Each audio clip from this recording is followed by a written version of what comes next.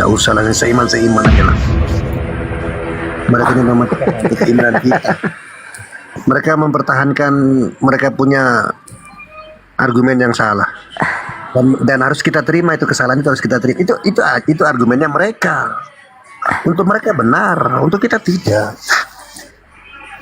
Nggak Oh usah iya. disenang. Jadi mereka paksa kita harus menerima mereka punya argumen. Oh, nggak bisa dong. Kita masing-masing beda agama kok. Kita pakai hukum kasih. Kau punya argumen itu Kita kamu paksakan beda. kita, nggak bisa dong, nggak bisa. Beda server ya bang. Memang Zuma pintar bicara.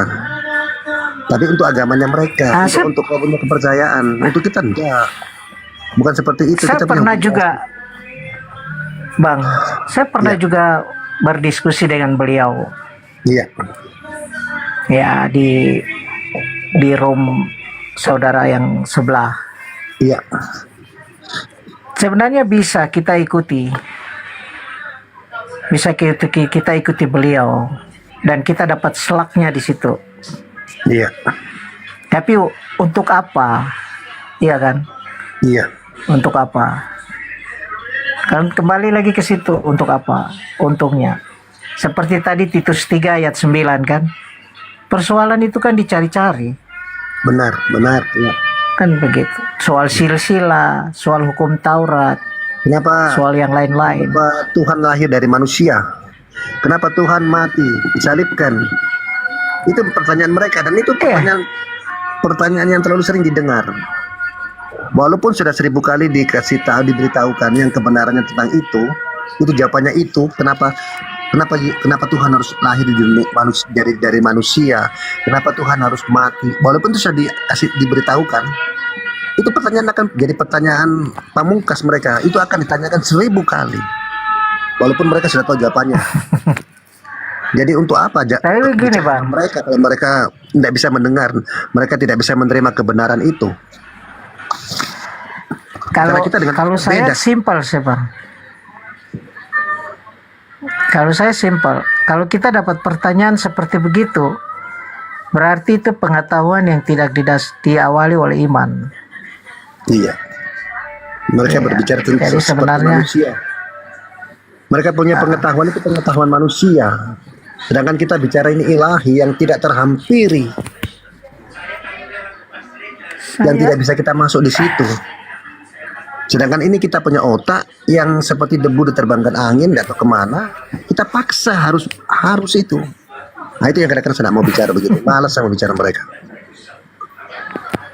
Kenapa Tuhan harus lahir dari manusia? Dari manusia. Berarti itu Maria menuhankan Yesus. Kok ibu menuhankan anaknya sendiri? Itu pertanyaan itu yang pertanyaan sudah terlalu sering saya dengar. iya.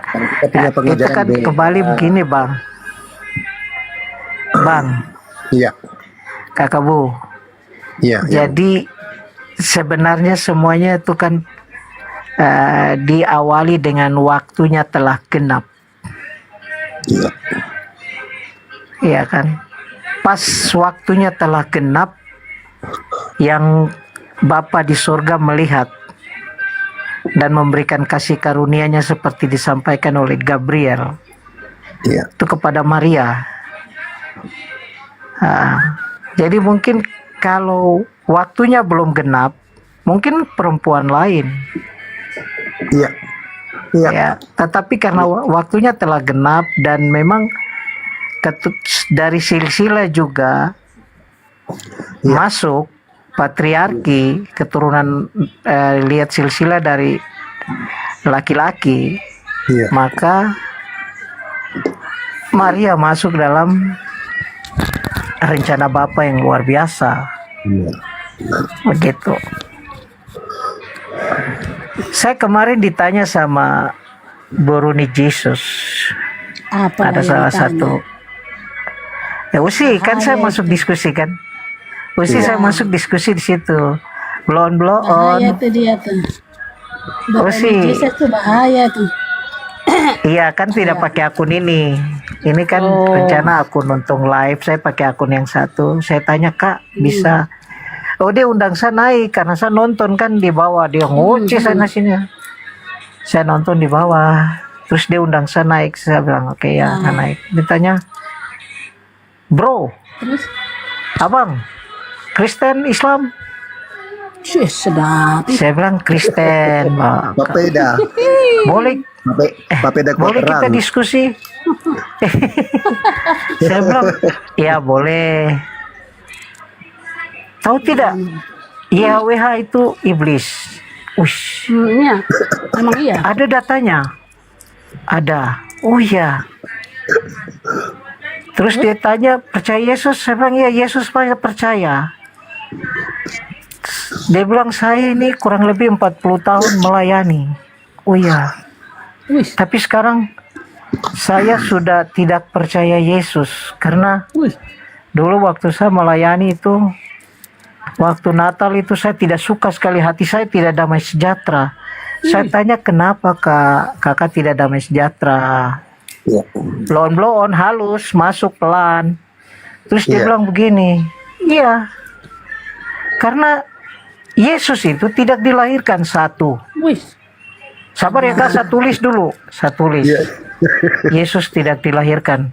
Terus yang kedua, Yesus tidak disalib. Oke kak, sabar, saya tulis lagi. Jadi dua perkara ini ya kak. Yesus tidak dilahirkan sama Yesus tidak disalib. Shalom Kak Nehemia. apa kabar? Shalom. Shalom, selamat siang semuanya. Amin. Ya. Shalom, selamat siang abang. Abang izin saya follow ya bang ya. Iya Pak, boleh Pak. Iya, Siap. Bang, ini kita ngobrol-ngobrol aja nih. Ngobrol-ngobrol tentang berapa kali ada masuk di room ya. Terus saya tanya begini. Dasarnya kakak tidak percaya dia dilahirkan. Terus saya tanya, kakak pakai Alkitab? Iya, saya pakai Alkitab. Oh iya, di Alkitab saya juga ada. Tapi begini kak, kita diskusi untuk tidak sepakat di ujungnya. Oke, baik.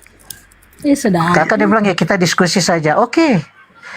Karena kakak bilang Yesus tidak dilahirkan, kakak punya buku, ada tulis kah? Tidak. Dia bilang, itu aku datang dan keluar dari Bapa. Oh, pijakannya dari situ ya kak? Iya. Oke sudah. Naik Om Laskar khusus. Terus, ya. Oh Pak Laskar. Naik opa. Aduh Pak, silakan. Lanjut. Iya, terus saya bilang kok kakak bisa tidak percaya? Iya. Baru Yesus yang kakak punya itu karena dia datang dan keluar dari Bapa, tidak dilahirkan dan tidak mati di atas kayu salib. Terus dia dia kembali ke surga atau dia masih ada dengan kita sekarang? Tidak, karena dia yang awal dan yang akhir. Jadi dia begitu saja. Saya belum, oh dalam hati, oh Tuhan. Iya. Jadi saya nikmati, saya berpikir sudah tidak apa-apa. Kita mengenal ciptaan yang tidak menghargai pencipta, ya tidak apa-apalah. Ciptaan yang tidak menghargai pengorbanan.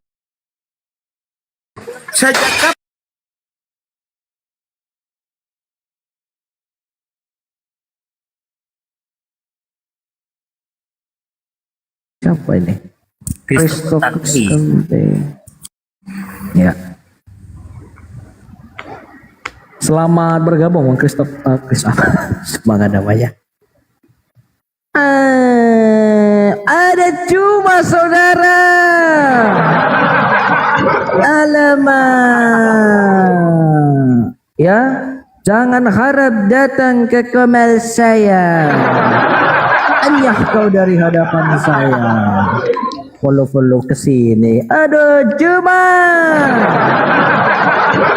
Gak usah follow saya. Saya gak suka di follow sama Bani Kedar. Ya, kamu udah semenjak kalah sama Bang RK turun pamormu, cari lagi yang lain-lain. Oke, kita lanjut lagi. Apa Bang Zuma? Juma Ada tadi follow di bawah. saya. Oh ada, dia follow saya tadi. Oh, Zuma ada, udah saya pernah follow. berhadapan dengan aku tuh Bang. Hmm? Zuma udah pernah berhadapan dengan aku sampai pengikutnya bernarasi tangkap tobing. Tuh dia itu dia tadi saya Udah follow. tadi tuh. Dia Ngintip. tuh 388.000 pengikut follow saya. Ya. Ngintip lubang Udah timun. kalah, udah kalah debat sama Bang RK, cari mangsa baru karena Kalian sudah tahu tipis kenapa dompetnya. kenapa dia marah? Pengikutnya marah. Iya, kenapa? Kenapa? Karena kemarin itu dia kan sempat membahas soal si Paulus, bahwasannya yang apa Tuhan Yesus yang datang ke Paulus itu adalah iblis, dikatakannya demikian. Oh, kamu tidak paham itu. Karena kenapa? Si Paulus sudah bertobat, kan demikian. Kalau kita mau ngomong siapa yang iblis itu, ya itu yang dalam gua gelap itu. Aku bilang gitu. Tanpa ada si Waroko, seorang Nasrani, agama kalian itu nggak akan diakui si Muhammad itu, aku bilang kayak gitu.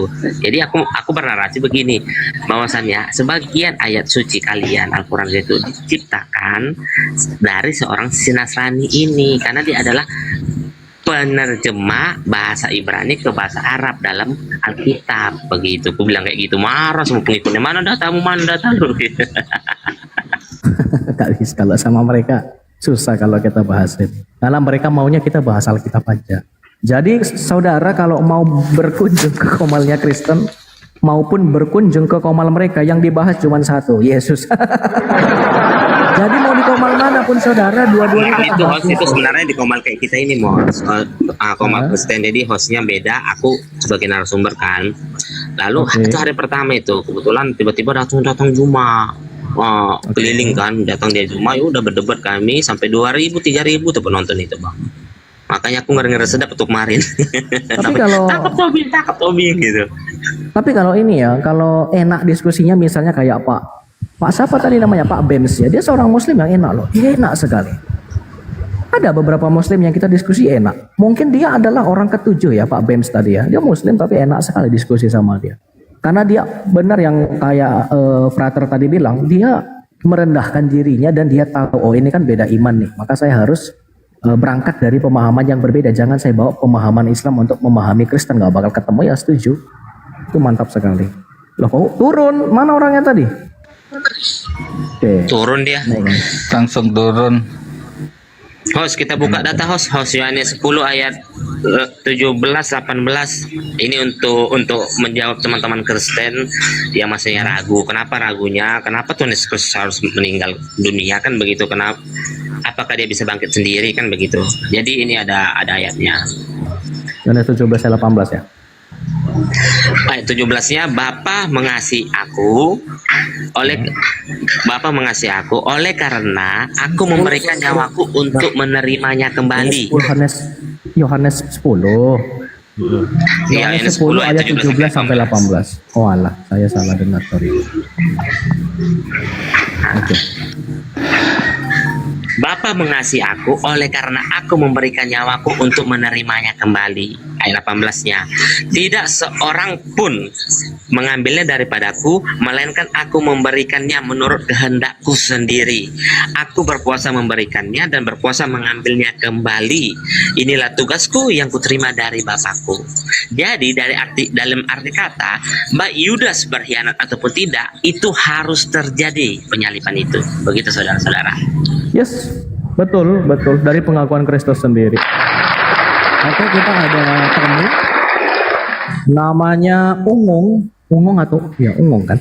Brother or sister Ungung, monitor Ungung 1. Halo. Ungung kan? Halo Ungung. Ungung 1, Ungung 2, Ungung 3. Oke, mohon maaf 3 kali tidak menyahut, saya turunkan. God bless you, Kristus di tengah kita. Oke. Katanya gini ya untuk Bang Tobing ya, saya tambahin dikit. Jadi tanpa Yudas pun memang sejatinya Yesus juga akan diserahkan kepada itu kematian tadi, karena dia juga di beberapa bagian Injil lain juga dikatakan pemberitaan tentang kematiannya itu loh, sampai 3 kali itu. Banyak di Matius ada, di Markus ada, di Lukas ada, banyak referentifnya banyak sekali. Ya, jadi bahkan tanpa mempengaruhi dari pengkhianatannya Yudas ya kepada sang guru, tetap Yesus juga akan menerima yang namanya itu konsekuensi keselamatan. Janji keselamatan itu harus dilakukan dalam diri mereka, yaitu orang-orang yang percaya kepada Kristus untuk apa? Yesus menderita untuk keselamatan seluruh bangsa. Berdasarkan pernyataan siapa? Kayafas. Tuh. Kamu tidak insaf, kamu tidak sadar. Iya, Karena apa? begitulah. Nah, ya wafat untuk seluruh bangsa. Itu. Frater, saya mohon maaf izin saya mengingatkan sudah jam 12, mungkin Frater ada ini ya doa. Oh ya, oke. Ya lanjut dulu, saya jeda sebentar ya. Oke, ya teman-teman ya, buat teman-teman Katolik, ini sudah jam 12, saya mengingatkan silakan melakukan ibadah doa Angelusnya buat saudaraku yang Katolik. Saya Ini enak bang, maksudku abang Protestan, bang Pradar ini istilahnya Katolik, kita ini bersatu loh, ayo loh bersatu dalam tubuh Kristus. Tidak usah, oh ini salah, aduh. Saya mengikuti iman Ortodoks, Bang.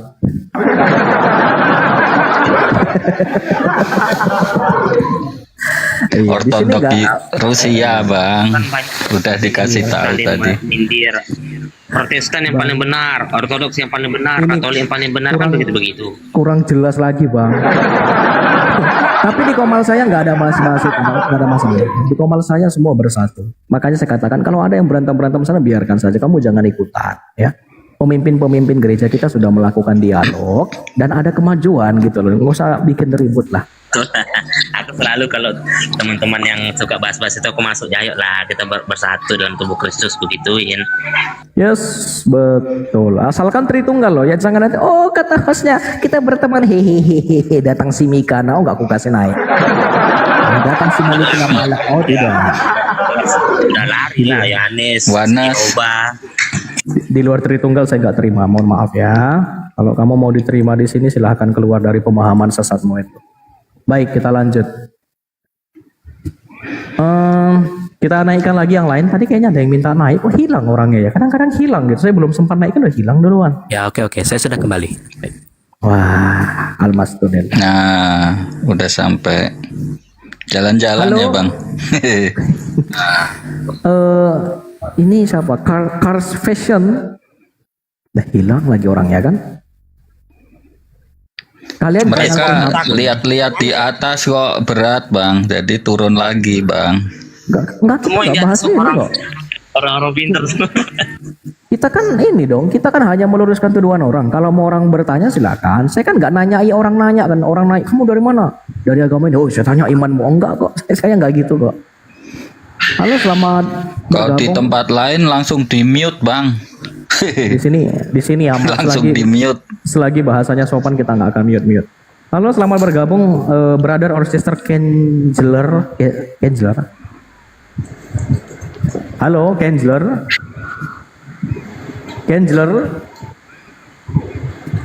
1. Aku jadi ingatnya sosis Kenzler ya. Kenzler 2. Halo. Suara saya nggak jelas apa gimana? Halo, Kenzler 1. Jelas banget, Bang. Jelas banget kan? Kenzler 2. Kenzler 3. Oke, 3 kali tidak menyahut. Mohon maaf saya turunkan. God bless you. Jelas banget ya. Bang, Yuk, silakan apa? ada host apa? mau dukung Bang Frater tadi. Bang Tobing yang membawa tentang Yesus bangkit sendiri itu loh, Bang. Sebenarnya kalau kita renungin bahwa Tuhan Yesus itu membangkitkan siapa saja yang diinginkan, itu sebenarnya sudah cukup, Bang. Walaupun Tuhan Yesus nggak membuktikan dia bangkit pun, sebenarnya dengan membangkitkan orang yang sudah mati itu kan dia sedang memberikan kehidupan buat barang mati, Bang. Nah, kebanyakan manusia itu gini loh, Bang. Manusia mati itu dianggap sebagai masih manusia, padahal sebenarnya orang yang sudah kehilangan roh itu, Bang, itu sudah bisa disamakan dengan daging atau daging apapun yang tidak memiliki nyawa, barang mati itu. Nah, cuman kan mereka berpikir, wah ini kan bentuknya kan masih manusia, masih berwujud, punya mata, punya hidung, tapi kan itu benda mati semua. Matanya mati, hidungnya mati, jantungnya mati, semuanya mati itu. gitu loh Bang. Iya, Jadi tapi kalau misalnya ini, dia Bang, dibangkitkan, kita- kenapa kok Tuhan Yesus nggak membuat dari tanah liat Bang, tetapi membangkitkan yang sudah mati saja itu udah cukup membuktikan kuasa penciptaannya gitu loh Bang. Tapi seperti ini, Waktu kita nggak dia- boleh lari dari konsep yang ada di Alkitab, karena Rasul Paulus mengatakan begini, jikalau atau andai kata Kristus tidak dibangkitkan, maka sia-sialah pengabaran kami, pengajaran kami. Artinya karena memang ada nubuatan seperti itu, makanya dia datang dong. Kita percaya adanya kebangkitan justru karena dia bangkit dong. Akulah kebangkitan dan hidup. Yesus sudah berkata, akulah kebangkitan dan hidup. Yesus sendiri membuktikan. Kalau misalnya Tuhan Yesus mengatakan, aku adalah kebangkitan dan hidup, dianya nggak bangkit berarti bohong dong. Tapi kalau misalnya tadi nubuatannya memang yang abang bilang, ya, nubuatannya memang tidak bercerita dia akan disalib, Tuhan Yesus juga tidak pernah mengklaim dia kebangkitan, ya sah-sah saja. Cuman kan sudah ada tertulis seperti itu. Makanya Kristus tidak mungkin bertolak belakang dengan apa yang disampaikan.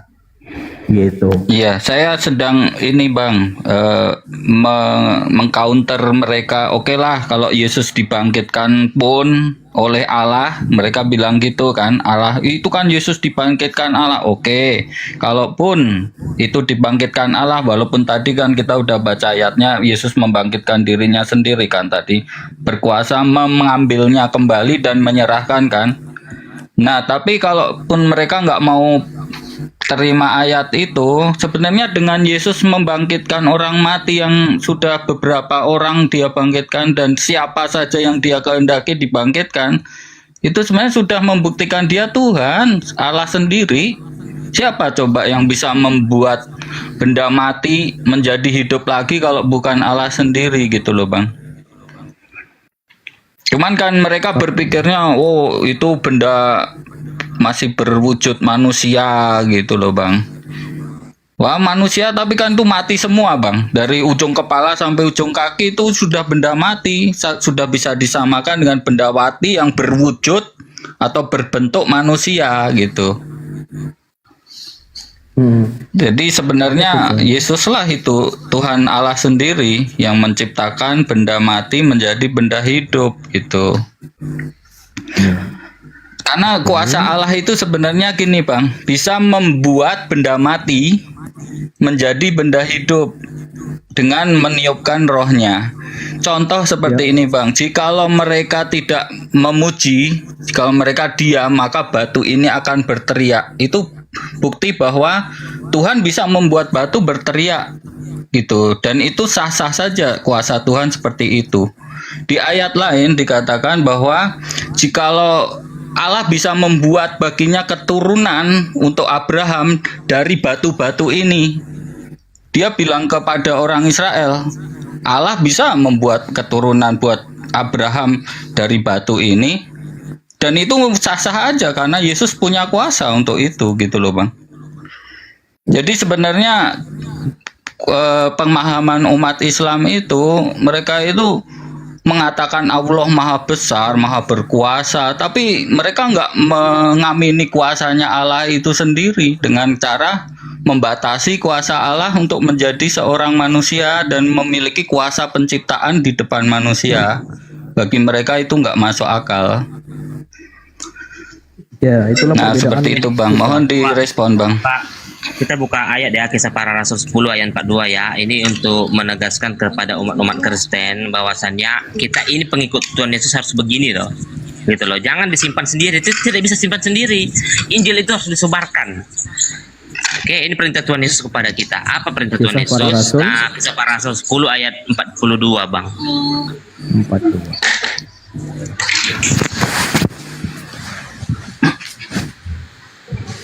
Dan Dan ia telah ia- menugaskan. Ya, silakan. Dan ia telah menugaskan kami atau kita memerintahkan Injil kepada seluruh bangsa dan bersaksi bahwa dialah yang ditentukan Allah untuk menjadi hakim ya, atas orang-orang hidup dan orang-orang yang meninggal. Haleluya, puji Tuhan. Kurang jelas apa lagi ayatnya? Iya. Oke, kita sambut dulu kita sambut dulu tamu kita, ada Xavier. Ada, halo Kak Xavier. Halo Kak Xavier. Halo Xavier 1. Suaranya tidak ada ini. Halo, selamat siang. Halo, selamat siang, Mas Xavier. Mohon maaf, izinkan saya bertanya sebelumnya. Mohon maaf, Islam, Kristen, Hindu, Buddha, Konghucu, ateis, gnostik, agnostik? Saya Katolik, Bang. Alhamdulillah. Baik, silakan Bang Xavier. Mungkin ada yang mau ditanyakan atau mau disampaikan, silakan. Kebetulan saya coba untuk ini ya, saya sebenarnya agak bingung sedikit. Lewat forum ini saya bertanya. Jalan di sini, saya nih di timur nih, di Flores.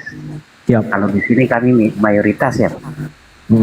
Yang jadi masalahnya itu ini untuk menjelaskan iman kami kepada minoritas. Maaf ya, kalau rata-rata di Flores itu mayoritasnya Katolik. Dengan yang lainnya kan kita anggap minoritas di sini. Cuman kebanyakan ada pertanyaan, kami mayoritas itu tidak bisa menjawab kebanyakan di sini. Contohnya tentang Tritunggal segala macam, kadang-kadang kita juga karena kadang-kadang tahu penjelasan, cuman susah untuk mengungkapkan yang penjelasan tentang Tritunggal itu bagaimana, pesan Allah bagaimana, tentang Maria, Bunda Maria, penjelasan tentang Maria itu bagaimana. Poinnya aja bang, poinnya apa abang yang mau tanyakan supaya abang bisa sampaikan ke mereka gitu. Oke, poinnya tuh saya minta tentang ini konsep Tritunggal dan Mariologi. Biar ada pertanyaan ke saya bisa menjawab bagi teman-teman.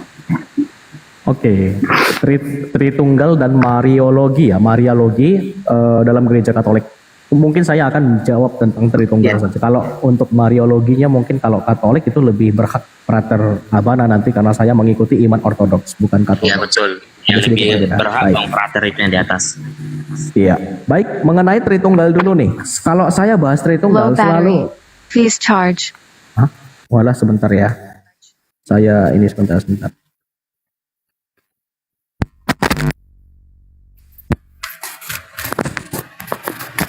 Saya kedengaran ya? Tes.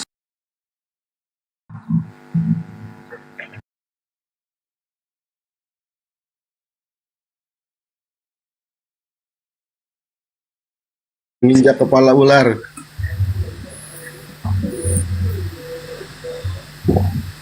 Bentar ya, DVD selamat siang. DVD. Shalom, Ya, Musa kan? kah? Ya.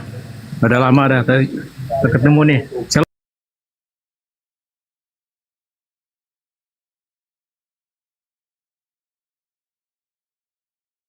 Mau cabul, ya itu ya pertanyaannya ya. Ya. Gitu ya. Nah, kalau menurut saya sebagai orang Islam dalam ajaran Islam itu sendiri untukmu agamamu dan untukku agamaku. Oh iya. Pada prinsipnya buat saya pribadi sebagai orang yang beragama Islam, bukan Islam ya, tapi orang yang beragama Islam. Mengingat kita ini satu bangsa, ya, satu ras, ya kan, satu ras manusia. Udah kan intinya aja, Pak. Oh ya, baik. Menurut saya kita melakukan ataupun melaksanakan agama masing-masing kembali kepada personal. Hei, intinya aja. Apa yang Bapak mau sampaikan? Jangan sampai kebijakan kalian depan gini. Ya. Kenapa Pak? Ini Pak Mata mau nyampein apa sebenarnya Bapak ini di atas? Iya, mau sampai ke apa? Jangan sampai Puskasder ke sini. Oh iya. Jadi menurut saya teman-teman jalan dengan gini Bang Mata gini. Abang bisa memprediksi seperti itu, tapi di luar sana yang menghujat, yang menghina Islam banyak. Terus kalau depan dia, saya tak betul mulut putra kacir kucak kacir kacir ya. Dia ngomong apa sih? Maksud dia itu gini, kita sebagai umat muslim jangan menghujat, jangan Oh, itu tahu bercaci. kita, Pak. Kita bisa memposisikan. Saya tahu. Tidak, kita juga tidak, orang tidak menghujat, nggak mungkin lah kita hujat juga. Gimana sih Bapak ini?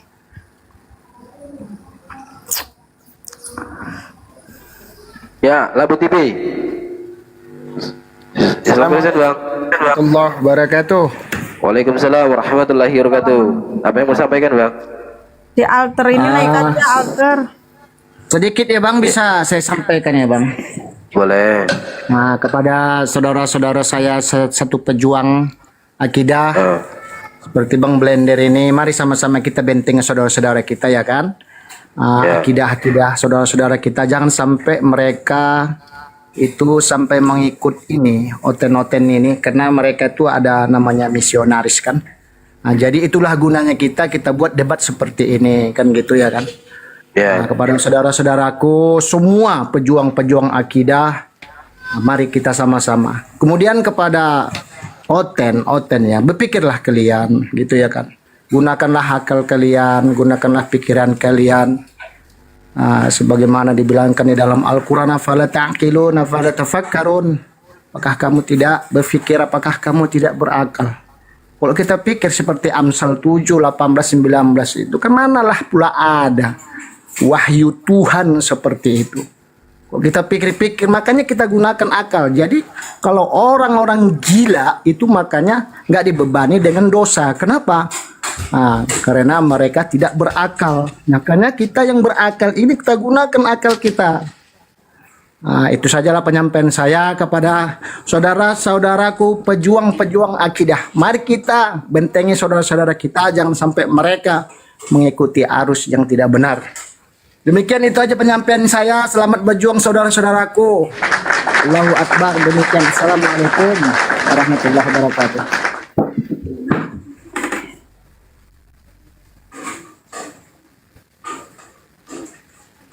Lanjut host, lanjut.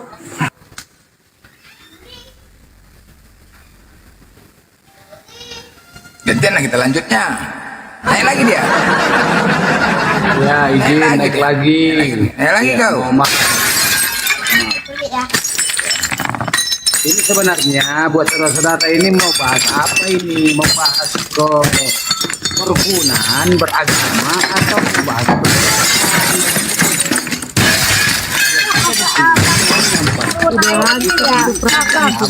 Mata ini baru naik ini ya, lintas agama ya, baru tahu lintas agama ya, baru ya Bang, orang baru ya Bang.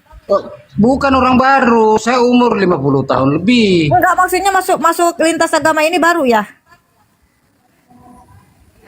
Baru, Jadi baru ya Bang. begini, Enggak, aku tanya baru ya Bang, baru ya, baru tahu ya, baru lihat ya lintas agama ini bukan baru. Terus? Saya juga banyak teman Kristen, Buddha dan lain sebagainya. Saya Konghucu, saya punya teman banyak. Saya juga populer daerah saya, saudara. Jangan sombong begitu semua. Bukan Anda. Habis piringku gara-gara kau, woi.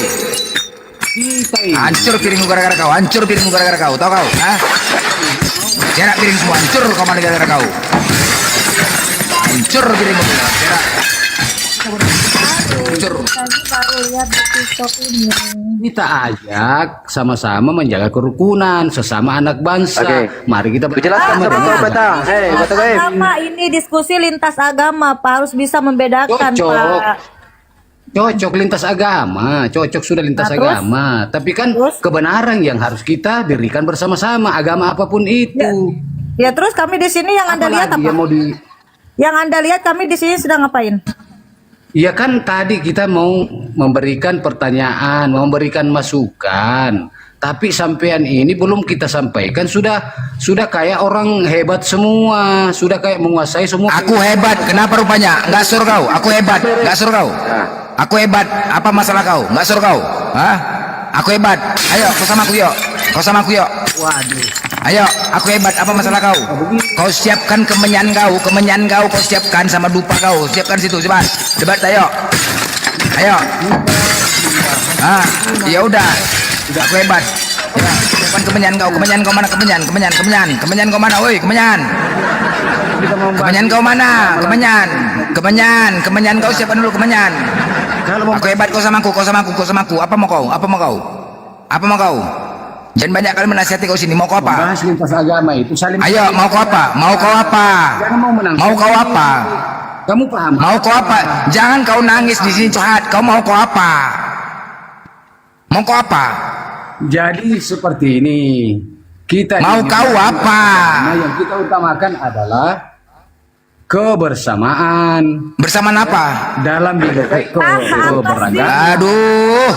Yang naik ke sini itu menghujat, terus bagaimana kita menghadapi orang penghujat? Coba kasih tahu Pak. Ketika akidah Allah terus Rasul dihujat, terus kita harus ngapain Pak? Ada namanya Tristan itu, babi itu Tristan namanya, nggak ada otak, tiap hari coli, ada namanya Tristan.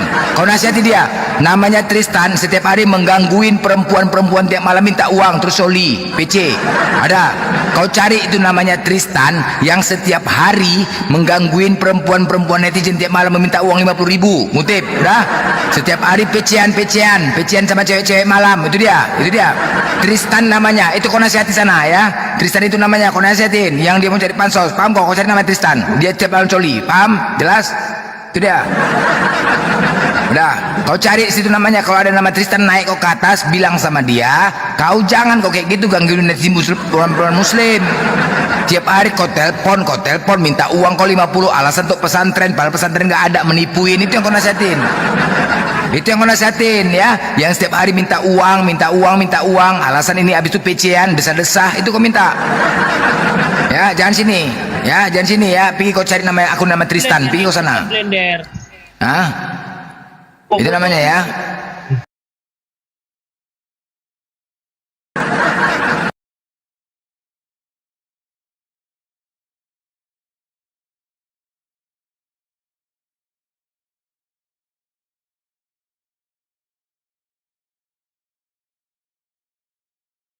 Dulu layar-layar penuh sorakan. Kita buka Anisa 15. Warahmatullahi wabarakatuh.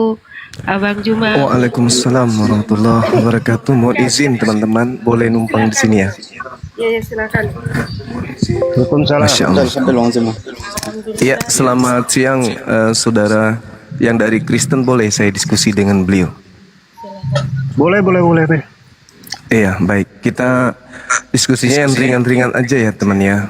Siapa yang menyembah batu, Islam atau Kristen? Itu tema yang sangat menarik ya. Silakan Anda mulai berargumentasi dulu, buktikan secara akurat bahwa Tuhan kami itu batu, kami menyembah batu Hajar Aswad, dalilnya di mana. Nanti saya akan buktikan bahwa Kristen itu adalah kumpulan manusia-manusia yang menyembah kepada batu. Tapi batu yang disembah itu bukan batu main-main, yaitu batu zakar manusia. Silakan Anda argumentasi dulu. Jadi gini ya, teman-teman dari Muslim ya, pertama saya harus menanggapi ya, ini Ibu Harisan ini mengatakan tadi wanita itu sangat dimuliakan di Islam ya. Saya akan tunjukkan ayat dari Quranmu sendiri, An-Nisa 15, di sini dijelaskan bahwa para wanita yang melakukan perbuatan keji di antara wanita-wanita kamu, maka mintalah kesaksian atas dalam kurung perbuatan keji yang dari tempat orang-orang antara kamu. Apabila mereka telah memberi kesaksian, tahanlah mereka, para wanita itu dalam rumah sampai mereka menemui ajal atau sampai Allah memberi jalan yang lain kepadanya. Ya, di sini jelas wanita di sini boleh dikurung sampai ajal menjemput. Ya, itu yang pertama. Ya, kemudian di An-Nisa 24 boleh kita lihat ya, kemuliaan perempuan kita lihat di sini ya, sangat dihargaikah ya, di An-Nisa 24 ya, biar Anda tahu gitu loh. Sebentar, ada lagi? Kita akan ke sana. Ya, tunggu sebentar. An-Nisa 24. Ya, kita tunjukkan apakah wanita dimuliakan di sini. Ya. Biar Ibu Harisan ini tahu gitu loh. An-Nisa 24, mari kita baca sama-sama.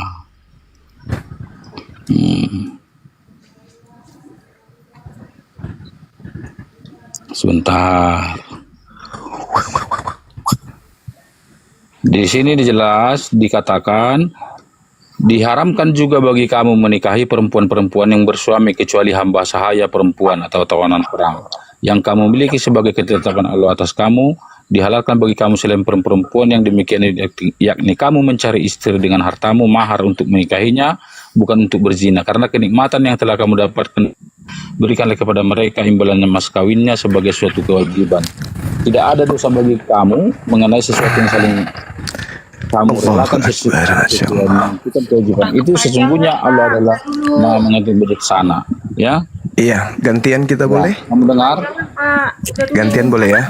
Iya, saya akan membuktikan bahwa ya Iya, wanita gantian itu boleh bang, gantian. Santai bang, santai. Gantian kita ya. Jadi tadi Anda lari ke Al-Quranul Karim. Bismillahirrahmanirrahim.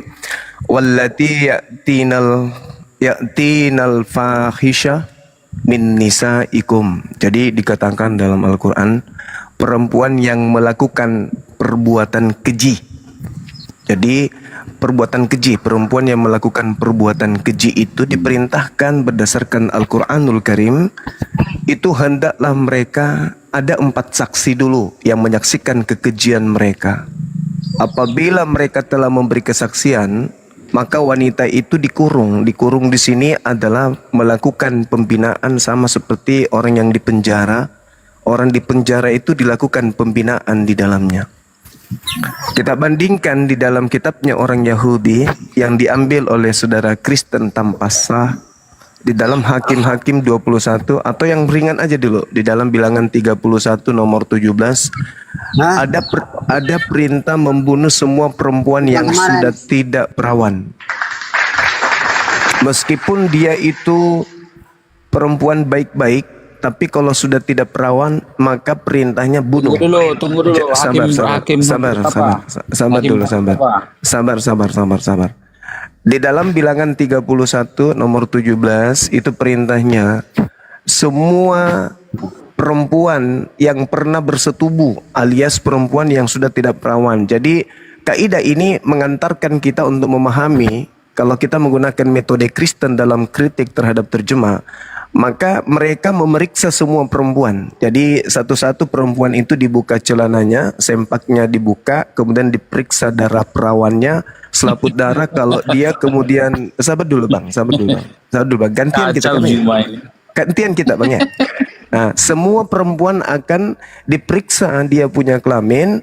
Entah gimana cara meriksanya, yang jelas di situ terjadi tindakan penistaan terhadap wanita. Karena diperiksa dulu selaput darah, kalau dia terbukti tidak perawan, maka perintahnya wajib dibunuh. Bilangan 31:17. Maka sekarang bunuhlah semua anak-anak, juga semua perempuan yang pernah bersetubuh. Nah sekarang untuk membuktikan wanita itu pernah bersetubuh atau tidak, diapain? Apa alatnya untuk diperiksa? Kalau tidak dibuka pakaiannya, kemudian disuruh ngangkang, habis itu diperiksa selaput darahnya pakai apa? Pakai jari satu-satu. Itu pasti itu. Karena zaman itu belum ada alat untuk mendeteksi perawan atau tidak. Ini penghinaan betul. Binatang aja nggak ada diperlakukan seperti ini. Sementara dalam kitabnya orang Kristen yang mereka pakai, itu mereka praktekkan. Makanya di barat itu susah untuk mencari anak-anak yang masih perawan. Itu ya. Jadi coba saudara tunjukkan di dalam Al-Quran bagaimana Al-Quran mendudukkan wanita itu sehina-hinanya. Yang paling hina, melebihi hinanya tadi. Belum lagi kalau di dalam kitab saudara itu diperintahkan bersundal. Perempuan di kitab saudara itu diperintahkan bersundal. Bahkan untuk masuk ke dalam surga pun di Kristen itu lebih duluan perempuan yang bersundal. Jadi saudara-saudara Kristen, sabar dulu saudara. Ya. Jadi kalau di Kristen, sabar. Yohanes, saya baca dalil dulu ya, saya baca dalil. Matius 21 nomor 31. Perempuan bersundal itu lebih duluan masuk surga.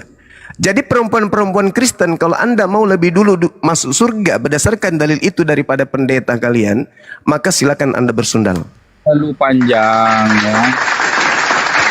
Yang kedua, kalian perempuan atau istri-istri, kalau sudah tidak betah dengan suami kalian, ada solusi untuk berpisah. Sabar dulu kawan. Sedikit lagi. Perempuan-perempuan istri-istri yang sudah tidak betah melihat suami yang pemabok, ya, kasar, beringas, suka berzina di luar, Ada solusi dikasih oleh agama saudara. Ketika saudara itu mau berpisah dengan suami, apa itu solusinya? Kalian boleh berzinah. Jadi Kristen boleh bercerai, yang penting dia berzina. Betapa hinanya agama ini. Silakan. Ya, boleh kita compare ke Al-Hajjab 51 ya. Jelas di sini ya. Wanita itu ya bisa diperlakukan ya sebagaimana kemauan seorang pria ya. Misalkan diceraikan boleh ya. Kemudian menggauli perempuan yang telah dicerai boleh, ya menggauli siapa saja yang kamu kehendaki boleh, ya di situ jelas tidak ada larangan untuk menggauli para wanita-wanita, ya siapa saja yang perlu digauli gitu loh. Kemudian di Tirmizi 310 ya dijelaskan di situ bahwa wanita itu setara dengan keledai dan guguk, ya jelas di situ bahwa ya wanita itu sama najisnya dengan dua binatang tadi ya, bisa membatalkan sholat seorang mukmin ya. Itu di compare dengan ya hadis ya Sahih Bukhari 481 yang istri baginda yaitu Ummul Mukminin ya, itu komplain kepada baginda Nabi bahwa mereka disetarakan dengan guguk ya. Di situ dijelaskan bahwa ya Aisyah ini komplain kepada Nabi, mengapa kalian ya menyetarakan kami kaum wanita sama seperti guguk ya. Di situ jelas ya derajat wanita ini jelas setara di situ dengan yang najis kan begitu. Jadi tolong Anda jelaskan bagaimana mungkin ya seorang wanita ini yang Anda katakan itu dimuliakan di Islam ya bisa membatalkan sholat seorang mukmin ya, sementara tidak bersentuhan ya, hanya sekedar melintas saja, kemudian itu bisa membatalkan sholat seorang mukmin ya. Betapa najisnya ya seorang perempuan di sini. Coba silakan. Oke, jadi teman-teman sekalian gak ada bantahan dari Bible ya, karena memang tak sanggup orang tidak bisa menyembunyikan apa yang ada dalam Bible itu, karena itu adalah aib yang memang merupakan sampah dunia.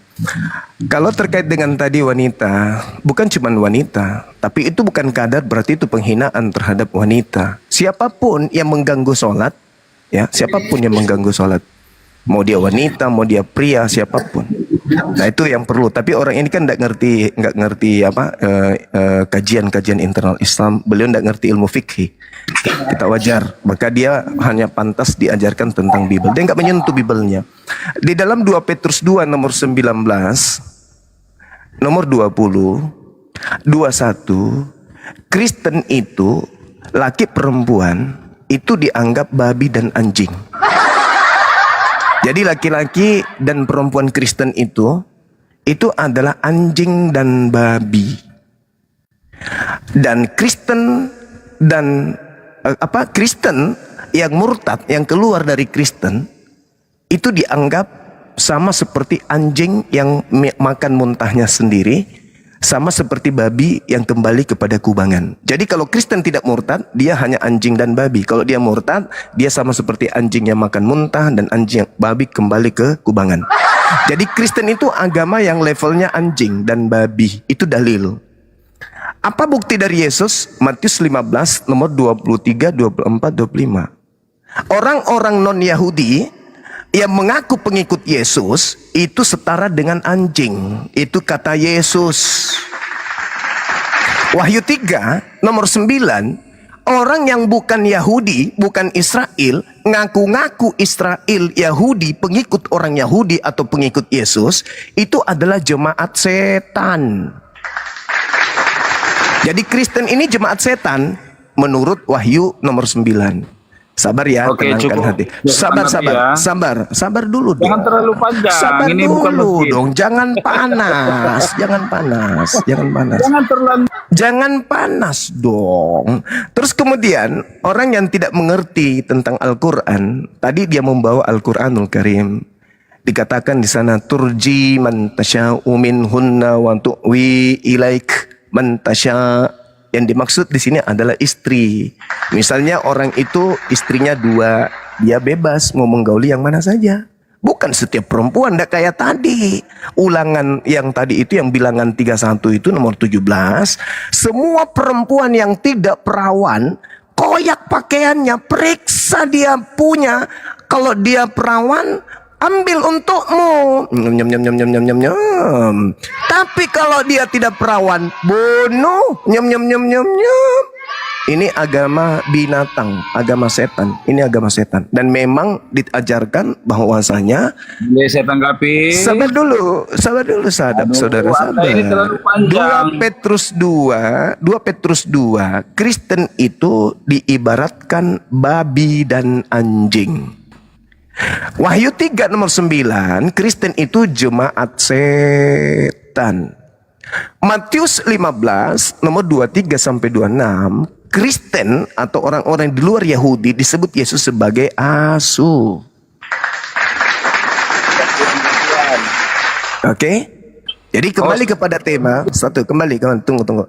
Kembali kepada tema. Gantian dulu. Sama dulu, Bung. Kembali kepada tema. Agama mana yang menghinakan perempuan? Nih, tak kasih clue-nya. Satu-satunya agama yang menghinakan wanita sehina-hinanya adalah agama Kristen. Kenapa? Karena di Kristen itu ada wanita kemudian melahirkan anaknya. Setelah anaknya dibesarkan susah payah dengan keringat dan darah. Begitu anaknya besar, ibu yang melahirkan ini wajib menyembah anaknya. Itulah ajaran konyol yang sangat-sangat menghinakan wanita. Gantian. Silakan. Oke, baik ya. Yang pertama ya, saya nggak tahu ya kenapa Juma ini curhat di sini ya. Mungkin babak belur dari rumah. Ini Komal Muslim. Ini Komal Muslim. Kenapa saya jadi curhat? Saya diundang jadi narasumber kok. Bantah dalil saya, bantah. Anda tinggal pilih yang mana dari Bible yang menghinakan perempuan itu situ. Silakan. Anda diam dulu ya. Saya tahu Anda ini lagi sakit hati, babak belur ya. Ya wajar saja narasi Anda ya sangat tendensius seperti itu. Dalil. Ya. Itu dalil. Dulu. Ya. Di sini di An-Nisa 34 ya.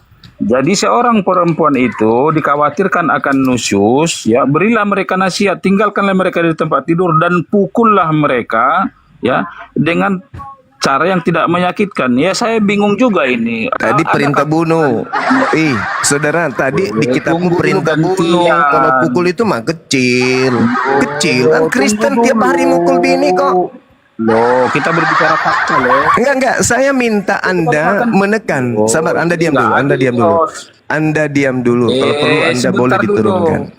Tunggu. Di mute dulu. Saya sudah memberikan data kepada Anda bahwasanya di Kristen itu kalau perempuan sudah tidak perawan boleh dibunuh. Nah, kasih saya dalil kalau cuma dipukul masih sadis dibunuh. Kasih dalil di Kristen, yang di Islam yang lebih sadis dari itu. Kalau cuman dipukul mah itu biasa. Dipukul itu banyak arti. Ya, dipukul itu bukan artinya, bukan kemudian dibonyokin kayak Yesus dibabak belurin, bukan. Yang adil lah. Sekarang di kitabmu itu perintahnya membunuh semua. Kalau cuman bunuh mah cemen. Kristen juga melakukan itu, malah lebih sadis Kristen. Oke, silakan Anda kasih data ya. Kalau tidak Anda turun. Ya, yang pertama memang selalu begitu. Sudah karakter Juma memang begitu ya. Selalu mengintimidasi lawan diskusi ya dengan narasi-narasi yang tendensius ya. Loh, itu dalil di kitabmu. Perintah bunuh dikenal lebih sadis. Ya. Kan temanya yang kamu pilih. Saudara, tema yang Anda pilih tadi apa? Temanya apa? Dengar dulu. Agama mana yang menghinakan wanita Islam atau Kristen? Dalil-dalil yang tidak bisa dipertanggungjawabkan.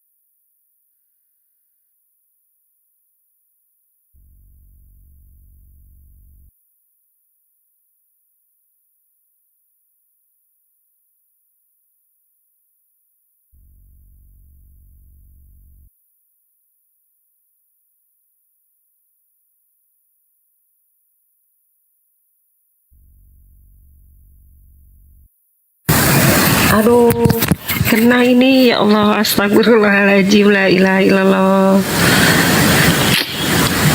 Gak bisa.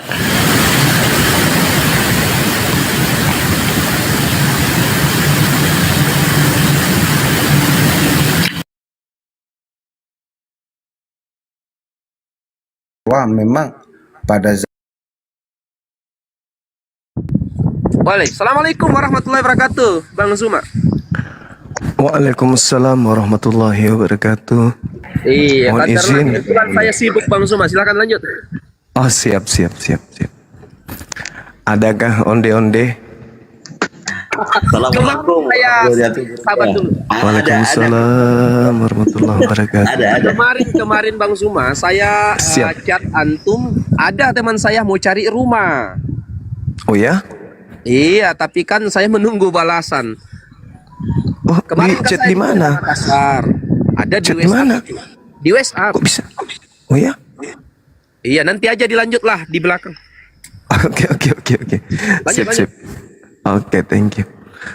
Ayo, silakan apa gejala awalnya saudara kita ini gimana? Tidak. Tadi Gimana Bang, gimana? tadi kan begini, Bang Juma ya. Tadi kan saya masuk di sini kan Tentang seorang penolong yang lain yang di pembahasannya ada tentang penolong yang lain atau roh penghibur begitu.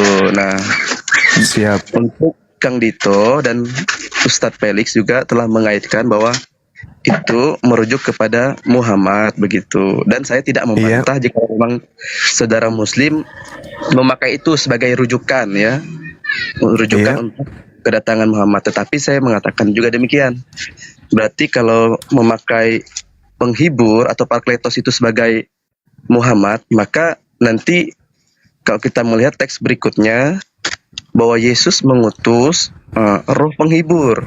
Nah, jika roh penghibur itu adalah Muhammad, maka Muhammad adalah utusan Yesus, maka itu akan merendahkan Muhammad itu sendiri, maksud saya begitu. Oh, iya. Oke, baik.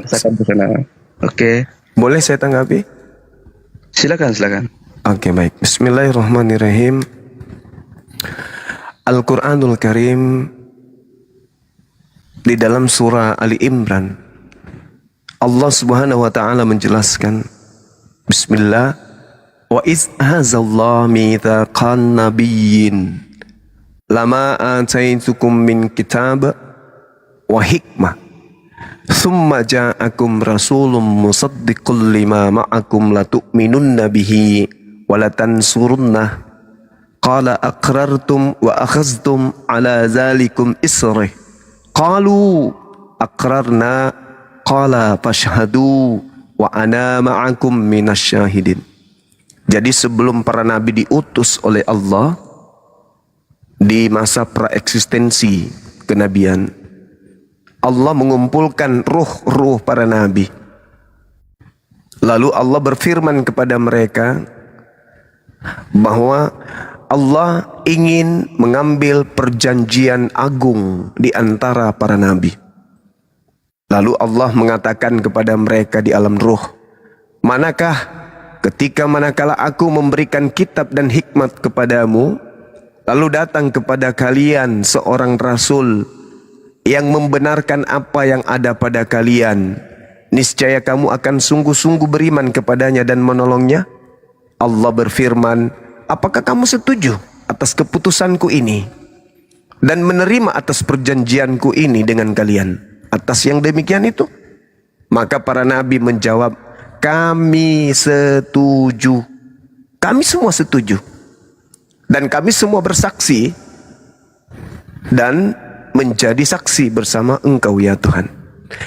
Jadi nabi itu sudah direncanakan untuk diutus memang dari sejak alam ruh. Makanya Yesus dalam Yohanes 17 itu, ya Tuhan, permuliakanlah aku sebagaimana kemuliaan yang aku miliki di kehadiratmu sebelum dunia ini ada.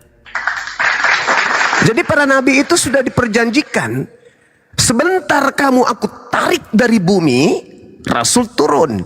Habis itu aku tarik kalian lagi, kuturunkan lagi yang lain. Habis itu aku tarik lagi kalian, kuturunkan lagi yang lain. Dan terakhir nanti ada khataman nabiyyin yang akan menggaungkan kepada seluruh manusia setelah kalian bahwa kalian itu nabi, bahwa kalian adalah rasul. Apakah kalian bersaksi tentang itu? Para nabi mengatakan, fashhadu, fashhadu, fashhadu, aqrarna. Kami berikrar, kami berjanji tentang itu. Nah, kalau saudara mengatakan Yesus berkata seperti ini, ya wajar. Anda mengatakan berarti kalau begitu Yesus yang mengutus, Yesus yang memberitakan. Coba Anda baca di dalam Yohanes 14 nomor 16. Aku akan minta, dalam bahasa Yunani erotao. Aku akan memohon, aku akan menghibah, aku mengharap.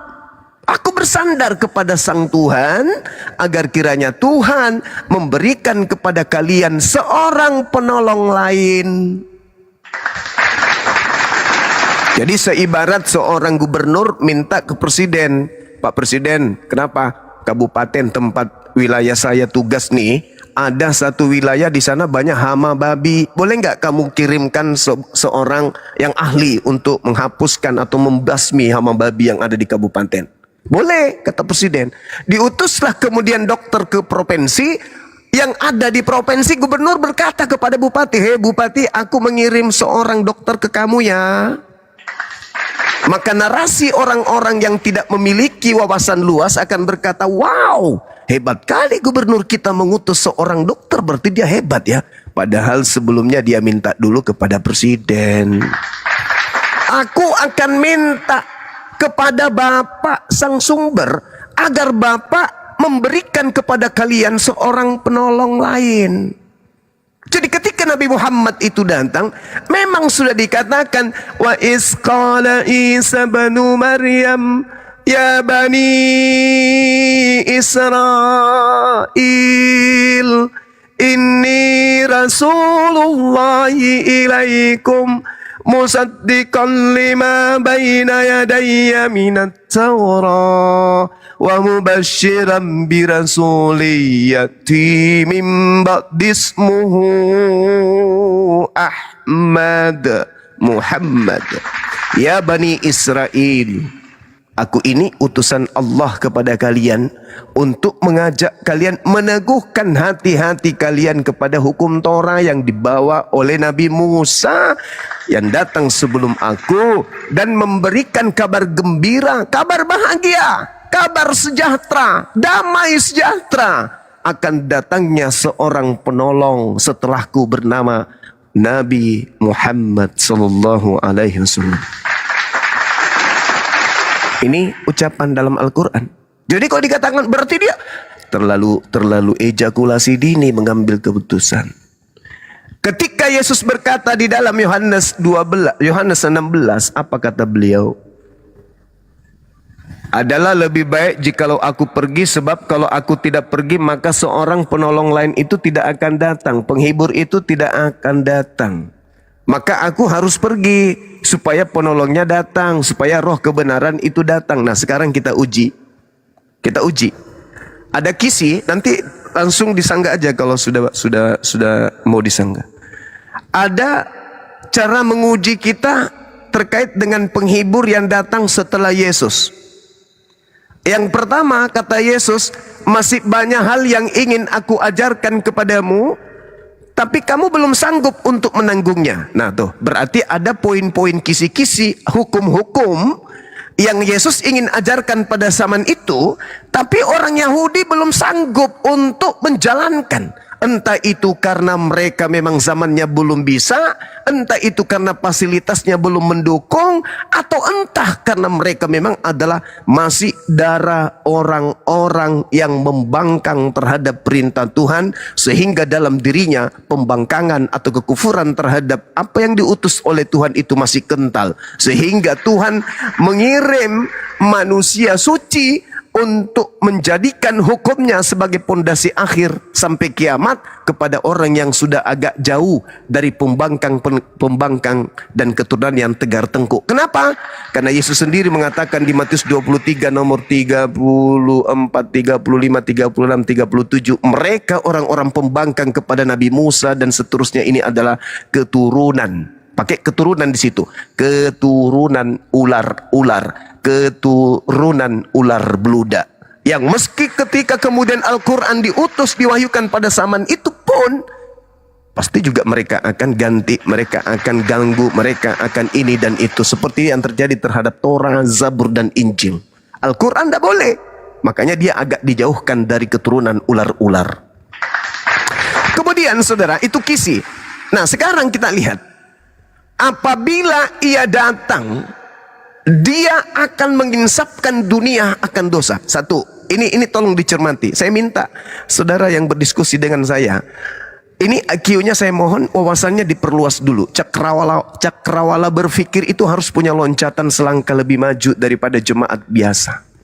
Ketika Yesus mengatakan roh kebenaran itu datang, ia akan menginsapkan dunia akan dosa. Dunia loh.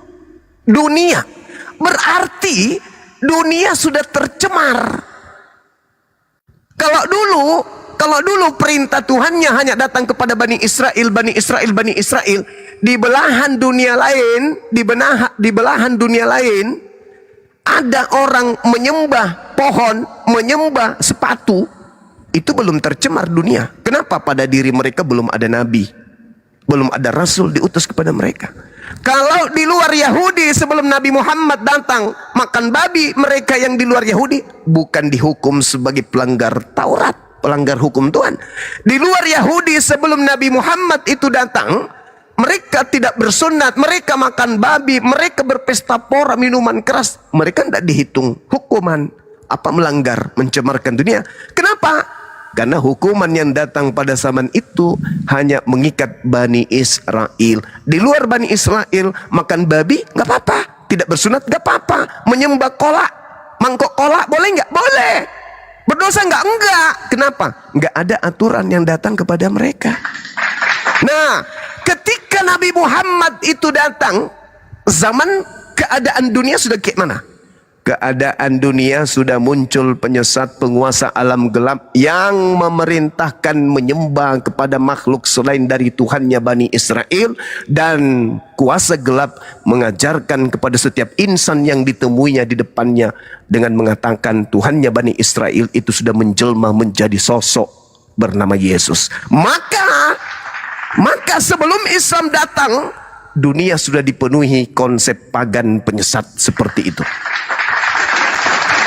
Orang-orang sebelum Nabi Muhammad tidak ada yang mengajarkan Tuhannya Israel, Tuhannya Abraham, Ishak dan Yakub menjelma menjadi bayi. Belum. Sebelum Nabi Muhammad datang, belum ada kemudian yang mengajarkan bahwa Tuhannya Bani Israel itu adalah manusia. Belum ada. Namun belum ada perintah kemudian untuk menghapuskan dosa ke seluruh dunia. Belum ada. Belum ada. Tetapi ketika Nabi Muhammad datang, kata Yesus, dia akan menginsapkan dunia akan dosa. Kenapa? Karena sekelilingnya sudah merebak penyembahan terhadap berhala, mengatasnamakan Tuhannya para nabi. Dulu sebelum ada Kristen,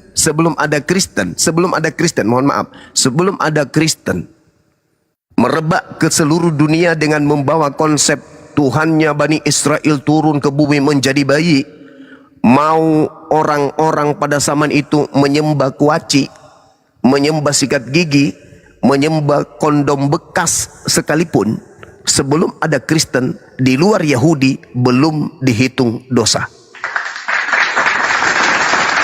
Tapi setelah Kristen datang, dunia kegelapan datang, kata Yesus di dalam Yohanes 14 nomor 30, apa kata Yesus? Aku tidak lama lagi berkata-kata dengan kalian, sebab penguasa dunia telah datang. dan dia akan menyesatkan dunia. Lukas 22 nomor 5352. Kata Yesus, saatnya setelah kalian melakukan prosesi penangkapan terhadap oknum yang kalian sebut Yesus, saatnya inilah waktu kalian berkarya dan inilah saatnya kuasa kegelapan berkuasa. Nah, Yesus memberikan sinyal penyaliban itu adalah cikal awal mula-mula dunia dikuasai alam kegelapan. Yesus yang berkata, bukan Bang Suma. Silakan Anda lirik di dalam Lukas 22 nomor 53. Apa kata Yesus setelah merencana penangkapan? Oh, ternyata sudah saatnya dunia ini dipenuhi oleh kuasa gelap. Terjadilah penangkapan. Apa yang terjadi setelah itu? Tuhan berubah menjadi bayi. Sang bayi yang nabi berubah menjadi Tuhan.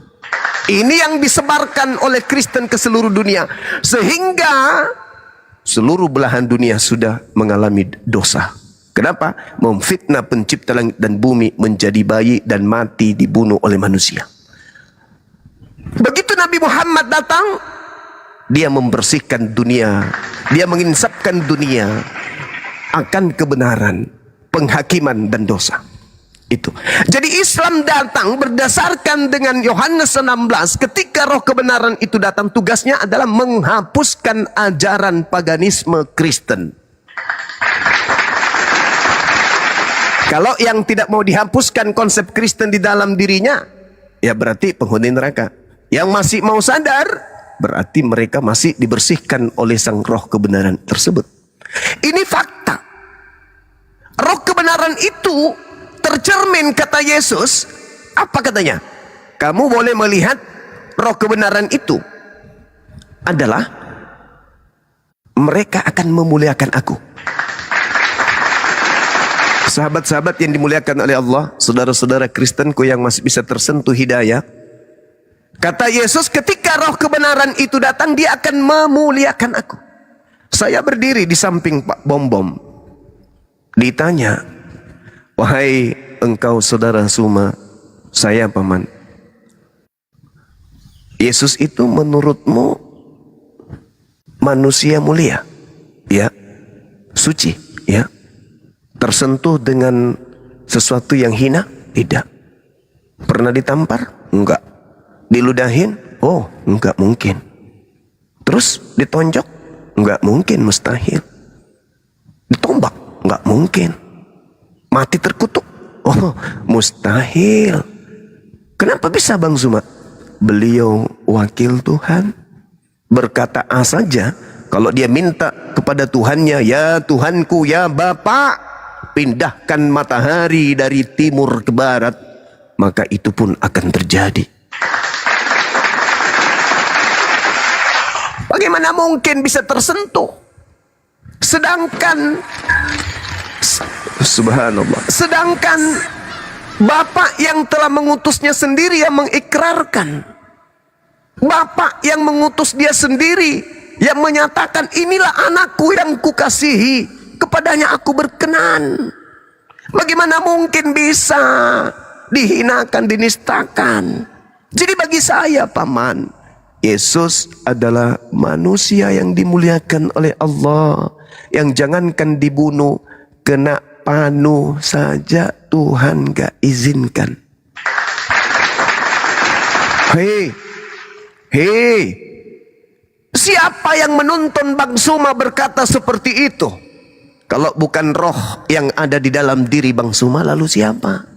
Berarti roh yang ada dalam diri Bang Suma adalah roh yang memuliakan Yesus. Berarti roh yang ada dalam diri Bang Suma ini adalah roh kebenaran. Haram bagi kami umat Islam menghinakan manusia yang datang kepada Bani Israel. Lahir susah payah ibunya mengandung, diusir, diungsikan, dihinakan oleh orang-orang Israel, pembangkang, manusia-manusia yang dilaknat oleh Allah. Berapa utusan datang kepada mereka, berapa kitab suci beruntun datang kepada mereka, mereka senantiasa ingkar, tegar tengkuk, terhadap perintah Tuhan sampai akhirnya Tuhan memberikan mukjizat terakhir. Oke, dulu aku memuliakan kalian. Kalian adalah bangsa pilihanku. Terakhir aku kasih kau kesempatan, kata Allah. Aku utus nabiku tanpa ayah. Aku berikan kepadamu mukjizat. Kuperlihatkan samamu. Mau sampai kapan kalian tegar tengkuk? Diutuslah kemudian Nabi Isa Yesus alaihi salam ke tengah-tengah mereka. Apa yang terjadi, saudara-saudara? Tegar tengkuk itu tetap aja berlaku. Jangankan memuliakan, tidak cukup penghinaan dan penghinaan yang dilontarkan kepada Yesus. Mereka sepakat membunuhnya di ujung kehidupan Yesus di bumi. Mereka membuat tipu muslihat. Mereka kemudian membuat kesaksian-kesaksian palsu demi sekedar untuk membunuh mereka, demi mereka mentuhankan hawa nafsu mereka. Belum cukup sampai di situ penghinaannya. Mereka kemudian mengarang-ngarang cerita kalau dia Nabi ini adalah Tuhan yang turun ke bumi menjadi manusia, mati dibunuh manusia untuk menebus dosa-dosa para pelaku maksiat. Kehinaan apa lagi yang ditorehkan oleh agama sebelah terhadap oknum ini? Sementara dia berkata, apabila ia datang dia akan memuliakan aku. Umatnya Nabi Muhammad tak ada satupun yang berani kemudian untuk menghinakan sosok yang datang di tengah Bani Israel lahir tanpa ayah. Bagaimana dengan saudara Kristen? Bom dipanggil, sini bom. Ya paman, Yesus itu menurut kau memang dia datang ke bumi ini adalah inkarnasi Tuhan kah? Oh iya dong. Oh, jadi Tuhan itu bisa berubah menjadi bukan Tuhan. Ya dia kan maha kuasa, paman. Oh jadi maha kuasa itu maksudnya bisa berhenti meninggalkan kemahakuasaannya menjadi bayi gitu. Oh iya kan dia maha kuasa. Oke, dia maha kuasa. Mampu ndak dia kemudian menghapus dosa dari surga, dari langit? Mampu. Terus kenapa dia turun? Ya karena udah terlanjur mati, bang. Nah sebelum mati dia ditampar nggak? Oh ditampar. Diludahin juga. Diludahin. Mau nggak kamu aku ludahin wajahmu, bom? Bom, mau nggak aku ludahin wajahmu? Nggak mau lah. Kenapa? Apakah meludahi wajahmu itu penghinaan atau kemuliaan? Kalau aku meludahi wajahmu itu memuliakan atau menghinakan? Oh menghinakan lah. Terus orang-orang yang menertawakan kamu, yang menerima semua itu ikut menghinakan. Iya kalau mereka menerima kalau saya diludahin berarti artinya dia menerima saya dihinakan. Kalau saya tampar mukamu bom, itu memuliakan atau tidak? Oh tidaklah. Terus orang-orang yang menerima kalau kau itu ditampar, menerima bahwa kamu itu mulia atau kamu dihinakan? Ya berarti mereka menerima saya dihinakan dong bang. Oh gitu. Terus kalau kau digantung, diseret kayak maling ayam, pakaianmu dibagi-bagi sampai kau telanjang, habis itu kau dikasih naik di atas salib, ditonton banyak orang, ribuan orang, habis itu kau ditombak, itu kau dimuliakan. Wah, maling ayam aja tahu pak, kalau digituin itu dihinakan. Nah sekarang roh apa yang ada di dalam dirimu bom yang mengaminkan Yesus itu manusia suci itu diperlakukan seperti maling ayam? Roh apa yang menuntunmu untuk beriman percaya kepada keadaan itu? Bukankah roh kebenaran itu ketika hinggap pada orang-orang, maka roh kebenaran itu akan memuliakan Yesus, bukan malah menghinakan. Sekarang kutanya samamu wahai bom. Pada zaman Yesus ada nggak orang yang kemudian dikutuk oleh Elohim selain Yesus? Ada. Siapa? Yudas. Apa alasanmu? Karena diterangkan di dalam Ulangan 27 nomor 25, terkutuklah orang yang menerima suap untuk menyerahkan orang benar agar dibunuh. Nah, pintar bom memang kadang-kadang. Sekarang saya tanya, yang mana yang menerima suap, Yesus atau Yudas? Yudas, paman. Terus yang dikutuk oleh Elohim siapa? Yudas, paman. Terus yang mati terkutuk di atas salib siapa? Yesus, paman. Kok kamu pingin kali dia dihinakan? Kok pingin kali? Kenapa kau pingin kali dia dihinakan? Kenapa? Roh apa yang ada dalam dirimu? Hah? Ular naga, paman. Oh, pantas. Jadi itu tolak ukurnya. Tolak ukurnya sederhana. Untuk mengetahui di mana Roh Kudus itu bekerja. Di Islam atau di Kristen. Apabila ia datang, roh kebenaran itu akan memuliakan aku. Dia akan memuliakan aku. Lihat aja sekarang. Siapa yang memuliakan Yesus? Islam ke? Kristen ke? Gak usah capek-capek. Mereka memuliakan. Oh, buktinya apa? Mereka menuhankan Yesus. Saudara, wakil presiden ketika kamu sambut dengan umbul-umbul, bendera-bendera, spanduk-spanduk, pamflet-pamflet, selamat datang Presidenku Gibran. Kira-kira malu nggak wakil presiden ini kepada presiden? Karena dia disambut sebagai presiden di kota Anda. Malu nggak kira-kira nanti ketika Pak Gibran kembali ke istana? Loh, kok kamu disambut sebagai presiden di sana? Entahlah Pak, memang bajingan orang sana, buta huruf. Udah jelas-jelas saya wakil kok dibilangnya saya ini presiden. Malu nggak Gibran digituin? Malu. Berarti yang ada menyambutnya sebagai presiden ini koplak kan? Koplak. Begitulah Yesus. Makanya di dalam Al-Quran, wa isqalallahu ya Isa bin Maryam a'anta qulta linnas, apakah engkau yang mengajarkan manusia menuhankan engkau selain daripada aku, wahai Isa? Tidak ya Allah, aku tidak pernah mengajarkan itu. Nah, sekarang Yesus ada enggak hal yang sama dalam Al-Quran menyatakan hal seperti itu? Ada. Tidak semua orang yang memanggil aku junjungan, tidak semua orang memanggil aku pemimpin, tidak semua orang memanggil aku pahlawan akan masuk ke dalam surga, melainkan mereka yang melakukan kehendak Bapa. Nah tuh. Ma qultu lahum illa ma amartani bi ani abudullah rabbi wa rabbakum. Aku hanya mengajarkan apa yang kau kehendaki, yaitu mengajarkan menyembah engkau satu-satunya Tuhan yang benar dan mengakui aku adalah Rasul utusanmu.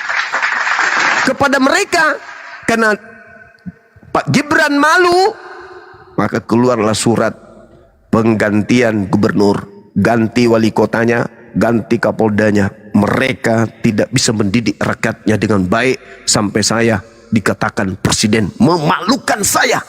Maka Yesus mengatakan, enyahlah daripadaku, aku tidak mengenal kalian, kalian semua adalah pembuat kejahatan. Ini yang terjadi, ini fakta. Jadi saudara, kalau berbicara mengenai roh kebenaran, satu lagi, terakhir, tolong ditanggapi Bang Indra, terima kasih barakallahu fikum. Tolong ditanggapin kalau saya salah. Tolak ukur janji Abraham kepada keturunannya, janji Allah kepada keturunannya. Apa janji Abraham kepada keturunannya dan kepada dunia ini? Dalam Kejadian 12 nomor 3. Apa kata Tuhan di sana? Olehmu wahai Abraham, seluruh dunia, seluruh bumi akan mendapatkan berkat. Siapa yang memberkati engkau, maka aku berkati dia. Dan siapa yang mengutuk engkau, maka aku kutuk dia. Indonesia aja dulu, skala kecil aja dulu. Ketika umat Islam masuk ke Nusantara ini, Indonesia penuh dengan umat Islam, maka Indonesia penuh dengan berkah Tuhan. Kenapa? Umat Islam lisannya setiap saat, apa yang terlontar dari lisannya umat Islam? Allah memberkati Abraham dan keturunannya. Allah memberkati Abraham dan keturunannya. Allah memberkati Abraham dan keturunannya. Allah memberkati Abraham dan keturunannya. Itu digaungkan oleh umat Islam sepanjang saat, sepanjang hari, sepanjang malam. Hanya itu yang terlontar dari mulutnya. Abraham alaihissalam diberkati oleh Allah dan juga keturunannya. Keturunan Abraham alaihissalam diberkati oleh Allah dan keturunannya. Jadi gaungan, andai saja kita bisa melihat suara umat Islam itu keluar dari mulutnya setiap hari berupa cahaya, cahaya hijau, maka Indonesia tidak pernah berhenti terputus cahaya hijau dari mulut-mulut umat Islam menggaung sampai ke langit ketujuh. Siapa yang memberkati engkau Abraham, aku akan memberkati mereka. Bagaimana dengan sebaliknya? Siapa yang mengutuk engkau Abraham, maka aku akan kutuk mereka. Kita lihat orang Kristen. Kalau Indonesia ini penuh dengan orang Kristen, tanya mereka, saudaraku Kristen, ada nggak anak Abraham yang merupakan anak zina atau anak tidak sah? Ada. Siapa? Ismail. Berarti dengan kata lain, orang Kristen sudah mengutuk Abraham dengan mengatakan Ismail bukan anak yang sah. Wahai saudara Kristen, ya, ada nggak perjanjian kekal Tuhan kepada Abraham yang tidak boleh dibatalkan? Ada. Apa itu? Sunat. Oh, kalian sunat? Enggak. Kenapa kamu enggak sunat? Ya itu kan cuma untuk Abraham. Yesus sunat. Kenapa bisa? Karena dia keturunannya. Loh, bukankah dalam agamamu kamu mengaku pengikut Kristus, pengikut Yesus? Iya. Terus kenapa kamu enggak ikutin? Itu kan hanya untuk ini, hanya untuk gaya-gayaan aja biar keren. Dikutuk. Abraham menyembah berapa Tuhan? Satu, yuk. Tiga pribadi dalam satu apa? Satu karung, satu hakikat. Abraham mengajarkan menyembah kepada ilah yang satu. Ya. Abraham mencontohkan mempersembahkan kurban. Iya. Apa kurbannya Abraham? Itu sudah nggak disuka bang sama Tuhan. Apa kurbannya? Hewan. Nah, kamu kurbanmu apa? Manusia, bahkan Tuhan. Kembali kepada Abraham. Siapa yang mengutuk Abraham, maka dia sama mengutuk. Siapa yang mengutuk Abraham, maka dia akan dikutuk oleh Tuhan. Sekarang gini, ketika orang Kristen ditanya, saudara, siapakah engkau Tuhan? Akulah Tuhan yang kau aniaya. Akulah Yesus yang kau aniaya. Ditanya tuh, kapan Paulus menganiaya Yesus? Enggak bang Zuma, maksudnya di situ menganiaya murid Yesus sama dengan menganiaya Yesus. Oke. Kalau mengutuk keturunan Abraham, sama enggak mengutuk Abraham?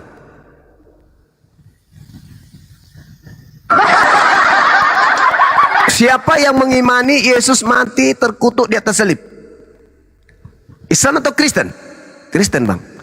Mengutuk keturunan Abraham, apa sama dengan mengutuk Abraham? Ya juga sih, sama aja. Berarti kalian kelompok yang mengutuk Abraham kan? Yes. Kejadian 12 nomor 3. Aku akan mengutuk siapapun yang mengutuk engkau Abraham. Ingat, Abraham itu artinya bapak bangsa-bangsa. Berarti ketika penamaan Abraham itu terkait dengan keturunannya. Siapa yang mengutuk keturunan Abraham, itu sama halnya mengutuk Abraham itu sendiri. Jadi kalau Indonesia penuh dengan Kristen, ya sebaliknya di Islam. Kalau Indonesia penuh Islam, Indonesia akan diberkati oleh pencipta langit dan bumi, karena Indonesia penuh dengan lisan yang memberkati Abraham. Sebaliknya kalau Kristen yang ada, Abraham sunat, mereka tidak sunat. Abraham menyembah kepada Tuhan tanpa merasa kekurangan, nambah-nambahin Tuhan manusia, Tuhan burung merpati, cuma satu Tuhan, mereka tidak suka. Abraham mengajarkan mempersembahkan kurban binatang. Imamat 1 nomor 2 kepada keturunannya harus persembahan binatang. Mereka juga nggak suka, harus diganti menjadi korban Tuhan, dia yang mati menebus dosa. Maka silakan Anda pikirkan sendiri, siapakah roh kebenaran yang datang setelah Yesus? Apakah yang ada pada diri Kristen atau ada yang ada pada diri Nabi Muhammad dan juga pengikutnya? Sekira begitu, terima kasih atas ruang ini. Saya minta disanggah tapi ternyata tidak ada yang menyanggah, atau mungkin pada tidur semua teman-teman kita di sini. Terima kasih Bang Agus Salem, barakallahu fik. Silakan. Ya, silakan Bang Mr. Dar, dibuka mute-nya. Sebelumnya siapa dulu? Eloba ini siapa? Selamat siang El Lobo Blanco. Assalamualaikum warahmatullahi wabarakatuh, Gurunda, Ustadz Arif, Kang Dito. Waalaikumsalam dan semuanya. Bang Indra, syukron. Bang Indra, lanjut. Ya, Elobo kalau nggak ngomong saya turunkan. Elobo saya ganti dengan Kristen yang lain. Silakan, Mr. Dar. Dibuka mute-nya, Mr. Dar.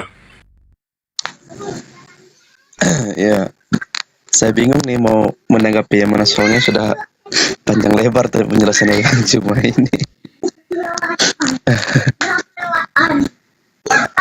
Jadi yang mana yang mau kita bahas nih Bang? Soalnya terserah aja saudaraku, yang mana yang Anda anggap sensitif untuk segera dituntaskan, untuk dibicarakan, untuk bisa lebih jelas.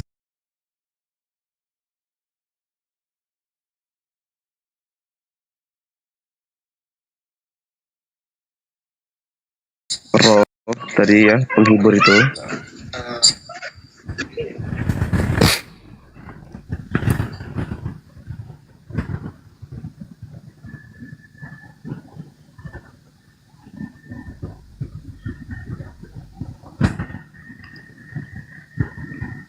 Jaringan saya ya? Bukan, Brunda. Jaringan Mr. Dar. Oh. Atau ada anak kecil barusan itu. Silakan, Mr. Dar.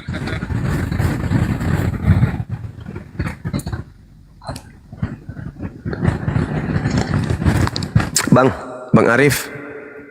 Iya, Brunda. Ada nggak singkong yang isinya kelapa parut dengan gula merah di situ? Nggak ada.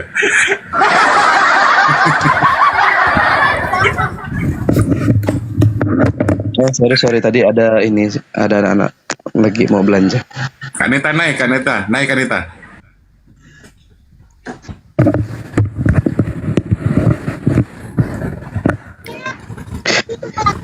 Begini, Bang Zuma, saya menanggapi juga.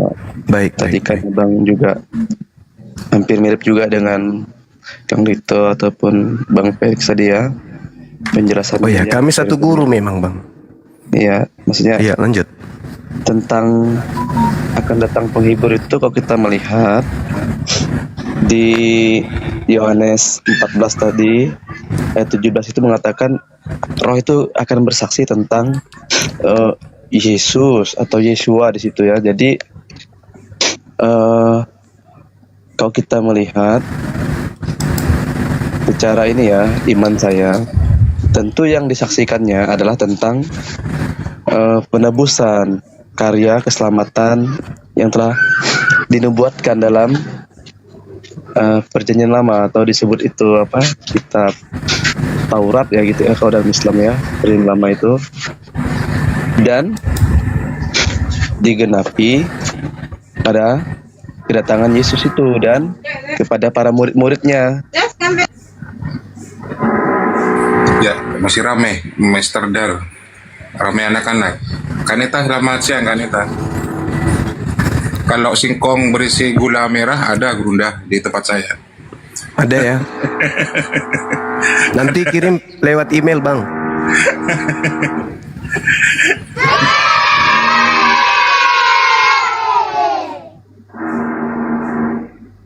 Kaneta, apa mewakili teman Kristen yang di atas, Kaneta? Iya. Emang si Dar itu udahan? Ya, Bang Dar itu masih melayani pelanggannya. Dia sambil jaga toko sebenarnya. Oh, iya. Cuma rumah saya juga berisik, ini ada tukang lagi ngebangun. Ya, nggak apa-apa. Tapi tidak mengganggu kok. Saya tanggapin yang tadi boleh? Oh, ya, silakan Brunda. Silakan. Ya, baik. Jadi data nomor 17 yaitu roh kebenaran. Jadi kesimpulan saya, roh kebenaran tadi itu kami ya, di Islam ya. Itu kesimpulan kami. Karena tadi saya sudah memberikan ilustrasi, Bang Suma, bom-bom, ternyata nampak kelihatan roh kebenaran itu bekerja di mana. Nah, data yang disajikan saudara kita, saudara Dar, mudah-mudahan beliau dengarkan. Dunia tidak dapat menerima dia. Ini zaman Yesus. Nabi Muhammad belum bisa diterima. Makanya Yesus mengatakan, kalian belum sanggup untuk menerimanya, kalian belum sanggup untuk menanggungnya. Dunia tidak dapat menerima dia. Sebab dunia tidak melihat dia. dan tidak mengenal dia. Sejak Nabi Ismail alaihissalam diungsikan kemudian diusir, itu memang tidak pernah berjaya keturunannya. Tak ada yang mengenal. Yang dikenal hanya Abraham, Ishak, Yakub, Musa, Harun, Daud, Salomo, Yahya. Itu yang dikenal tuh. Nabi Muhammad, jangankan beliau, kakeknya aja nggak dikenal, tenggelam karena dia adalah batu penjuru yang dibuang. Tetapi kamu mengenal dia. Nah, di sini poinnya. Tetapi kamu mengenal dia sebab dia menyertai kamu dan akan diam di dalam kamu. Apa maksudnya nih? Kamu di situ adalah Bani Israel, Hawariyun, murid-murid Yesus yang mendudukkan Yesus sebagai Rasulullah, utusan pencipta langit dan bumi. Jadi apa yang ada dalam diri-diri murid-murid Yesus, itu adalah apa yang ada pada diri kami umat Islam. Mari saya buktikan. Yesus berkata di dalam Yohanes 17 nomor 8, segala firman yang engkau berikan kepadaku telah aku sampaikan kepada muridku, dia. Tetapi kamu mengenal dia, sebab dia menyertai kamu dan akan diam dalam kamu. Segala firman yang engkau berikan kepadaku telah aku sampaikan kepada dia, murid-muridku, dan mereka telah menerimanya dan mereka percaya bahwa engkau yang telah mengutus aku. Berarti yang ada di dalam murid-murid Yesus adalah Yesus itu Rasulullah. Yesus itu utusan Allah, datang ke Bani Israel, mengajarkan hikmat Injil, mengajarkan menyembah kepada Allah yang Ahad. Ajaran itu dibawa kembali oleh Nabi Muhammad. Andai saja murid-murid Yesus hidup di zaman Nabi Muhammad, maka apa yang ada dalam diri murid-murid itu sama dengan apa yang dilontarkan oleh Nabi Muhammad. Siapa Yesus menurut engkau, wahai Nabi Muhammad? Nabi Muhammad berkata beliau adalah Rasul utusan Allah yang suci kepada kalian Bani Israel. Oke, setuju. Apa dia selain itu, wahai Nabi Muhammad? Beliau adalah Nabi yang suci yang datang kepada kalian mengajarkan hikmat Injil dan Torah. Wow, keren. Betul, wahai Nabi Muhammad. Lalu siapa beliau lagi menurut kamu, wahai Nabi Muhammad? Dia adalah jalan kebenaran dan hidup. Tak ada yang sampai dari kalian kepada Tuhan pencipta dan langit dan bumi tanpa beriman kepada dia sebagai jalan menuju dia pencipta. Wow, keren. Jadi apa yang ada pada diri kalian ada pada penghibur tersebut. Dia akan diam bersama dengan kamu. Nah, mari kita bandingkan. Itu tadi Nabi Muhammad. Sekarang kita bandingkan dengan Paulus. Kita urai ya, roh kebenaran masih poin itu. Yaitu roh kebenaran, dunia tidak dapat menerima dia. Pada saat itu dunia sudah makan babi enggak? Makan babi. Masa enggak bisa terima? Zaman itu Romawi Yunani sudah menyembah kepada dewa-dewa enggak? Udah menyembah kepada dewa-dewa. Zaman itu mereka enggak bersunat enggak? Iya, enggak bersunat. Apakah itu tidak dikenal? Oh, dikenal banget. Sudah dikenal. Apakah mereka beribadah di kuil-kuil yang ada patung-patung? Oh, itu kerjanya mereka. Berarti tidak ada di Paulus. Nah, sekarang mari kita lihat. Kita urai. Sebab dunia tidak melihat dia dan tidak mengenal dia, tetapi kamu mengenal dia sebab ia menyertai kamu dan diam di dalam kamu. Menyertai kamu. Roh kebenaran datang enggak kepada murid-murid Yesus? Datang. Murid-murid Yesus menyembah enggak kepada tiga pribadi Tuhan? Enggak. Berarti yang menyertai orang Kristen ini siapa? Roh kebenaran atau apa? Bukan. Murid-murid Yesus bersunat gak? Bersunat. Kristen bersunat gak? Enggak. Itu roh apa yang ada dalam diri mereka? Murid-murid Yesus makan babi enggak? Enggak. Murid Paulus makan babi? Makan babi. Roh apa yang ada pada diri mereka? Murid-murid Yesus ibadah hari Sabtu enggak? Yes. Mereka Kristen menyembah hari Sabtu enggak? Enggak, Minggu. Roh apa yang ada pada diri mereka? Tetapi kamu mengenal dia sebab dia menyertai kamu dan akan diam di dalam kamu selamanya. Nah, Mana roh-roh yang ada? Mana ajaran yang ada? Mana roh kebenaran yang ada dalam diri murid-murid Yesus? Pindah ke mana? Ke Islam atau ke Kristen? Tuh, jelas tuh. Pembedanya sangat jelas. Apabila ia datang, dunia tidak melihat dia dan tidak mengenal dia. Tetapi kamu, wahai muridku, mengenal dia. Jadi kalau murid Yesus bertemu dengan muridnya Nabi Muhammad, sama-sama beriman Yesus itu rasul, babi itu haram, kul huwallahu ahad, sema Israel Adonai Eloheinu Adonai ahad, sama.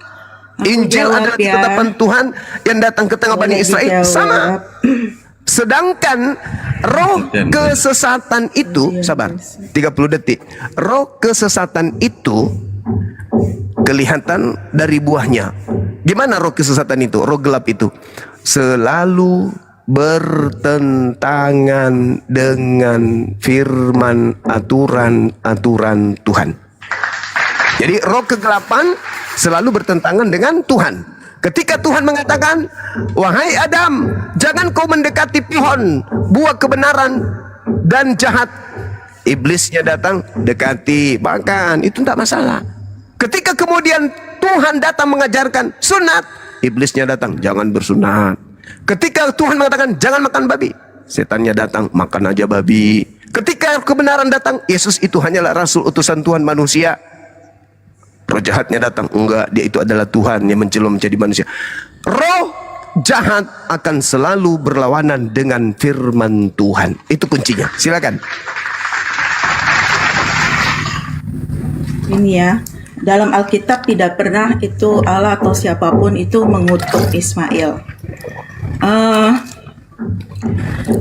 Ada di Kejadian 21 ayat mulai dari ayat 11, tapi Allah berfirman kepada Abraham, janganlah sebal hatimu karena hal anak dan budakmu itu, dalam segala yang dikatakan Sarah kepadamu, sebab kepadamu haruslah engkau dalam segala yang dikatakan Sarah kepadamu haruslah engkau mendengarkannya, sebab yang akan disebut keturunanmu ialah yang berasal dari Ishak.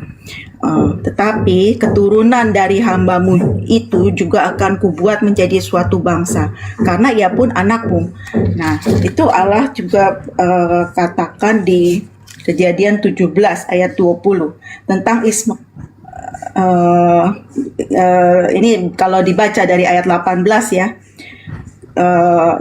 Abraham berkata kepada Allah, sekiranya Ismail diperkenankan hidup di hadapanmu. Tetapi Allah berfirman, tidak, melainkan istrimu Sarahlah yang akan melahirkan anak laki-laki bagimu, dan kau akan menamai dia Ishak, dan aku akan mengadakan perjanjianku dengan dia menjadi perjanjian yang kekal untuk keturunannya. Tentang Ismail, aku telah mendengarkan permintaanmu, ia akan kuberkati. Jadi Allah tidak mengutuk Ismail, malah di sini dikatakan Ismail akan diberkati.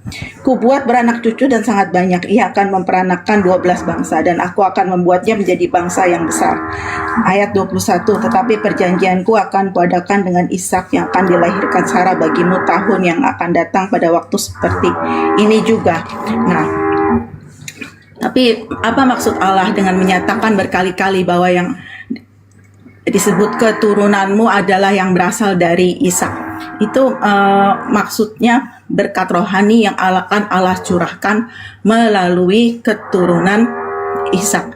Kalau diperhatikan, Yesus Kristus itu lahir dari garis keturunan Ishak. Nah, kalau dalam Alkitab tuh berkat ada dua, berkat jasmani dan berkat rohani.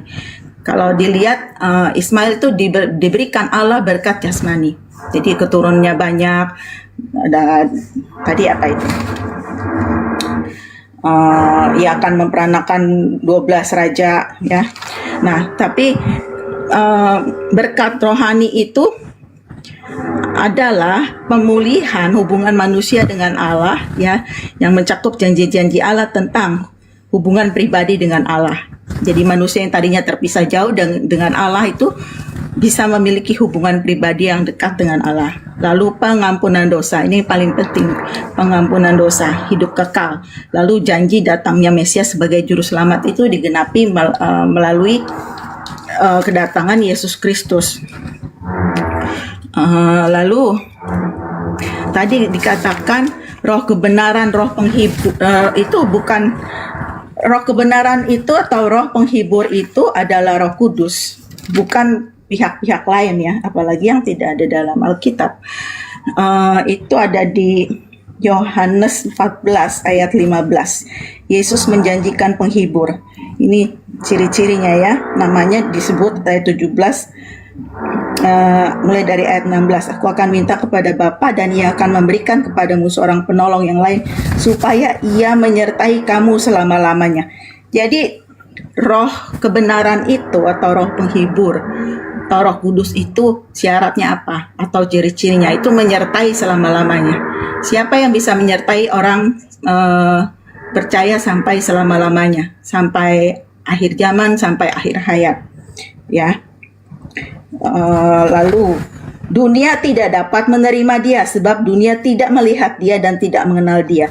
Jadi rohnya ini tidak terlihat, tidak seperti manusia biasa. Kalau dunia tidak mengenal, tapi kalau orang-orang yang menerima Yesus Kristus itu bisa melihat dan bisa mengenalnya. Karena di Yohanes 1 itu kan ayat 10, ia telah ada di dalam dunia dan dunia dijadikan olehnya tapi dunia tidak mengenalnya. Ya, ciri-ciri dunia mayoritas itu tidak mengenal Kristus, tidak mengenal Roh Kudusnya juga dan menolaknya. Tapi kalau ada suatu tokoh terlalu bersahabat dengan dunia, diterima, dikagumi, dipuji-puji di mana-mana, bahkan kalau dikatakan dia mewakili gereja Kristus itu sebenarnya itu bukan tanda bahwa dia memiliki roh kebenaran dalam dirinya.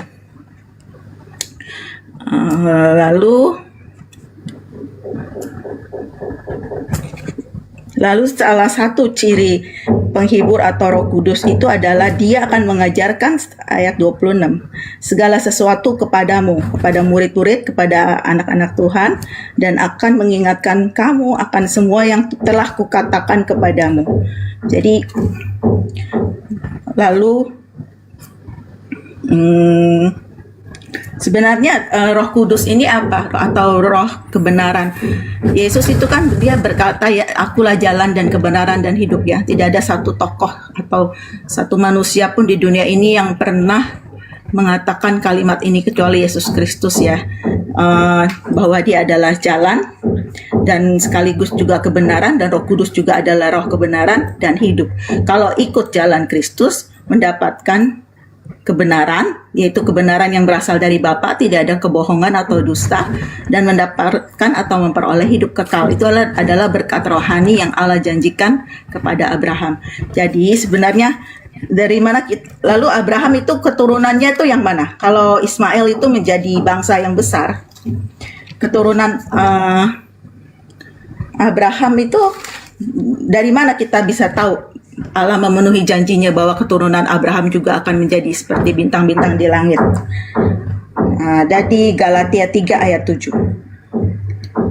Mulai dari ayat 6, ya. Secara itu jugalah Abraham percaya kepada Allah, maka Allah memperhitungkan hal itu kepadanya sebagai kebenaran. Jadi kamu lihat bahwa mereka yang hidup dari iman, mereka itulah anak-anak Abraham. Oke, dan boleh kitab suci belum selesai, Pak. Dan kitab suci yang sebelumnya mengetahui bahwa Allah membenarkan orang-orang bukan Yahudi oleh karena iman, telah terlebih dahulu memberitakan Injil kepada Abraham, olehmu segala bangsa akan itu diberkati. jemaat setan, itu jemaat iblis itu. Jadi mereka yang hidup dari iman, mereka. Kalau naik moderator udah menegur, Bu, kayak Anda standby lah ya. Iya, Anda kan Kristen, tidak ada bagian dari keturunan Abraham. Kalian di luar garis. Jadi gini. Saya awali gini terkait dengan lelucon yang Ibu panjang lebar dipotong. Nah, tunggu, saya belum selesai, Pak. Emang hati panas kalau ya moderator kalau dengar udah sesuatu. bilang Ibu berhenti. Bukan, Anda kan bukan keturunan Abraham. Anda siapa? Kristen. Anda penumpang gelap. Dengarkan. A'udzubillahi minasyaitonirrajim. Bismillahirrahmanirrahim. Afatat ma'una ayyu'minu lakum wa qad kana fariqum minhum yasma'una kalam Allah thumma yuharrifunahu min ba'di ma aqalu wa hum ya'lamun. Wahai umat Islam, apakah kalian masih mengharapkan harapan yang sangat-sangat kepada mereka dan kamu mengharapkan mereka percaya kepadamu, sedangkan segolongan dari mereka mendengarkan firman Allah lalu mereka mengubahnya setelah mereka memahaminya padahal mereka mengetahui. Mari saya buktikan kalau orang-orang kafir mengubah daripada firman Tuhan yang datang kepada Bani Israel. Anda kalau tidak salah tadi membaca Kejadian 17. Anda membaca bahwasanya keturunanmu itu hanya berlaku pada Ishak. Itu kebohongan yang dibongkar oleh Bible itu sendiri. Dikatakan firman Tuhan Elohim kepada Abraham, dari pihakmu engkau harus memegang perjanjianku, engkau dan keturunanmu turun-temurun selama-lamanya, dan aku akan menjadi Tuhan mereka. Dari pihakmu engkau harus memegang perjanjianku itu, engkau dan keturunanmu turun-temurun. Inilah perjanjianku yang harus kamu pegang, perjanjian antara aku dan kamu serta keturunanmu, yaitu setiap laki-laki antara kamu harus disunat. Keturunanmu. Jadi kalau ada data mengatakan yang dimaksud keturunan Abraham itu hanyalah Ishak, itu bohong dan kebohongan itu dibongkar oleh Bible. Saya kasih bukti. Perjanjian kekal itu hanya berlaku kepada keturunanmu. Apa perjanjian kekal yang aku berikan kepada Abraham dan keturunannya? Sunat. Nah, siapa yang disunat bersama dengan Abraham? Subhanallah.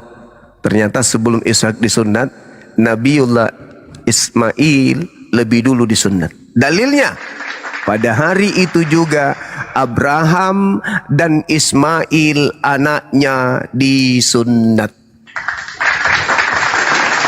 Ismail dan Abraham dan Ismail anaknya disunat.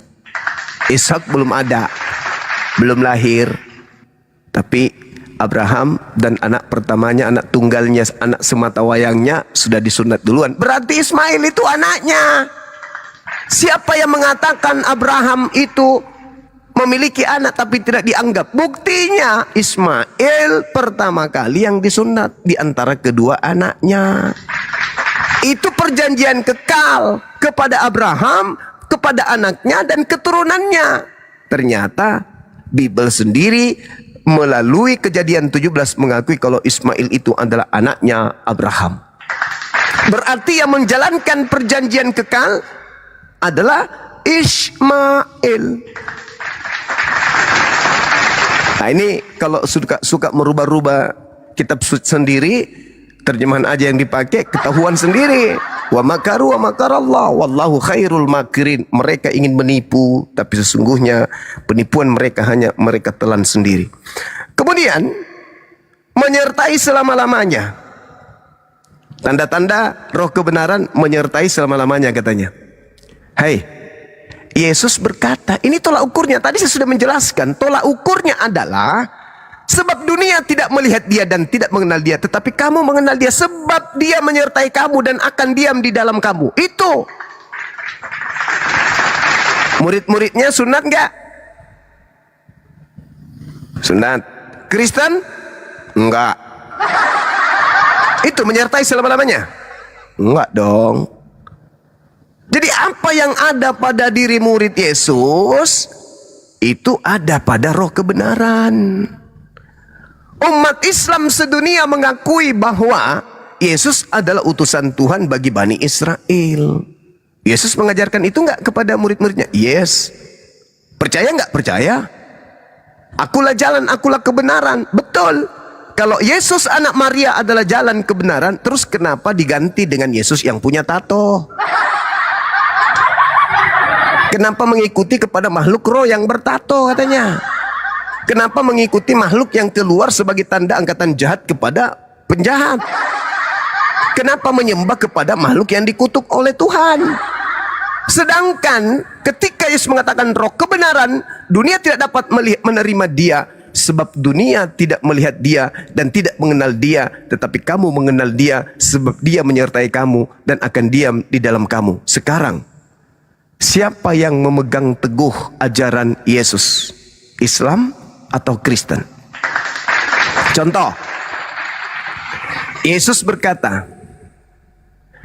hidup kekal itu adalah mereka mengenal engkau satu-satunya Tuhan yang benar dan mengenal Yesus Kristus yang engkau utus. Ini dipegang oleh murid Yesus, dipegang oleh umat Islam. Bagaimana dengan Kristen? Tidak. Umat Kristen tidak memegang satu-satunya Tuhan adalah yang mengutus Yesus. Tapi umat Kristen memegang, bukan kamu satu-satunya Tuhan, wahai Bapa, sebab yang keluar dari rahim Maria, yang keluar dari kuburan itu juga adalah Tuhan, sehakikat dengan kamu. Apakah itu ajaran Yesus? Sudah bukan lagi. Yesus mengajarkan di dalam Matius 5 nomor 19, barang siapa yang menghalalkan babi, barang siapa yang merubah Torah, barang siapa yang tidak bersunat, Matius 5 nomor 19, maka dia akan menempati tempat terhina di kerajaan langit. Bagaimana dengan Kristen? Masih bersunat? Enggak. Makan babi? Yes. Semua dirubahnya. Bahkan Kristen menganggap bahwa hukum Tuhan yang datang kepada Yesus itu adalah sampah, tinja. Nah, jadi sekali lagi saya katakan, ketika dikatakan dia akan menyertai engkau selama-lamanya dan dia akan diam di dalam kamu, maksudnya ajaran Yesus yang datang kepada muridnya itu tetap ada sampai kiamat. Kalau di Kristen, semua ajaran yang datang kepada murid Yesus itu dirubah, dihilangkan, dilenyapkan. Tak ada sedikit pun yang tersisa. Kristen ini adalah kelompok di luar Bani Israel, murid Yesus, yang merubah 100% ajaran murid Yesus, lalu mengakui mereka pengikut Yesus. Mereka mendudukkan diri mereka di tempat yang suci sebagai anak-anak Tuhan, tetapi ajaran mereka adalah ajaran kuasa gelap. Jadi di Kristen itu, contoh. Murid Yesus bersunat. Itu roh kebenaran tuh. Murid Nabi Muhammad bersunat. Apakah wajibnya sunat kepada Bani Israel menemani orang-orang Islam? Yes. Apakah ajaran wajibnya sunat bagi Bani Israel masih menemani umat Islam sampai hari kiamat? Yes. Apakah ajaran sunat yang menemani murid Yesus masih ada di Kristen? Enggak ada. Lalu yang berdiam di dalam kamu itu apa? Enggak ada. Adanya di Islam. Tempat berdiamnya itu hanya di Islam, bukan di Kristen. Kalau orang Yahudi ketemu dengan umat Islam, kemudian ada menu makanan babi, maka umat Islam dan umat Yahudi meninggalkan meja tersebut. Tapi kalau Kristen lihat babi, baru jarak 3 meter, mulut sudah sampai ke meja. Sama enggak? Berdiam enggak apa yang ada dalam diri murid Yesus dengan di Kristen? Enggak. Jadi Kristen ini hanya pandai-pandaian, karena sesungguhnya Yahudi adalah keturunan Ishak, Islam adalah keturunan Ismail. Kristen ini entah keturunan siapa. Mau tahu? Mau tahu Kristen ini keturunan siapa? Mau?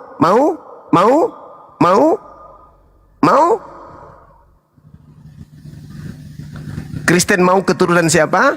Baca Yohanes 8 nomor 44. Iblislah yang menjadi bapakmu dan kamu mau aku disalibkan. Itulah mereka Kristen.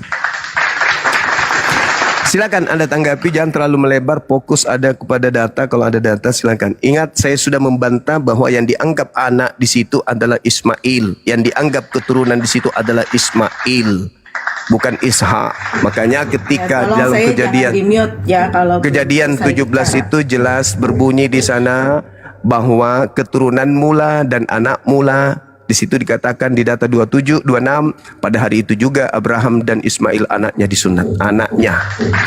Jadi siapa yang mengatakan Ismail bukan anak Abraham, siapa yang mengatakan Ismail bukan keturunan Abraham, dia adalah orang yang mengutuk Abraham. Dengan demikian mereka adalah orang yang dikutuk oleh Tuhannya Abraham.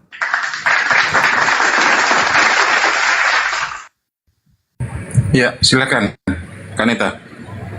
Ya, Pak Arif tolong jangan di mute melulu, Pak Arif. Iya, asalkan Ini fokus ya pada pertanyaan ya, silakan.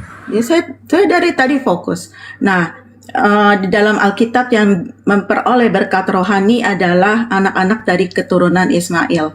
Karena dari keturunan Ismail itu lahir sang juru selamat, dan Galatia dikatakan kan yang disebut keturunan Abraham adalah orang-orang yang percaya, memiliki iman percaya kepada Allah yang benar. Lalu Galatia 3 ya. Olehmu semua 29. bangsa akan diberkati, Galatia 3 ayat 9. Jadi mereka yang hidup dari iman, mereka lah yang diberkati bersama-sama dengan Abraham yang beriman itu.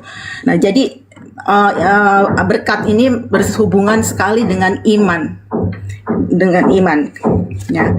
Dan katakan ayat 10, karena semua orang yang hidup dari pekerjaan hukum Taurat berada di bawah kutuk, sebab ada tertulis, terkutuklah orang yang tidak setia melakukan segala sesuatu yang tertulis dalam kitab hukum Taurat. Ingat ya, Galatia 3 ayat 10. Nah, itu tadi dikatakan mengenai sunat dalam perjanjian lama, itu sunat itu bukanlah jalan keselamatan. Sunat itu hanyalah tanda bahwa ada hubungan perjanjian, bukan sarana untuk mendapatkan keselamatan. Sama seperti baptisan di dalam gereja pada zaman sekarang, itu hanya sarana menyatakan kepada orang luar bahwa kita sudah menjadi pengikut Kristus. Galatia 3 ayat 10 menyatakan terkutuklah orang yang hidup dari pekerjaan hukum Taurat. Ya, karena apa? Hukum Taurat itu tidak bisa menyelamatkan. Tidak ada keselamatan dari hukum Taurat. Hukum Taurat itu diberikan supaya manusia kenal bahwa hal-hal yang dia lakukan adalah dosa, dan itu akan mengantar dia kepada Yesus sang juru selamat. Mereka tahu bahwa mereka tidak bisa melakukan semua perintah Allah dengan benar. Nah, karena itu mereka memerlukan Tuhan yang mau mengampuni dosa-dosa mereka, yang mau menggantikan mereka, membayar hutang dosa mereka kepada Allah. Ya. Lalu mengenai Roh Kudus itu tadi tidak jelas ya apa maksudnya disebut-sebut Roh Kudus ada dan hubungannya. Kalau di dalam Yohanes itu dikatakan Roh Kudus itu berdiam sepanjang masa di dalam hati orang percaya. Ya, namanya juga roh dan dia tidak terlihat. Dan begitu orang percaya itu menerima Yesus Kristus, Roh Kudus itu langsung diberikan. Itu yang akan membimbing karena dia adalah Roh kebenaran dan Roh penghibur. Nah, lalu mengenai sunat dan babi itu masih dilakukan oleh orang-orang perjanjian lama, terus masih dilakukan. Nah, tapi tapi kan tadi saya udah katakan di dalam hukum Taurat itu tidak ada keselamatan. Nah, jadi itu sebenarnya diberikan hanya untuk menunjukkan kepada orang Israel bahwa ada sesuatu yang lebih baik lagi, yaitu kedatangan Yesus Kristus, bahwa dia akan datang menggantikan perjanjian Allah yang lama dengan dirinya yang adalah perjanjian baru. Lalu karena itu, walaupun Yesus di dalam Alkitab dikatakan dia disunat, tapi dengan kematiannya itu semua perjanjian yang lama itu sudah batal, diganti dengan keselamatan yang Yesus berikan yang adalah berdasarkan anugerah, bukan berdasarkan perbuatan. Demikian juga dengan makan babi. Di dalam Kisah Rasul 10 ayat 13 itu Allah sudah menyatakan kepada Petrus itu dia sama seperti Bang Suma, geli sekali dengan babi dan binatang haram. Jadi ketika Allah menunjukkan sekumpulan binatang haram, lalu Allah bilang suruh makan, Petrus menolak 3 kali. Hal itu terjadi, dan yang ketiga Allah katakan, apa yang aku nyatakan halal tidak boleh engkau nyatakan haram. Jadi sebenarnya hukum itu adalah milik Allah, dia yang menciptakan hukum. Ya, jadi kalau dalam perjanjian lama hukum Taurat itu Allah menyatakan babi itu haram, itu memang demikian adanya dan memang ada tujuannya. Tapi itu sudah dibatalkan. Nah, kalau misalnya masih mau melakukan hukum Taurat dengan tujuan untuk keselamatan diri, tidak makan babi, mau disunat supaya Allah menyelamatkan. Dari zaman perjanjian lama itu sudah diajarkan dan diberitahu itu tidak menyelamatkan, itu hanya sekedar tanda. Yang menyelamatkan itu apa? Kalau percaya bahwa ada Sang Juru Selamat yang akan datang yang membebaskan manusia yang sebenarnya adalah hamba dosa. Jadi Abraham pun juga selamat bukan karena dia disunat. Abraham itu selamat karena dia percaya kepada Tuhan. Itu ada di Kejadian 15 ayat 6. Ya. Ini berhubungan juga dengan keturunan rohani. Jadi Kejadian 15 ini Allah menyatakan keturunan Abraham bukan keturunan berdasarkan daging, tapi maksudnya keturunan rohani. Lalu Tuhan membawa Abraham keluar serta berfirman, coba lihat ke langit, hitunglah bintang-bintang jika engkau dapat menghitungnya.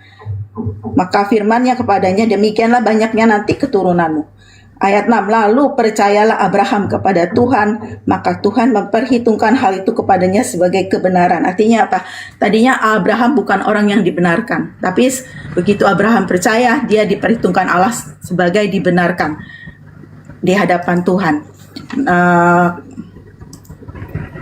Bagaimana mungkin Abraham yang anaknya cuma satu dari Ishak, bisa Allah katakan keturunannya akan menjadi seperti bintang di langit? Itu terbukti dengan adanya orang-orang yang percaya kepada keturunan Abraham, yaitu Yesus Kristus, dalam hati mereka, dalam hidup mereka, berdasarkan iman. Dan orang-orang itu adalah seperti bintang-bintang di langit, banyaknya tersebar di berbagai bangsa di dunia.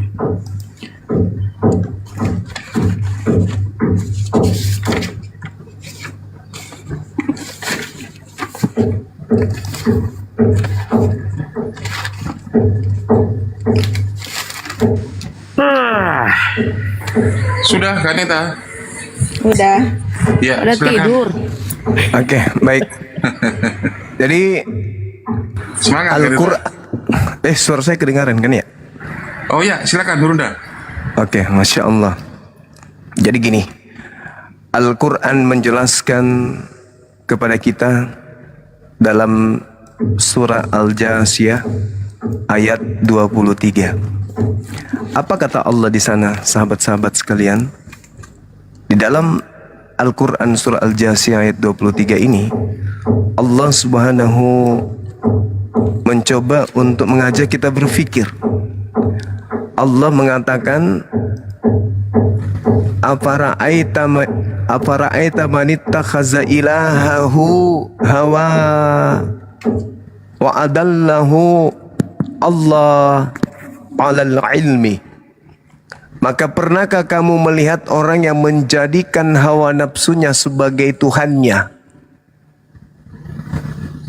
mempersembahkan dirinya kepada hawa nafsu, mengikuti ajaran nenek moyang mereka yang tidak ada pangkalnya dari Tuhan?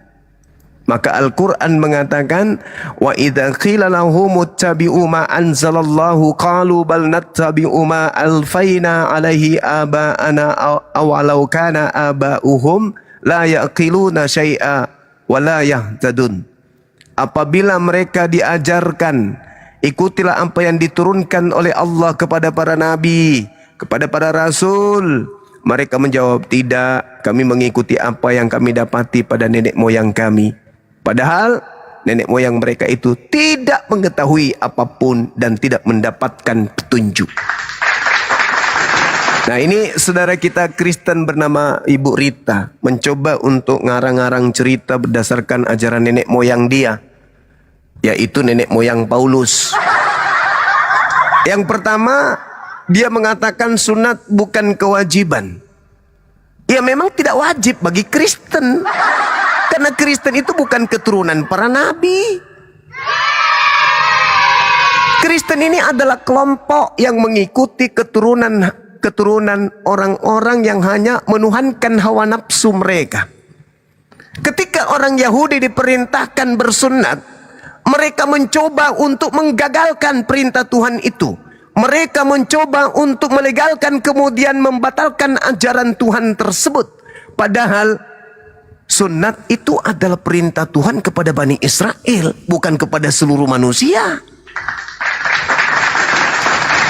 Ketika kemudian perintah datang kepada Abraham untuk bersunat anak-anaknya, keturunannya, maka wajib itu dipegang sebagai perjanjian kekal. Makanya Yahudi dan juga bangsa Arab beserta umat Islam itu bersunat. Dari zaman Abraham, zaman Musa, zaman Yesus, zaman Nabi Muhammad, monyet tidak pernah bersunat. Jadi yang mereka ikuti adalah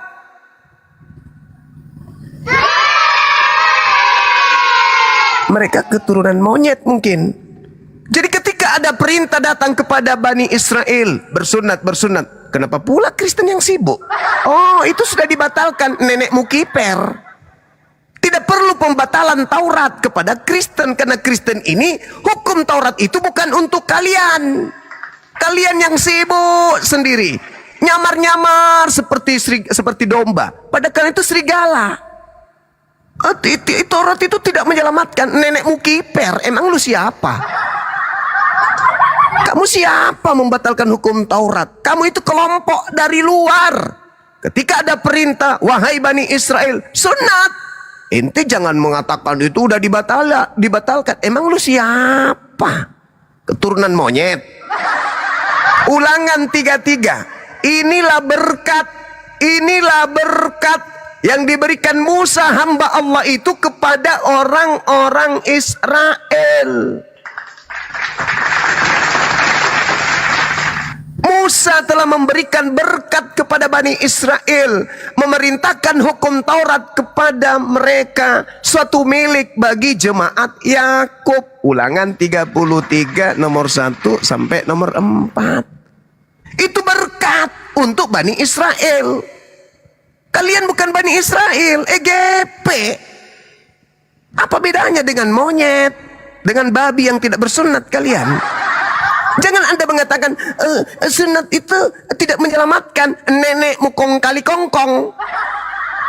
Justru di dalam kitabnya orang Yahudi, Kejadian 17:14, barang siapa yang tidak bersunat maka bunuhlah dia. Bunuh. Karena dia telah membatalkan perjanjian kekalku. Ulangan 27 nomor 26. Terkutuklah orang yang tidak menjalankan hukum Taurat.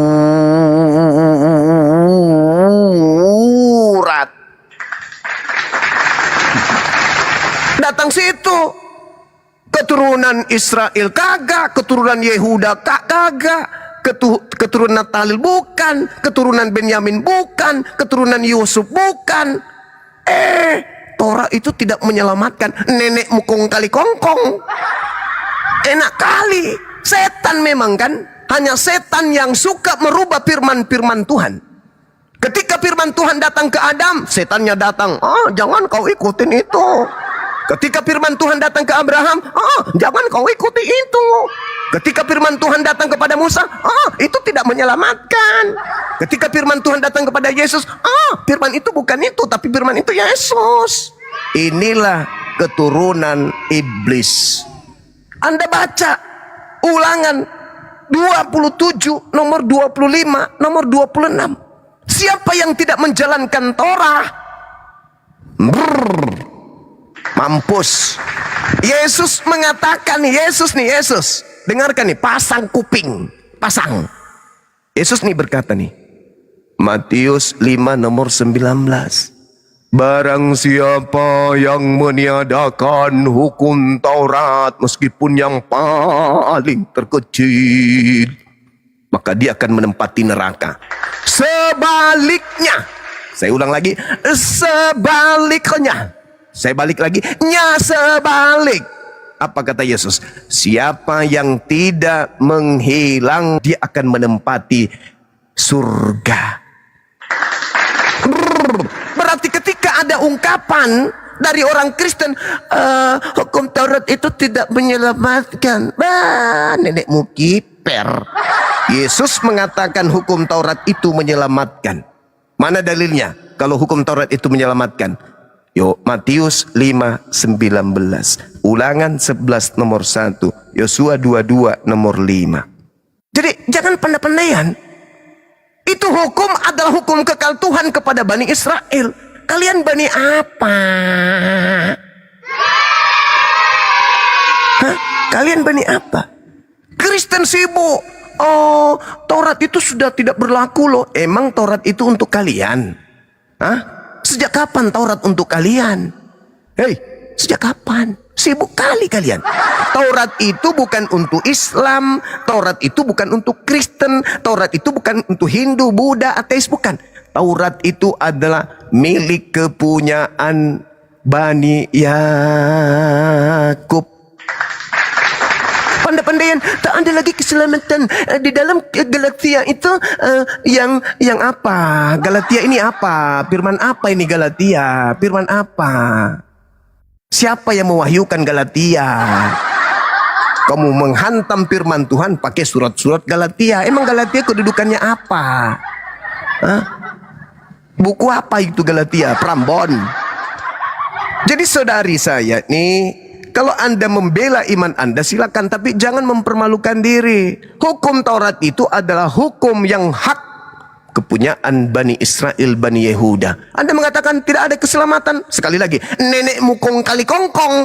Mana ada hukum Taurat tidak menyelamatkan? Jadi yang menyelamatkan yang mana? Ini yang menyelamatkan Bang Zuma. Apa? Ibadah minggu. Ingin rasanya lempar onde-onde isi kepala, kelapa, ke jidat. Apalagi menyelamatkan? Makan babi. Oh, di kana matum banaden susito. Lalu apalagi yang menyelamatkan? Apa ya? Apa? Mendudukkan Kristus yang keluar dari kubur itu sebagai Tuhan. Parah kali. Yesus mengatakan hidup kekal itu menerima dirinya sebagai utusan, bukan Tuhan yang keluar dari kuburan. Apalagi yang menyelamatkan di Kristen? Apa? Cepat sebelum ku lempar onde-onde. Apa? Ini sih Bang, imani saja. Jadi jangan pernah kau kotori mulutmu dengan berkata tidak ada keselamatan karena Taurat. Jangan. Itu kamu sedang membuktikan kau itu setan yang muncul dalam wujud manusia.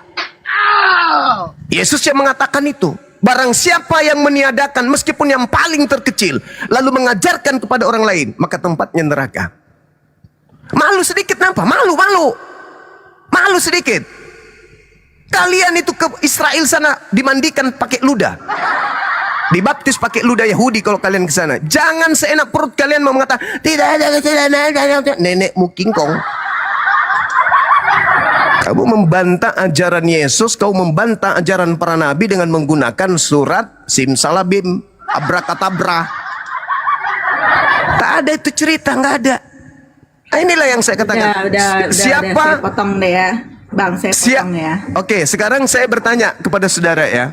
Tolong tunjukkan kepada saya di mana dalilnya Tuhan berfirman bahwa hukum Taurat itu tidak menyelamatkan. Silakan. Tidak usah kemana-mana dulu. Roma 3 ayat 20. Itu Roma surat siapa itu? Itu Roma itu surat siapa?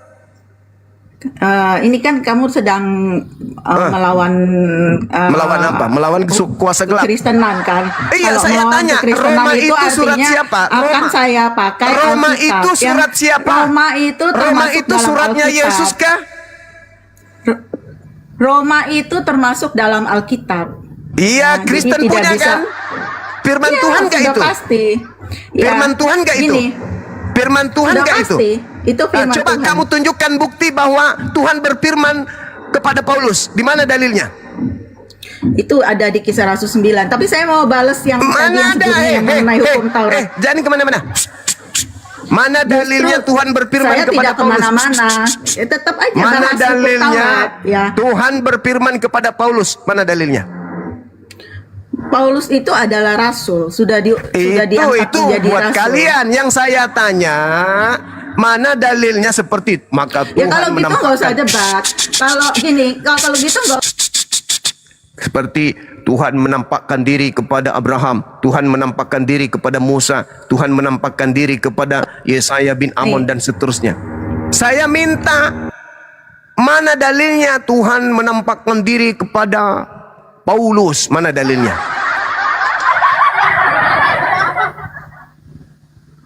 Mana? Enak kali pakai buku Roma membatalkan firman Tuhan.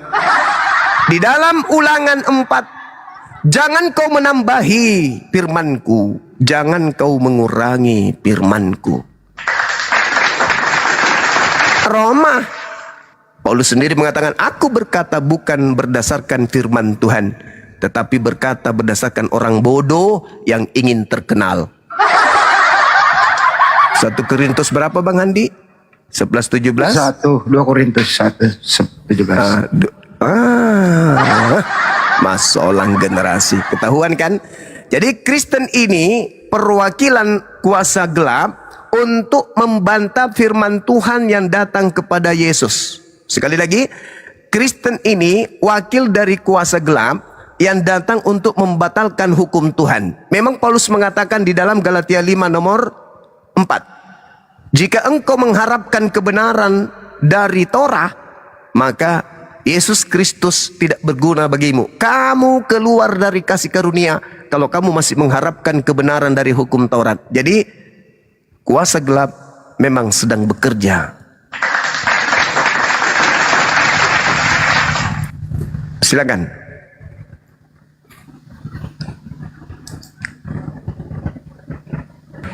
Silakan Kanita. Dibuka mute-nya. Ya, saya di mute lagi. Nah, hukum Taurat itu hanya menunjukkan dosa tapi tidak memberi keselamatan. Diulang lagi. Saya minta dalil. Dan tidak seorang saya pun minta dibenarkan dalil dari karena Tuhannya, melakukan minimal hukum dari Taurat, Yesus. tetapi hanya oleh iman dalam Yesus Kristus. Jadi ketika mana dalil?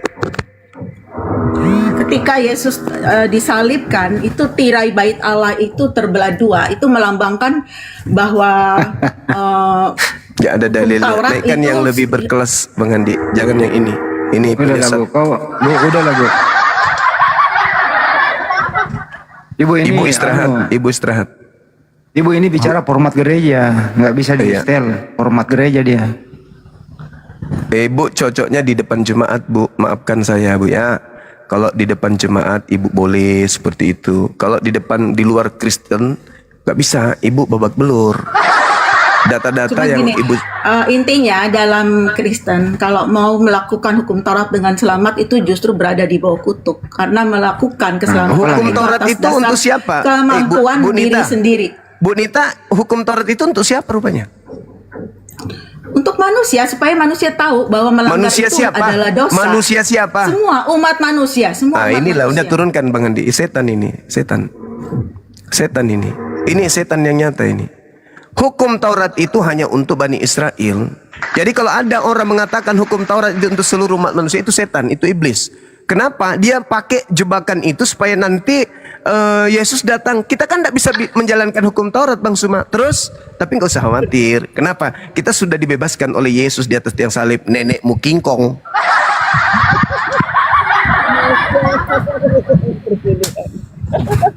Hukum Taurat untuk Bani Israel saja. Hukum Taurat itu hanya untuk Bani Israel karena mereka ingin menjual makhluk padang gurun yang datang kepada mereka, ya, memakai nama Yesus. Makanya dia menipu dulu. Dia cuci otak kita dulu.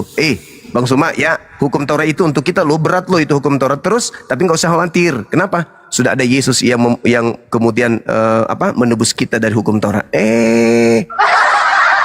Gereja boleh, kamu nipu sesamamu boleh. Kalau di kami jangan, karena kami paham Bible. Makoni rokapat di Bapak Ibu sekalian, silakan dilanjut. Tapi ini ada istilah baru Bang Iwa. Nenekmu kiper diganti menjadi nenekmu kingkong. Itu berdasarkan Al-Quran Bang Andi. Berdasarkan Al-Quran, ketika kamu ajak mereka kemudian untuk menyembah kepada Allah, mereka katakan apa? Tidak. Awalau kana aba'uhum la ya'qiluna syai'a. Mereka hanya mengikuti aba'ana. Kami mengikuti bapak kami, nenek moyang kami. Gitu. Nah, adakah nenek moyangnya kemudian yang tidak berakal? Ya, kingkong. Nenekmu kingkong. Kan Darwin bilang toh. Iya. Iya toh, manusia berasal dari kingkong. Cocok mi. Cocok mi tahu ah.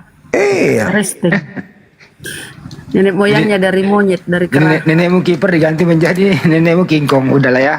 Istilah baru kita pakai. Coba Bunda Rahma. Ye. Bisa kita bacakan ke 1 Samuel 17? 1 Samuel. Atau Kejadian 6 nomor 4 saja. Kejadian 6 nomor 4. Iya, itu mau saja dulu. Kejadian. Iya. 6 nomor 4. Pada waktu itu orang-orang raksasa ada di bumi. Nah, itulah King Kong. Itu King Kong. King Kong. Nah, King Kong. Raksasa. Oke? Tahu benar King Kong Iya, King Kong itu kan raksasa toh, monyet besar. Nah itu. Jadi 6 nomor 4. Sudah, oke, lanjut. Silakan. Kalau ada yang agak sedikit berotak bisa diobati. Lanjut. Kita sapa Otak Merdeka, saudara Kristen Muslim, Otak. Ini pakai otak ini. Kristen dia, Bunda. Oh, lanjut. Ini di sampingnya dulu. Misik. Oh. Nah, turun ya. Silakan Bang Otak Merdeka. Mudah-mudahan otaknya semakin merdeka, Bang Otak. Bang Otak, silakan dibuka mute-nya.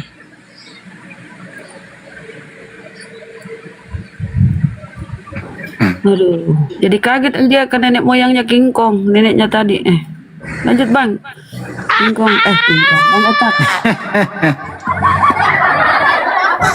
Allahu Akbar. Tapi ini sangat menarik tadi banyak, Pak. Alhamdulillah kita bangsa Indonesia ini memperingati kemerdekaan yang ke-80 ya. Berkat Allah memberkati kita semua karena kita memberkati Nabi Ibrahim alaihissalam. Alhamdulillah. Itu intinya di sana. Hikmah kemerdekaan. Seandainya di Indonesia ini lebih banyak yang mengutuk Abraham, saya rasa Indonesia akan menjadi kacau balau. Alhamdulillah. Itu intinya di kemerdekaan ini. Mari kita tetap memberkati Abraham. Tapi bukan asal kata aja, ikuti sunat, jangan makan babi, dan seterusnya. Itu intinya. Itu intinya sih. Saya ambil hikmah pada kesempatan kali ini. Teman-teman ya, jangan sampai kalian semua salah satu nabi Anda kutuk. Harus diberkati semua para nabi. Jangan kayak mereka mengutuk nabi demi untuk kepentingan merdeka otaknya mereka ini. Hidup King Kong. Lanjut. Tak bangka aku deh terakhir nak. Hidup King Kong bedeng.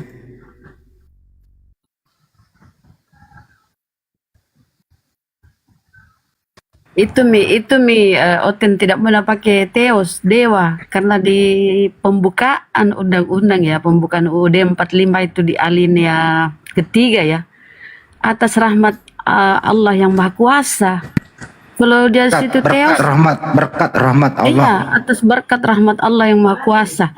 Jadi kalau Tuhannya Trinitas bagaimana atau teos? Mama pantas dia ambil kata Allah ya. Lanjut. Ya itulah. Lo kok turun dia di otak merdeka ya ngomong. Ini satu lagi ini Dimas. Coba sambut bunda yang perempuan ya, sambut ya. Pak Dimas Putri. Iya, kenapa? Kristen. Iya. Oke, boleh silakan. Si Otak nyimak dulu Bang Otak. Apa yang silakan mau dibahas apa? Apakah Kristen itu memberkati Abraham atau memberkati para nabi? Silakan. Bicaranya macam bocil betul loh. Ampunlah. Kristen memberkati Abraham. Aduh, pengetahuan apa yang kalian tahu ini kesian. Aduh. Waduh, King Kong lah yang datang. Jangan sombong saudara, itu kata Bang Zuma. Lanjut. Iya. Bagaimana saudara? Kalian yang saudara itu kalian yang dongeng ibu, kalian ngarang itu kalian juga. Apa yang kalian mau banggakan? Hah? Coba kasih tahu. Aduh. Ketawa sesedengar. Ngomong apa sih ibu ini? Ngibul. Mau dongeng. Dia nangis. Mau dongeng. Ya. Bisa diskusi, Bung? Saya bukan Kalau ibu nggak lah. bisa saya turunkan, oi. Mau diskusi atau mau diskusi ya? Maksudnya silakan kita diskusi atau gimana? Mau diskusi nggak? Masalahnya pertanyaan kalian ini kan pertanyaan yang tidak masuk akal, tidak betul. Oh ya udah, kami nggak bertanya. Pertanyaan yang masuk akal sedikit. Iya, kami nggak usah bertanya. Iya. Kami nggak usah bertanya. Kristen memberkati Abraham, sedangkan Kristen belum ada waktu Abraham ada. Pakai otak sedikit. Iya. Kata kalian belum ada Iya. Kristen masa itu. Iya. Aduh. Oke. Yang umat dikenal Tuhan masa itu adalah bangsa Israel saja. Bukan Iya, macam bangsa kafir, macam bangsa kita ini. Iya. Terus boleh nggak kita angkat tema, Bang? Kita angkat tema. Oke, baik ya. Ini Bapak apa Ibu Gurunda? Bapak, suara Ibu. Ingkong. Tidak perlulah mengoceh bapak ke ibu. Iya, beliau ini laki-laki. Saudara kita ini laki-laki. Ya Bang ya, boleh kita diskusi ya? Oh silakan. Oke, baik. Al-Quran saya mengatakan begini Bang.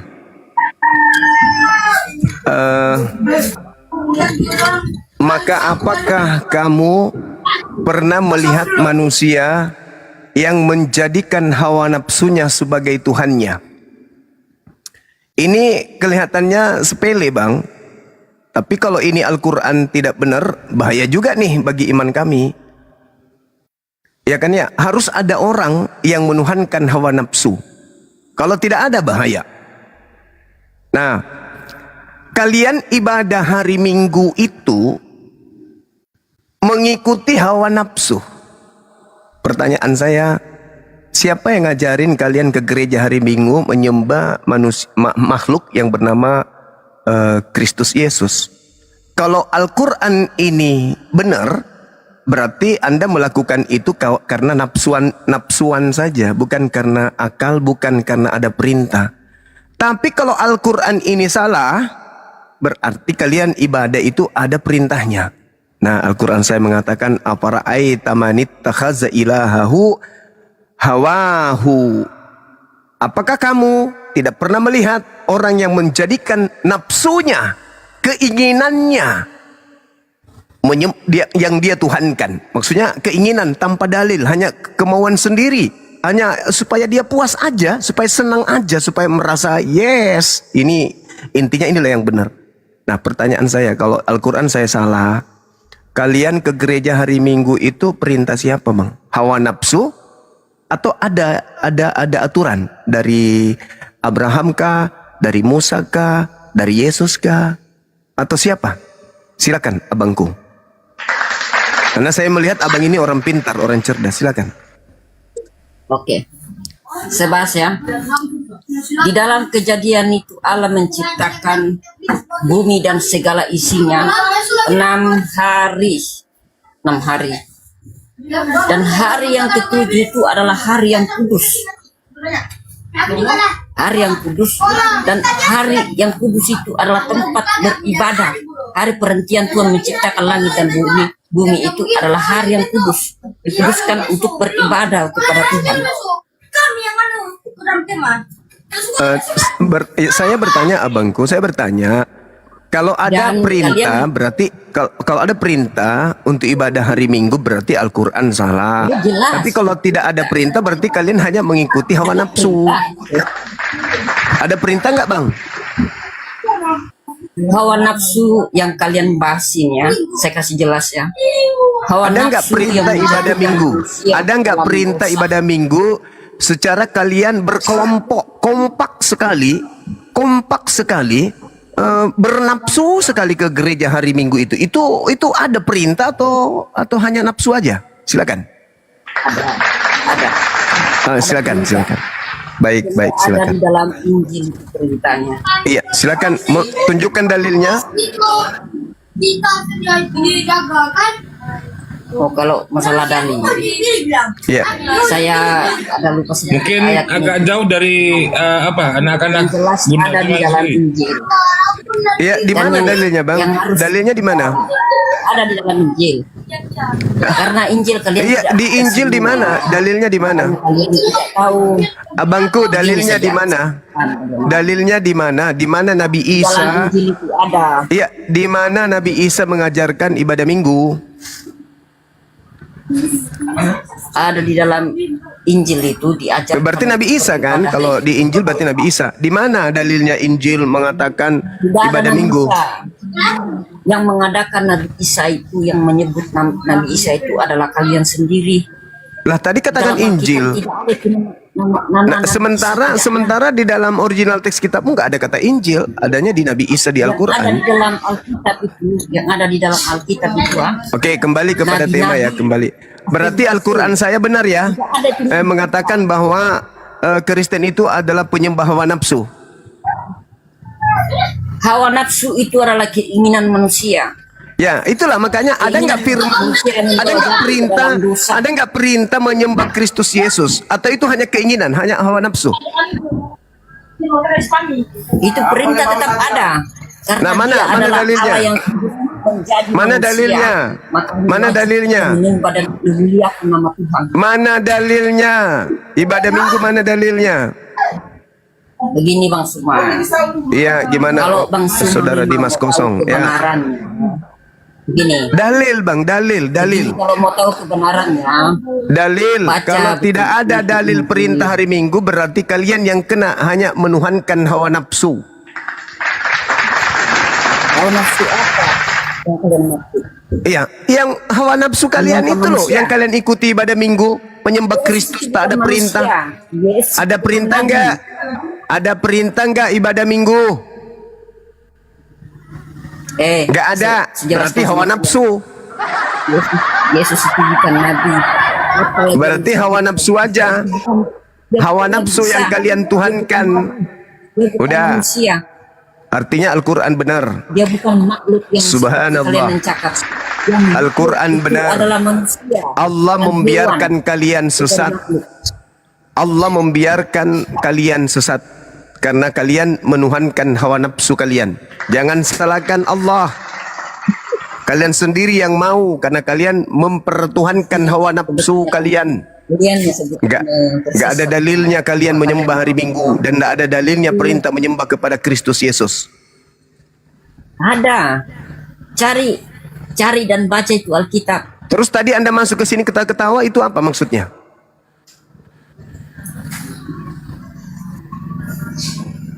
Kenapa salah kalau si ketawa? Kalian Kalau orang pertanyaan kalian ketawa-ketawa begitu, itu orang cerdas, orang pintar, atau sekali orang gila. Kalau Anda saya tanya, di mana di dalam kitab Anda ada perintah hari Minggu, tapi Anda tidak bisa menunjukkan, berarti Anda tertawa karena Anda gila. Bukan karena Anda pintar. Saya pantas kalau tertawa dan menertawakan karena saya paham. Anda tertawa tapi Anda nggak paham, itu gila namanya. Sekali lagi saya kasih kesempatan, tolong tunjukkan di dalam kitab Anda perintah ibadah Minggu. Kalau tidak ada berarti kalian menuhankan hawa nafsu. Nafsu apa yang mengajarkan kalian? Nafsu yang mengajak menyembah kepada kuasa kegelapan. Karena tidak ada perintah. Yang namanya ajaran Nabi pasti ada perintahnya. Yang namanya ajaran Tuhan pasti ada perintahnya. Kalau setan tidak ada perintah. Sekarang mana perintahnya ibadah Minggu? Ajaran Tuhan Yesus. Mana perintahnya hari Minggu? Enggak ada. Ya sudah, Anda tidur atau Anda ke gereja, isap-isap ibu jari kaki pendeta. Jangan di sini. Nah, bagus.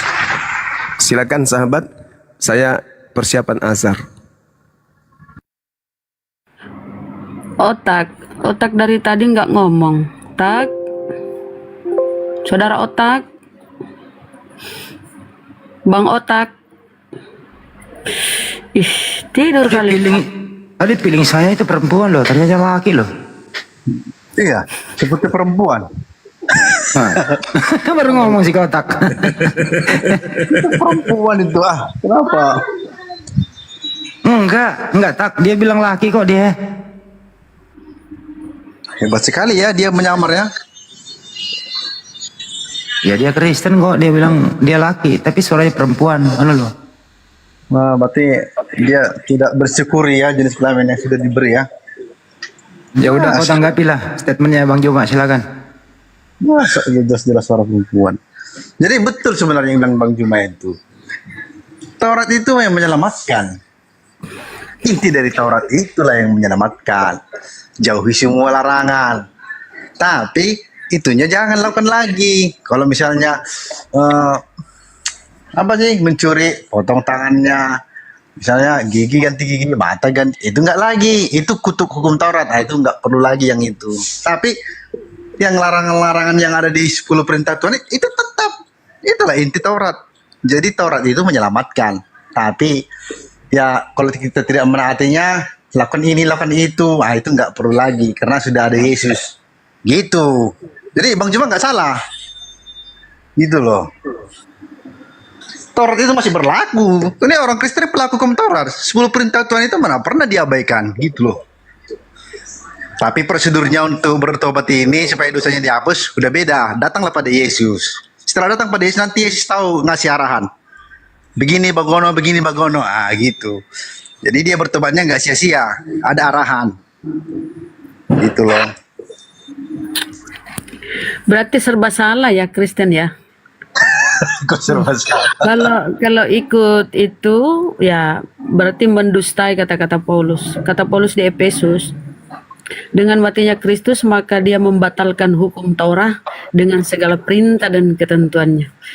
Di Korintus Galatia 1 Korintus 6:8 tertulis tidak seorang pun dibenarkan karena melakukan hukum Taurat. Jadi dilema ini orang Kristen ya, menjalankan. Ya tidak begitu Bu, apa yang disampaikan itu tadi sudah benar itu. Orang Kristen ini malah muncul. Kebetulan babi wis muncul maneh. Apa arep diusia? Nah, kre ane.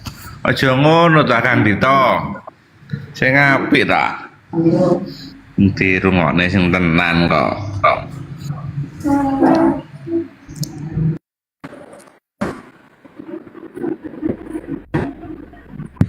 Ya, dilanjut Bunda Irma. Kata Paulus, kena gurunda ini lagi ini ya mau sholat asar ya. Kata Paulus, tidak seorang pun dibenarkan karena melakukan hukum Taurat, melainkan hanya iman dalam Kristus. Nah, si otak ini bilang ya mereka menjalankan. Gimana itu Bang?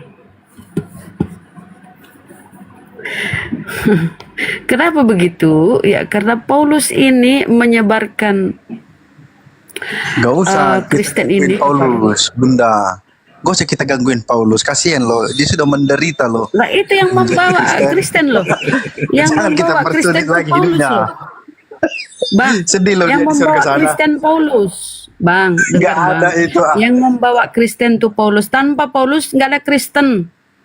Tanpa Paulus nggak ada Kristen. Nggak ngaruh. Ada. Tutuplah kitabnya Paulus itu. Tetap ada Kristen. Nggak ada Kristen tanpa Paulus. Paulus lah yang membentuk Setuju Kristen saya. ini. Coba mana datanya Kan kalau pengikut Yesus. Ya sudah. Tanpa ada yang Paulus kau tetap ikuti ada.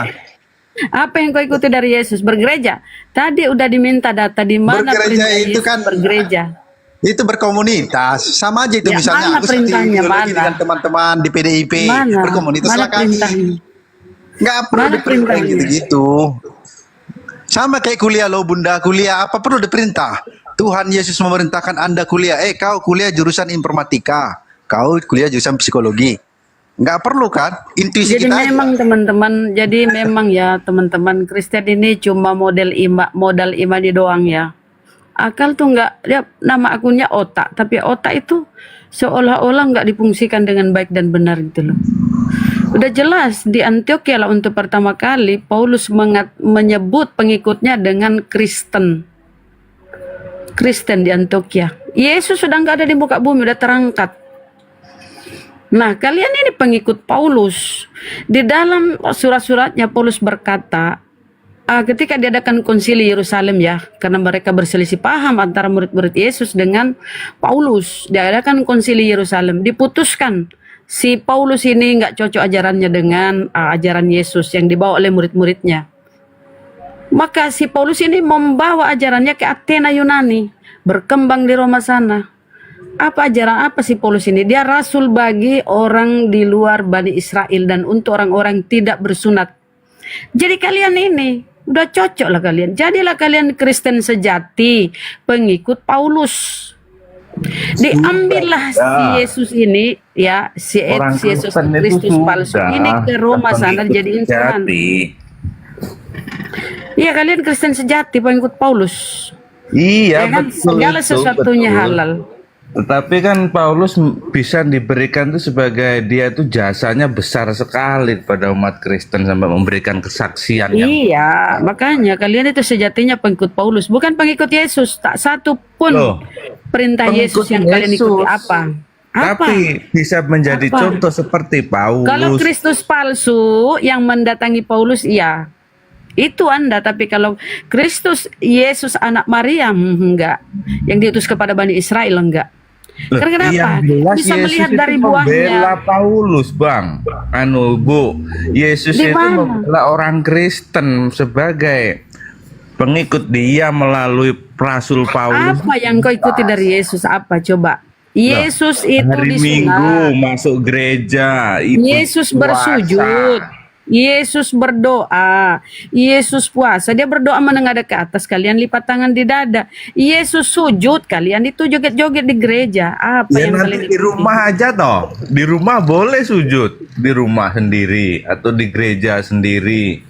Kan itu pribadi. Kalau waktu rame-rame begitu banyak orang, nah itu Ya di dibilang mana itu? Di mana organisasi. itu Yesus mengkonfirmasi Kristen selain Paulus mana?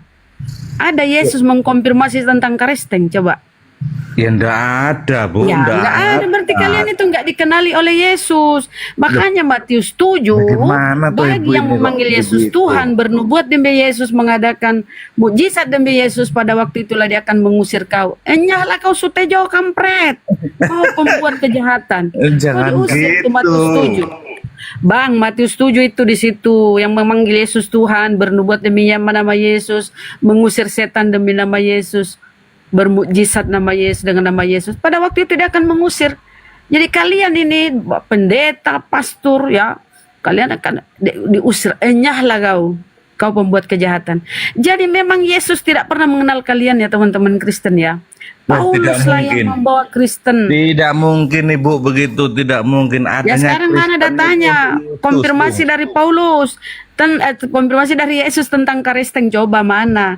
Kalau Islam, kalau Allah Subhanahu wa taala, Allah sudah mengkonfirmasi dalam Al-Qur'an di surah Al-Maidah ayat 3. Al-yauma akmaltu lakum dinakum wa atmamtu alaikum ni'mati wa raditu lakumul Islam madinah. Hari ini telah kusempurnakan agamamu, telah kucukupkan nikmatku bagimu, dan telah kuridhoi Islam menjadi agamamu. Sekarang saya minta konfirmasi, kan kalian ini selalu, kami ini pengikut Yesus, kami pengikut Yesus. Ya harusnya yang kau ikuti itu ada legalitas dari dia. Loh, legalitasnya itu sudah jelas, Bu. Kalau Mana? Yesus itu yang menjadi Tuhan itu adalah Allah Bapa. Tapi kalau Allah Mana Subhanahu di wa Ta'ala Bibalmu itu legalitas Allahnya Yesus tentang keluarnya Kristen? dari Coba. Arab saja, bukan Coba di satu aja dari- pengakuan Yesus tentang Kristen. Coba satu aja. Atau Yesus gini ya, dia juru selamat bagi Kristen lah. Pokoknya apalah dia yang dia sebut-sebut tentang Kristen. Coba. Coba. Atau dia melegalitas kerasulan si Paulus yang kau rasulkan. Coba. Pokoknya konfirmasi dari Yesus lah yang kau tuhankan ini, coba. Nah, Ada. aku percaya kepada Allah Bapa. Aku percaya Kan teman-teman kan. Jadi kalau kita tanya nggak nyambung jawabannya saudara-saudara Kristen ini ya. Mereka memperbodoh diri. Sebenarnya mereka pinter ya karena dia sekolah, udah diberi akal. Pasti ada pikirannya kan. Tapi dia memperbodoh diri. Coba tanya Bang Zumas, enggak begitu, pasti orang Saya Kristen minta dalil, dimudahkan oleh data Tuhan di Yesus. Bibelmu, konfirmasi dari Yesus. Kan kalian suka ngaku-ngaku kami ini pengikut Yesus. Dari mana? Konfirmasi dari Yesus. Jangan-jangan Anda ini bertepuk sebelah tangan seperti kata gurunda saya ya, Bang Zum. Kalian ini penumpang gelap. Ke Yahudi Jelas beda, Bu. ditempeleng, Jelas beda. ke Begitu Islam pandangannya. ditendang. Kalian penumpang gelap. Nggak jelas kalian ini, nggak punya jati diri. Kalau kalian mengaku sejatinya kalian pengikut Paulus, ya, nggak pakai lagi istilah-istilah Al-Quran, nggak ini lagi, ya, jadilah Kristen sejati. Pikulah salibmu dari si Kristus palsu itu. Jadi gitu loh, harus percaya diri. Karena kalau konfirmasi dari Yesus anak Maria, Kristus yang asli tentang Karisteng tidak ada sama sekali, teman-teman. Kristen lahir setelah Yesus, sudah lama Yesus terangkat, muncullah si Paulus dengan ajarannya ini yang berasal dari Kristus palsu. Kenapa dibilang Kristus palsu? Ajaran Kristus anak Maria yang asli berbeda dengan apa yang diajarkan oleh si Paulus. Yang tentu ajarannya berasal dari Kristus palsu, berbeda. 380 derajat perbedaannya. Yesus mengatakan di Matius 5:17, aku datang bukan untuk menegakkan hukum Torah atau kitab para nabi. Sebelum langit dan bumi runtuh, satu titik atau satu iota pun tidak akan hilang dari hukum Taurat. Barang siapa yang menghilangkan salah satu hukum Taurat sekalipun terkecil, maka dia menduduki tempat terendah, tempat terburuk, ya, neraka jahanam. Tapi apa kata Paulus? Dengan matinya Yesus maka dia membatalkan hukum Torah dengan segala perintah dan ketentuannya. Si Paulus ini mengkambing hitamkan orang. Oke? Itulah dilihat dari buahnya. Dari buahnya lah kau akan melihat bahwa ini pengajaran Kristus palsu, dan ini adalah yang datang kepada murid-murid asli Yesus adalah Kristus asli dan yang diutus kepada Bani Israel. Dari buahnya. Lah kalianlah buah-buah dari pengajaran Kristus palsu yang dimotori oleh si Paulus dengan surat-suratnya di dalam Bible ini. Kenapa? Bukti fakta, tidak ada konfirmasi dari Yesus anak Maria yang diutus kepada Bani Israel kepada Karisteng. Oke ya? Ngawur itu, Bu. Itu ngawur, tidak benar. Sekarang itu. kasih data, bantah dong. Tidak Bantah usah kalau pakai kita data, ngawur. fakta itu Bantah. yang menyatakan. Bantah. Faktanya itu sudah berapa kali orang-orang Kristen itu Ya kalau cuma bertemu congor, dengan Bang Yesus. Sutejo, jangan congor dong, kasih data supaya kita percaya. Oh iya benar ya. Kalau nggak ada data dalil di Biblosmu, berarti betul apa yang saya narasikan. Bantah dengan dalil. Karena yang saya sampaikan tadi itu data-data di Biblemu. Coba bantah. Tapi kenyataannya di gereja-gereja enggak begitu, Bu. Iya iyalah, karena ajaran Kristen itu kan ya dikembangkan di Roma Yunani sana.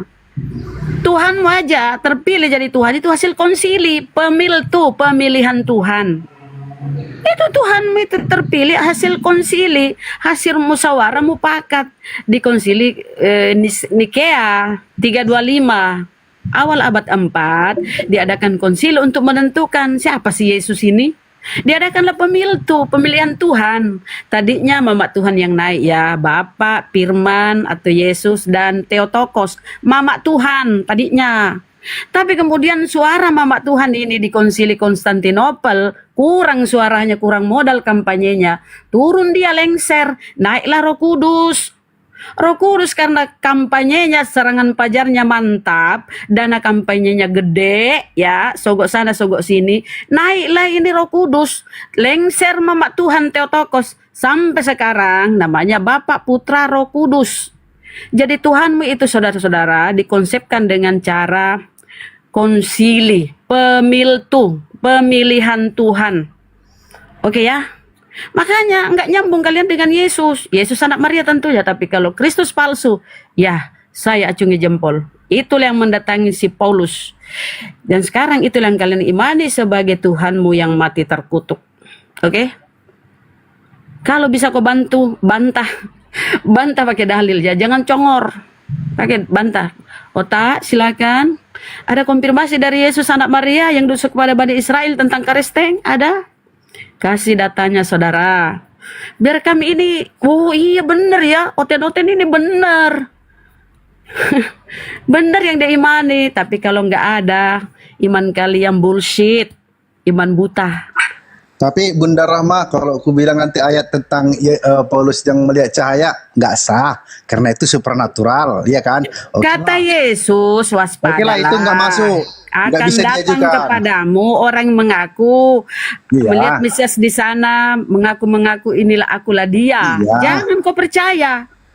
Iya, maksudnya gini loh. Kalau bicara mana legalitasnya atau mana lah isinya biar sah bahwa ini Paulus ini dari Yesus. Yesus yang mengutus dia, Yesus yang menjumpai dia dalam Di penglihatan itu. mana itu? Saudara, itu dengar dulu. Salah satu cara kami untuk meyakini Paulus ini dari Yesus, dia saudara diterima otak dia yang baik diterima oleh hati. Petrus. Begini saudara-saudara. Bahkan udah Sekarang mengakui. begini. Oke, Bahkan baik. mereka mengutus, udah Paulus. Oke. Ini saya kasih tahu. Paulus, Saya kasih kau tahu, Bang. ke arah Romawi sana lah ya. Ke luar Israel lah kau lek Paulus ya, karena kau bisa bahasa Yunani, terus kau agak pintar, koleksi Oke, banyak. Bang. Gitu. Kami biarlah Oke. dijauh dini kami. Gitu, Bunda. Bang, begini.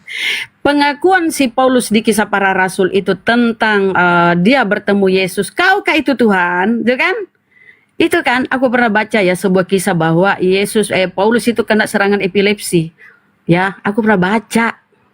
Tapi aku nggak bahas ke situ ya. Nah, itu yang menulis siapa? Lukas. Kisah Para Rasul itu ditulis oleh Lukas. Lukas ini siapa? Murid bukan murid ya, dokter pribadi atau tabib pribadinya si Paulus. Sahabat karibnya si Paulus yang menulis. Konfirmasi dari yang lain itu nggak ada. Dari si Matius, tulisan Yohanes nggak ada, tulisan Markus nggak ada yang mengkonfirmasi tentang pertemuan Paulus ngaku-ngaku ketemu Yesus di perjalanan ke Antioquia. Nggak ada yang menulis yang lain selain Lukas di Kisah Para Rasul. Siapa Lukas?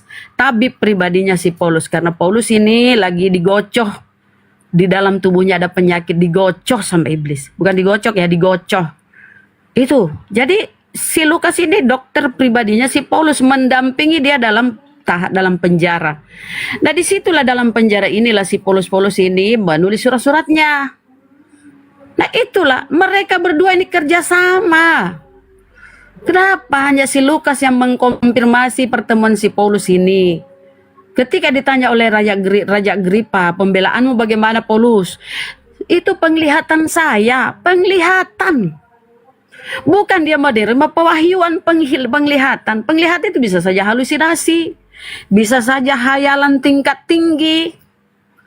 Ayolah kalian tuh cerdas-cerdas berpikir dong. Makanya Yesus tidak pernah mengkonfirmasi tentang karisteng di Biblos. Beda dengan Allah Subhanahu wa taala. Inna dina indallahil Islam. Hanya Islam di sisi Allah. Kemudian di Al-Maidah ayat 3 Allah mengkonfirmasi langsung tentang Islam. Sudah ada legalitas dari Allah. Allah yang memberi penamaan. Karisteng mana selain Paulus? Oke? Kecuali kau bantah pakai dalil ya. Silakan teman-teman kalau mau masuk. Bang Andi. Makanya kami tuh yakin 1000% bahwa ya kalian itu ya paganisme dari kabur Sutejo dari Roma Yunani sana. Dan Paulus pun mengaku bahwa aku rasul bagi orang-orang di luar Bani Israel yang berkulub. Kalian lah teman-teman ya, Kristen ya. Iya teman-teman, mereka itu Tuhannya itu. Ya, Tuhannya ada itu hasil dari pemiltu. Mereka musyawarah mufakat untuk menentukan Tuhannya. Jadi pemiltu, pemilihan Tuhan. Itulah sejarah konsili-konsili. Jadi ketetapan Tuhannya siapa, Tuhannya ini itu ya melalui keputusan musyawarah, keputusan bersama. Ya, kalau kita di Islam musyawarah, mereka sebut konsili. Jadi mereka berkumpul ya, pemuka-pemuka agama Kristen berkumpul tuh seluruh dunia. Mereka memutuskan Yesus ini layak Tuhan apa enggak. Konsili Kalsedon. Satu lagi Bang, satu. Konsili Kalsedon diputuskan bahwa Yesus ini ternyata makan ikan goreng. Ini Konsili Kalsedon ya. Di abad 4, abad 5 lah. Awal abad 5. Konsili Kalsedon ini ditetapkan bahwa Yesus ternyata ada manusianya. Ada manusianya karena dia makan ikan goreng. Dia disusui. menyusu dia. Itu di Konsili Kalsedon ditetapkan Yesus 100% manusia, 100% ilahi. Begitu teman-teman kisah ketuhanan mereka ya. Jadi hasil dari musyawarah untuk mufakat. Pemiltu. Silakan Bang Otak. Pakai dalil ya. Perlu kawan-kawan ketahui dan Bunda Rahma ketahui ya. Paulus tetap menghargai hukum Taurat dan tradisi nenek moyangnya Yahudi. Buktinya, kalau Anda baca di Kisah Para Rasul itu, dia menyuruh Timotius, bahkan mungkin dipaksa itu ya, Timotius, sunat kau.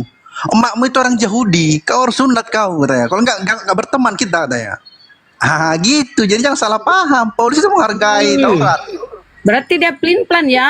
Ketika di Efesus dia berkata Karena sunat bahwa itu hanya untuk matinya orang Kristus. Yahudi yang keturunan Abraham, gitu Bunda.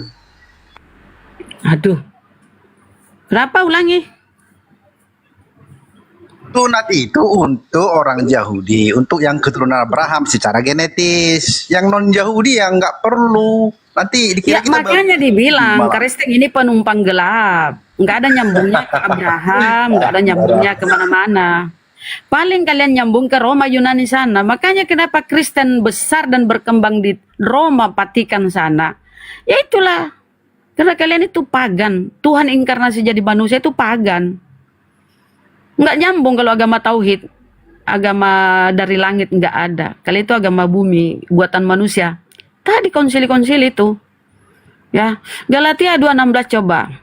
Kamu tahu bahwa tidak seorang pun dibenarkan oleh karena melakukan hukum Torah. Gak ada seorang pun dibenarkan menurut si Paulus. Baca tuh Galatia 2:16. Dan memang dia paham bahwa hukum Torah itu untuk Bani Yakub.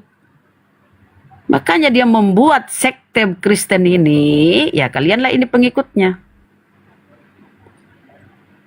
Kristen. Makanya nggak nyambung dengan ajaran Yesus, saudara ya. Siapa yang membawahi ajaran Paulus ini bersumber dari mana? Ya Kristus palsu.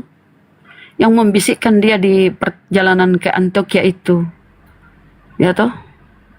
Dirumuskanlah konsep ketuhanan yang dipelopori oleh si Paulus ini, kemudian dibawa ke Roma sana, di Roma dikembangkan, diterima oleh Kaisar Roma, diadakan konsili-konsili, kemudian dikanonlah Bible ini, jadilah karya kalian ini Kristen. Menyebar ke seluruh dunia, dibawa oleh penjajah Belanda masuk ke Indonesia. Jadilah saudara-saudaraku ini Kristen. Begitu Bang. Jadi Paulus ini Bang mengkambing hitamkan anak orang, memperalat, memakai nama Yesus anak Maria asli untuk melegalkan ajarannya yang ternyata bersumber dari Kristus palsu. Makanya tidak diterima di Israel sana, di tanah kelahiran Yesus asli. Karena nggak sesuai dengan ajarannya. Kontradiksi. Makanya dibawa di Roma, dibawa ke Athena. Baca tuh di Biblemu. Dia berdakwah di Athena sana. Menyebarkan ajarannya sampai ke Roma. Akhirnya apa? Jadi sekarang pusat Kristen di Roma sana, Bang. Oke. Bang Otak. Aku izin sholat. Oke. Saya tanya dulu kepada otak waras. Otak waras, lebih bersih mana, lebih bagus mana, sunat atau tidak sunat? Jawab dengan jujur aja. Jujuran kita. Ya kalau itu udah pasti lebih sunatnya inilah. Sunat lah. Lebih bagus sunat kan? Nah, kalau Anda jujur mengatakan sunat itu jadi bersih, lebih bagus, maka secara otomatis Anda membenarkan ajaran Yesus dan ajaran Islam yaitu bersunat. Nah, ini bisa divalidasi kebenarannya bahwasanya yang membuat Anda tidak sunat adalah ajaran Paulus. Nah, saya terangkan sedikit ya. Dalam 1 Yohanes 2 nomor 6, Yesus berkata, barang siapa yang mengaku aku hidup di dalam dia harus hidup sama seperti Kristus hidup. Sementara ya, Kristen dan Islam memahami dan mengakui bahwasanya Yesus disunat pada hari ke-8. Tentunya kalau kalian mengaku pengikut Yesus, pengikut Kristus tentunya harus ikut hidup sama seperti Yesus hidup. Nah, Yesus bersunat. yang membuat Anda tidak bersunat lagi-lagi dan lagi adalah Paulus. Sebagaimana Galatia 5 nomor 2. Barang siapa yang menyunatkan dirinya, Kristus sama sekali tidak berguna dari Kristus baginya. Saya ulangi, dalam Galatia 5 nomor 2, Paulus mengajarkan bahwasanya barang siapa yang menyunatkan dirinya, Kristus sama sekali tidak berguna baginya. Jadi jelas, ajaran Yesus dengan ajaran Paulus itu kontradiktif, bertentangan, tidak terkorelasi. Maksudnya begitu, otak waras.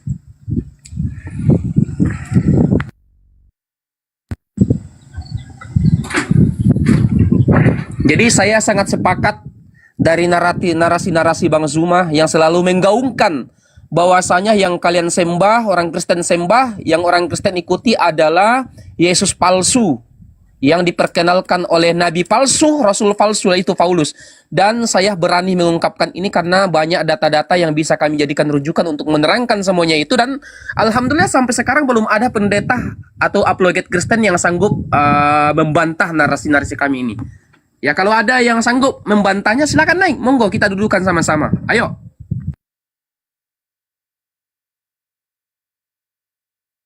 Nah, gimana otak merdeka?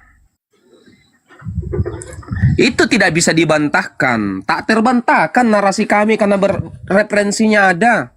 Dan referensi itu secara eksplisit menjelaskan tentang itu.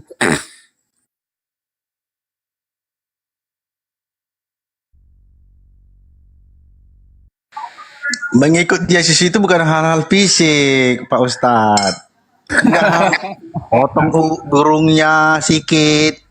Oke. Banyak. Bukan Kalau gitu. mengikut Yesus bukan hal-hal fisik, tunjukkan datanya di mana, referensinya mana. Jangan sampai kalian menarasikan sesuatu.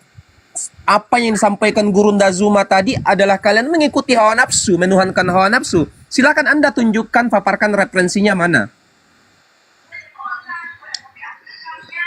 Hiduplah menurut roh. Kan gitunya. Mana datanya? Keinginan Datanya roh mana? mengikuti. Datanya mana? Anda Jangan harus keinginan daging. Otak waras. Anda Keinginan harus kotak merdeka. Kotak merdeka. Itu pun salah kau Pak Ustadz. Otak merdeka. Iya, otak. Sebelum kau bernarasi, kamu harus ya menunjukkan data dulu. Datanya dari mana narasi kamu? Tadi saya mengatakan ya bahwasanya orang yang mengaku mengikuti Yesus, dia harus hidup sama seperti Kristus. Di situ tidak dibagi-bagi mengikuti dengan gaya roh. Akan tetapi diterangkan di situ dalam 1 Yohanes 2 nomor 6, barang siapa yang mengaku aku hidup di dalam dia, kata Yesus, dia harus hidup sama seperti Kristus. Nah kalau Anda mengatakan mengikuti hanya dari segi rohania, silakan Anda paparkan datanya di mana, silakan. Pak Ustadz, kalau untuk menjawab ini, nah orang Tritunggal dan Onenes, jago ini menjawab ini. Ayo naik, teman-teman hotel yang Onenes, yang Tritung, kalian bisa menjawab ini. Pasti jawaban kita sama. Ayo naik, jangan malu-malu. Anda bantah narasi saya, Anda bantah narasi saya. Silakan bantah dengan referensi, bukan dengan congor, bukan dengan narasi liar, tapi dengan referensi yang bisa divalidasi, ya, supaya Anda tidak menyembah hawa nafsu. Silakan.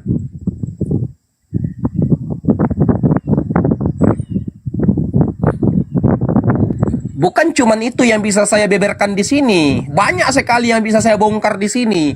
Dan sampai sekarang belum ada yang bisa membantahnya dengan eksplisit, dengan data yang bisa masuk. Kecuali dengan mutar-mutar ya dijawab. Seperti Mikana, Mikonek, mereka jawab tapi asal bunyi.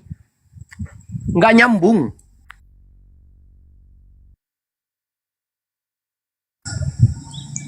Ayo kalian bantah.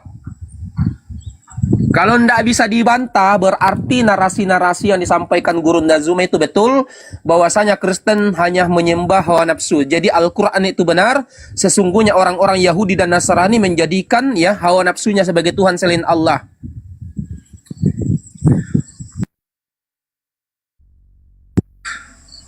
Iya baru bangun kayaknya Kang Dito. Ayo Kang Dito silakan. Bukan, aku lagi jalan di perjalanan. Otak merdeka itu mau lawan Oten. Kasih aja naikin Oten lagi satu. Dari tadi dia pengen lawan Oten. Dia nggak ngerti Bible. Paulus itu menganggap, dia menerangkan hukum Taurat itu seperti kotoran, tai, kotoran, tinja. Itu di Filipi 3 nomor 8. Tuh loh, memang nggak tahu baca Bible ini otak merdeka. Itu mau lawan Kristen yang lain, dipermalukan kau nanti. Jadi Paulus mengatakan hukum Abang balik dulu ya, kawan-kawan. Nanti biar naik oten lain nih, biar seru. Kau pahami dulu, dengerin. Gurunda bernarasi, wah kabur. Nyimak di sini, ambil poin-poin kami kalau mau lawan Oten. Mumpung kau belum mualaf, samalah kayak KTP, hajar semua Oten kan. Baru aku yakin ini, Bang Dito, Gurunda, saya asli mau masuk Islam kayak gitu. Baru lawan Oten untuk melihat kebenaran itu. Hukum Taurat dibuat jadi kotoran sama Paulus, nggak ngerti dia. Kalau masih Oten, maling teriak maling. Iya. Dari tadi udah saya hajar, dia nggak mau ngomong, maunya lawan Oten gitu kan. Tapi Masya Allah ya, tadi saya menyimak dari tadi, bukan diam ketiduran. Tidak, Masya Allah. Gurunda mudah-mudahan sehat selalu, ya, terus berdakwah bersama kami, ya. Ini luar biasa ilmu-ilmu baru yang dapat kita kemudian serap. Ya kalau dikatakan saya Bang sama Ustadz Felix narasinya sama, sebenarnya gurunya adalah Bang Zuma, guru kita. Gurunda inilah guru kita. Jadi semua narasinya kami copy paste, kami serapi dan kami telaah dengan baik, dan alhamdulillah dijadikan rujukan saya atau Ustadz Felix. Ternyata Masya Allah Gurunda tadi menjabarkan tidak ada yang berbeda dengan yang kita, karena semuanya bersumber dari Gurunda. Ini teman-teman Iwan Filah ya. Jadi kami Apologetik Islam Indonesia selalu ya mensiarkan yang seperti sepemahaman apa yang kami serap dan apa yang kami pelajari. Tidak membuat suatu berarah-arah kemana-mana. Disinilah nikmatnya diskusi lintas agama, satu komando, satu barisan. Begitu Bang Andi. Nenekmu King Kong. Allahu Akbar. Jadi kalau orang-orang Kristen sekarang udah punya panggilan baru, nenekmu King Kong, ya hati-hatilah. Ternyata ada dalilnya, 2 Samuel tadi ya. Aduh, neneknya King Kong. Nenek moyangmu King Kong. Ya udah, saya lanjut perjalanan, nanti masuk lagi. Ustaz Felix, lanjut. Bunda Rahma, kalau ada yang naik di atas silakan dijambak. Iya Bang Ahidio, aku sholat dulu, sholat asar.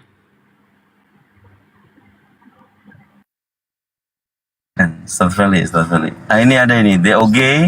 Selamat siang menjelang sore. Langsung sama Ustaz Felix ya. Lanjut aja Kang Dito, aku lagi beraktivitas juga ini. Ya, ke host lah biar diajar sama hostnya.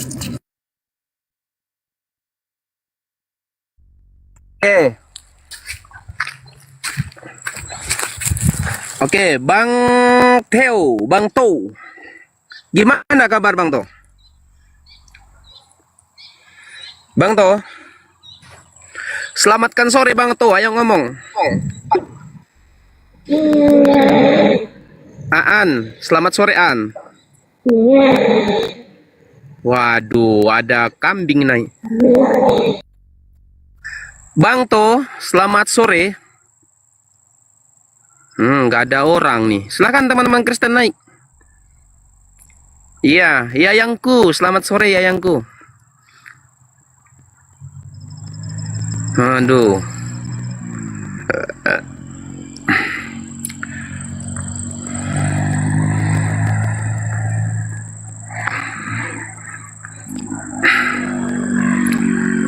Samil, selamat sore. Selamat sore, Samil. Waduh. Ini ada tapping edis di bawah. Ngapain kau sebut-sebut orang tidak waras di sini?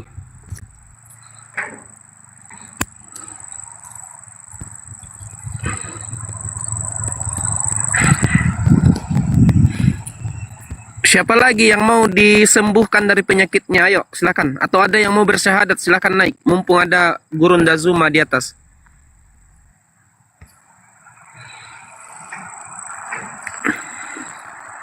Silakan Edis. Edis siapa ya? Kalau ada yang gaung-gaungkan Edis di bawah, saya sudah bikin sayembara, yuk. Hadapkan aku dengan Edis 1 lawan 1 head to head. Kita buktikan Islam atau Kristen agama benar.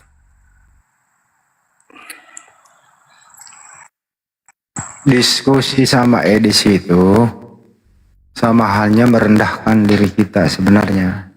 Oh iya. Itu satu.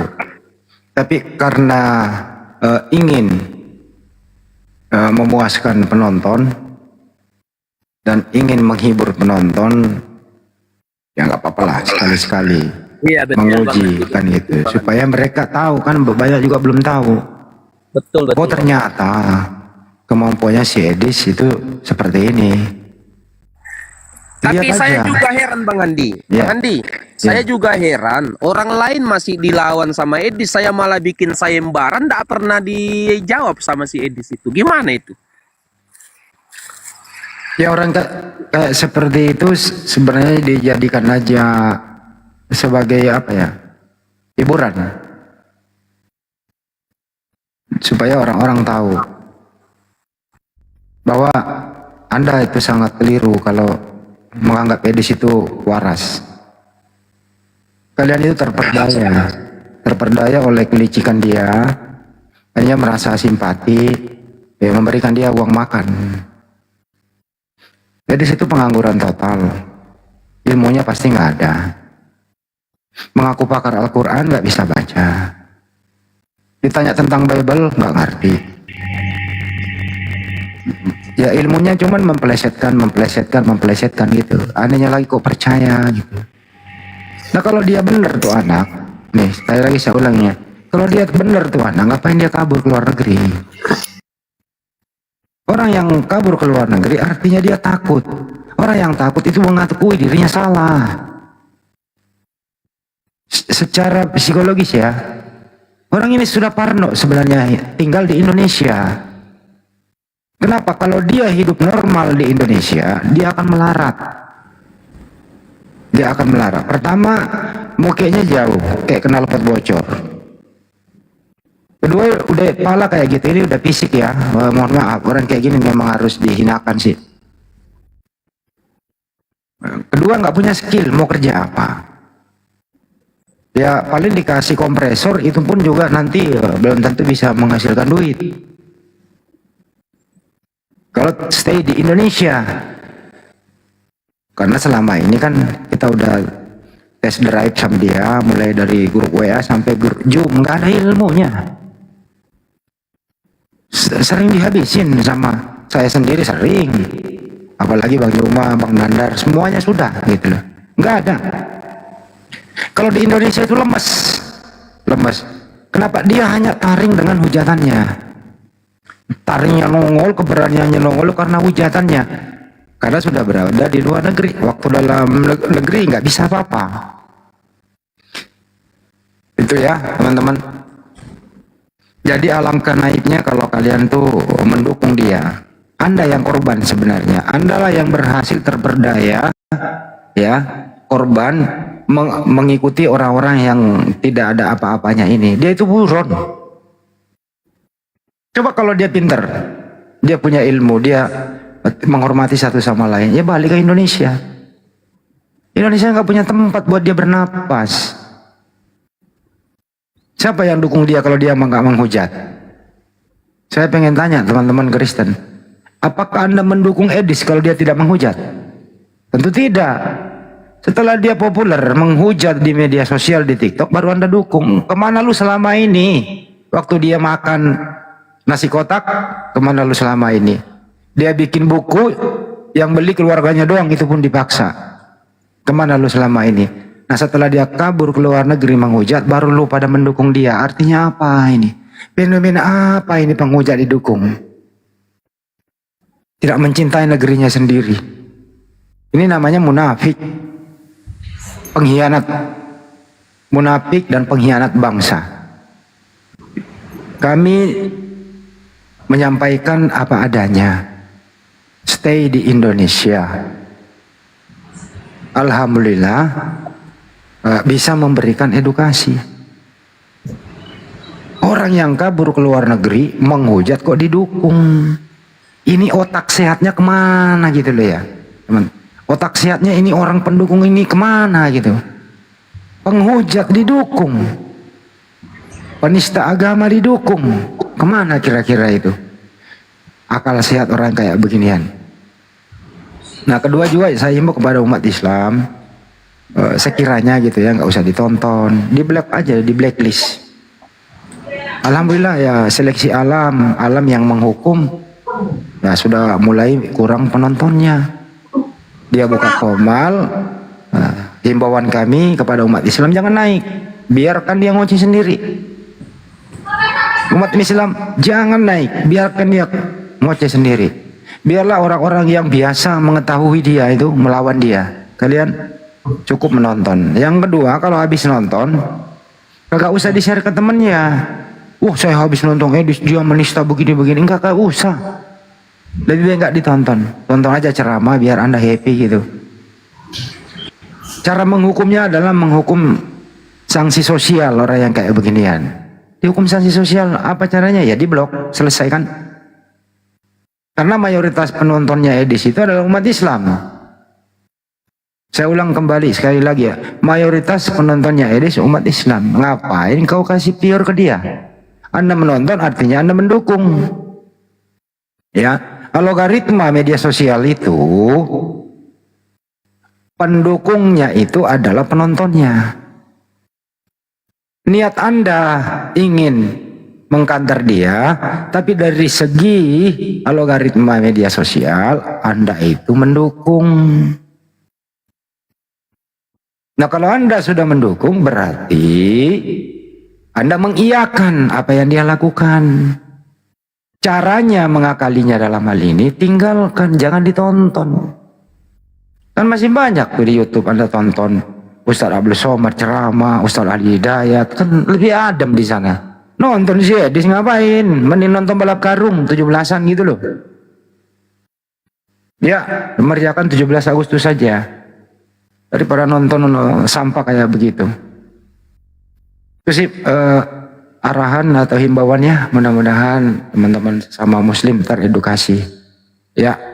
Jangan sampai terprovokasi. Mereka itu berbagai cara yang dia lakukan.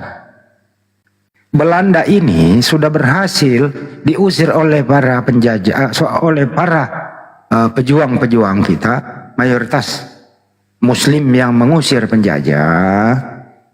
Tapi jangan lu harap ya karakteristik pola-pola penjajah ini hilang total di Republik ini, enggak. Sisa-sisanya masih ada. Mereka berbagai macam trik dia lakukan, termasuk ya menipu, pembohong, penista, arogan, dan seterusnya. Ini masih dipakai pola ini. Peninggalan-peninggalan Belanda itu. Jadi waspada teman-teman. Waspada orang yang kayak begini. Itu sih himbauan saya ya. Menutup atau mengisi sesi diskusi kali ini. Semoga semua tercerahkan. Terima kasih. Kembali ke host. Kok pada diam?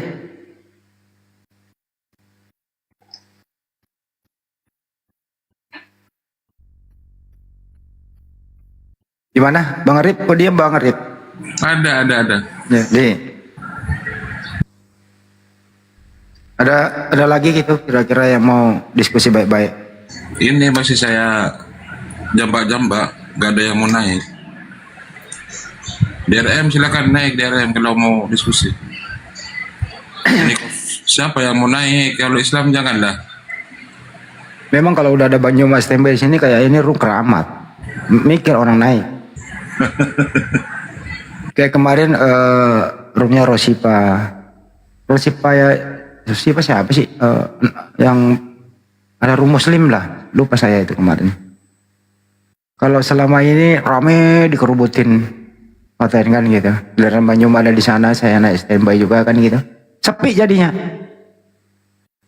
Jadi memang kalau Banyumas sudah ada standby itu ya room ini keramat buat mereka. Dengan cara apa lagi ya melawan Banyumas ya? Pakai data, nggak mungkin dia nggak berdata, gitu ya. pakai akal sehat, logika, ya habislah kita. Caranya gimana? Ya membuat Banjuma emosi. Pura-pura budak lah, pura-pura nggak ngerti lah, nggak nyambung lah kayak tadi.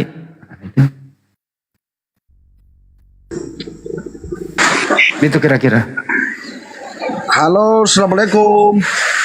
Waalaikumsalam warahmatullahi wabarakatuh. Bang Heni, semoga saya selalu bisa ndak saya tambahkan sedikit aja, tidak sampai 1 menit. Apa bang? Ya, jadi saya sambung dari apa disampaikan oleh Bang Handi ini, sahabatku Bang Handi, bahwa saya setuju untuk tidak usah naik di roomnya Edis. Karena kalau kita kembali kepada surat Al-Furqan ayat 23, apapun bentuk kebaikan mereka di hadapan Tuhan itu tidak ada nilainya. Entah mereka itu membangun masjid, mau naikkan orang ke naik haji, dalam apapun, tetap Allah Subhanahu wa taala itu tidak akan menghitung kebaikan mereka itu. Jadi tidak ada gunanya kalau apalagi naik di roomnya Edis. Saya kira itu saja perlu saya tambahkan, Os. Terima kasih banyak. Ya. Oke, saya turunkan Pak ya. Iya, itu aja. Assalamualaikum. Assalamualaikum warahmatullahi wabarakatuh. Waalaikumsalam. Salam.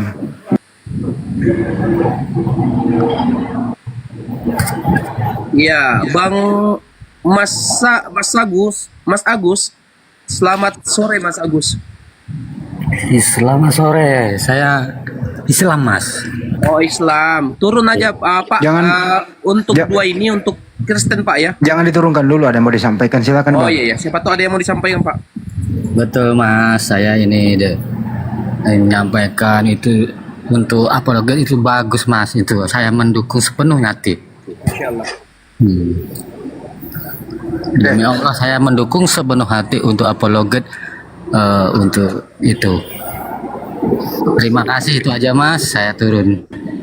Harus di Assalamualaikum warahmatullahi wabarakatuh. Waalaikumsalam. Harus ditambahkan Bang, apologet Islam. Karena kalau apologet saja itu, ya mereka juga sekarang udah mau pakai nama apologet. Bahkan mau pingin buat organisasi juga apologet. Awalnya kan gitu.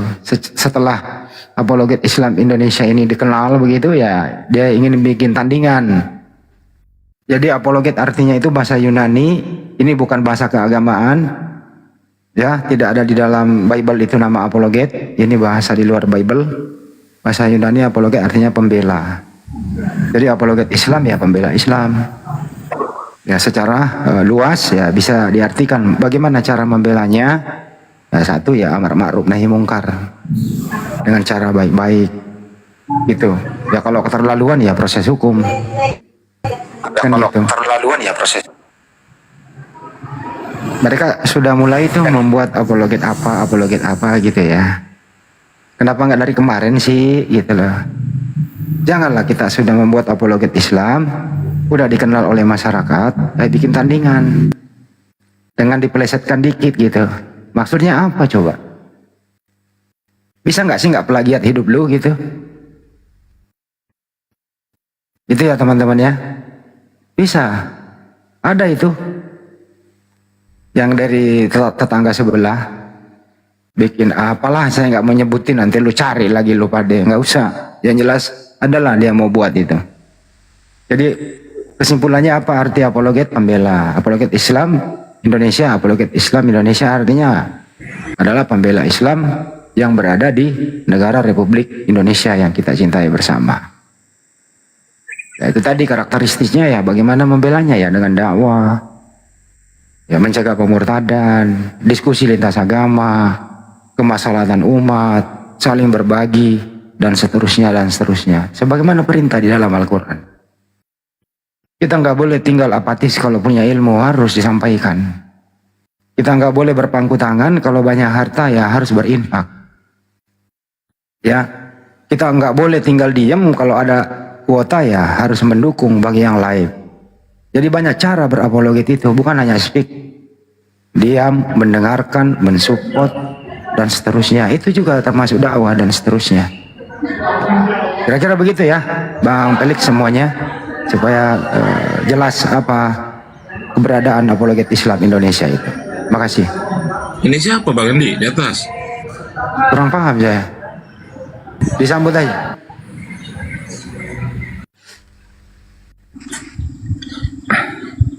Ya silakan. Selamat sore Edi Kurap. Selamat sore. Dibuka mute-nya. Udahlah orang kayak begini gitu lah. Ini sudah kekurangan, ya kekurangan ilmu, tidak ngerti Bible, nggak ngerti Al-Quran, nggak ngerti apa-apa, cuman jiwanya di dalam dirinya iblis penuh kebencian. Ya, itu aja caranya mereka. Kalau sudah terlanjur membenci itu, ingin bergerak tapi nggak punya tenaga gitu loh, isi kepala nggak ada. Nah, terus tapi kebencian yang ada ya berbagai cara yang dia lakukan. Itulah mereka. Alhamdulillah kami umat Islam janganlah pakai nama yang aneh-aneh, pakai nama yang sop, tidak menyinggung mereka. Jangan samakan mereka gitu. Itu Bang Arif. Mereka ini sebenarnya ingin diskusi tapi nggak ada daya. Di dalam kepalanya itu nggak bisa lagi diisi dengan kebaikan. Iblis sudah di dalam berkecamuk. Apa isinya? Ya membenci, membenci, membenci gitu. Membenci Islam tapi tidak bisa mengungkapkan apa maksud kebencianmu itu. Apa yang tidak kau sukai dalam ajaran Islam apa? Sampaikan saja. Ada nggak ajaran Islam itu membuat keburukan? Ada nggak ajaran Islam itu membuat manusia ini tidak baik gitu loh? Carilah di sana. Carilah di Al-Quran itu ada ajaran di dalamnya, perintahnya, hukumnya, apalah segala macam isinya itu membuat manusia ini terpuruk. Terpuruk dari ilmu pengetahuan, terpuruk dari akidah. Nggak ada tuh Al-Quran mengajarkan manusia terpuruk menjadi kufur, nggak ada. Justru Nabi Muhammad datang itu membuat menjadi terang benderang dari masa kegelapan, dari zaman jahiliyah menjadi terang benderang. Itu Al-Quran datang. Udah zaman sekarang coy, lu nggak benci terhadap Islam, apanya yang kau benci? Ya untuk itu juga para saudara-saudaraku di luar sana, dalam hal Anda beragama Islam, ya bertindaklah sesuai ajaran Islam. Karena serangan mereka itu serangan ke individu-individu yang mereka tiru. Buat apa saya beragama Islam? Ada orangnya maling kok, ada orangnya korup kok. Nah itu mereka dia lihat. Jadi kalau ada individu umat Islam itu dia mengatakan ini ajaran Islam. Tapi kalau mereka ada individu mereka, dia katakan ini personal. Nah itu prinsip-prinsip kayak gini tidak adil, tidak balance. Kenapa? Ya nyerangnya di individu yang keliru. Mereka ini tidak bisa menyerang Al-Quran hadisnya, ya menyerangnya kepada personalnya. Untuk itu mari perbaiki diri, ya introspeksi diri gitu loh. Menghadapi ke mereka ya santun aja. Itu kira-kira mudah-mudahan bisa teredukasi pada kesempatan kali ini. Ada Pak Junedi, silakan Pak Junedi, monggo. Di sini ajan, standby.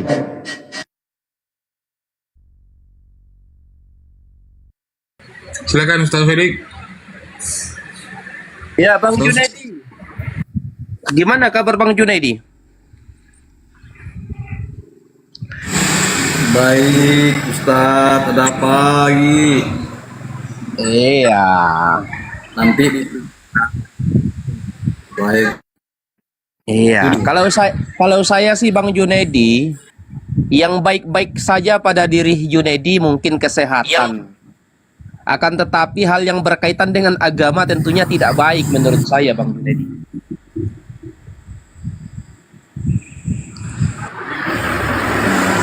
Iyalah, memang harus begitu. Iya kan tentunya saya menyampaikan itu tentunya ada referensi yang bisa saya pertanggungjawabkan. Saya mengatakan kalau Bang Junedi atau Kristen yang lain mengatakan baik-baik saja, tentu mungkin yang baik di situ adalah fisik. Ya, alhamdulillah, akan tetapi berbicara tentang akidah atau agama tentunya tidak baik.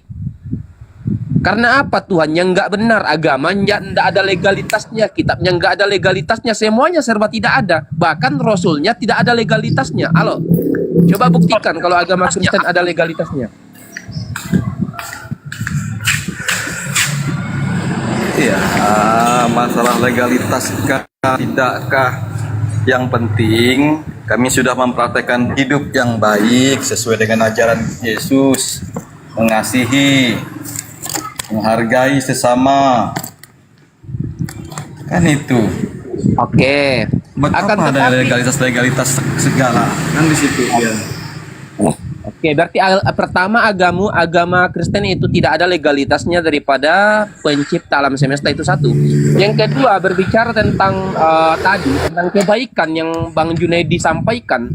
Nah, kebetulan tadi ada Bapak naik mengatakan bahwasanya dalam Al-Quran diterangkan bahwasanya, ya, dini dulu, bahwasanya kebaikan yang dilakukan oleh orang Kristen Oten itu tidak ada gunanya. Karena dalam Al-Quran diterangkan, la in asrakta la yahbatanna amaluk fala takunanna minal khasirin.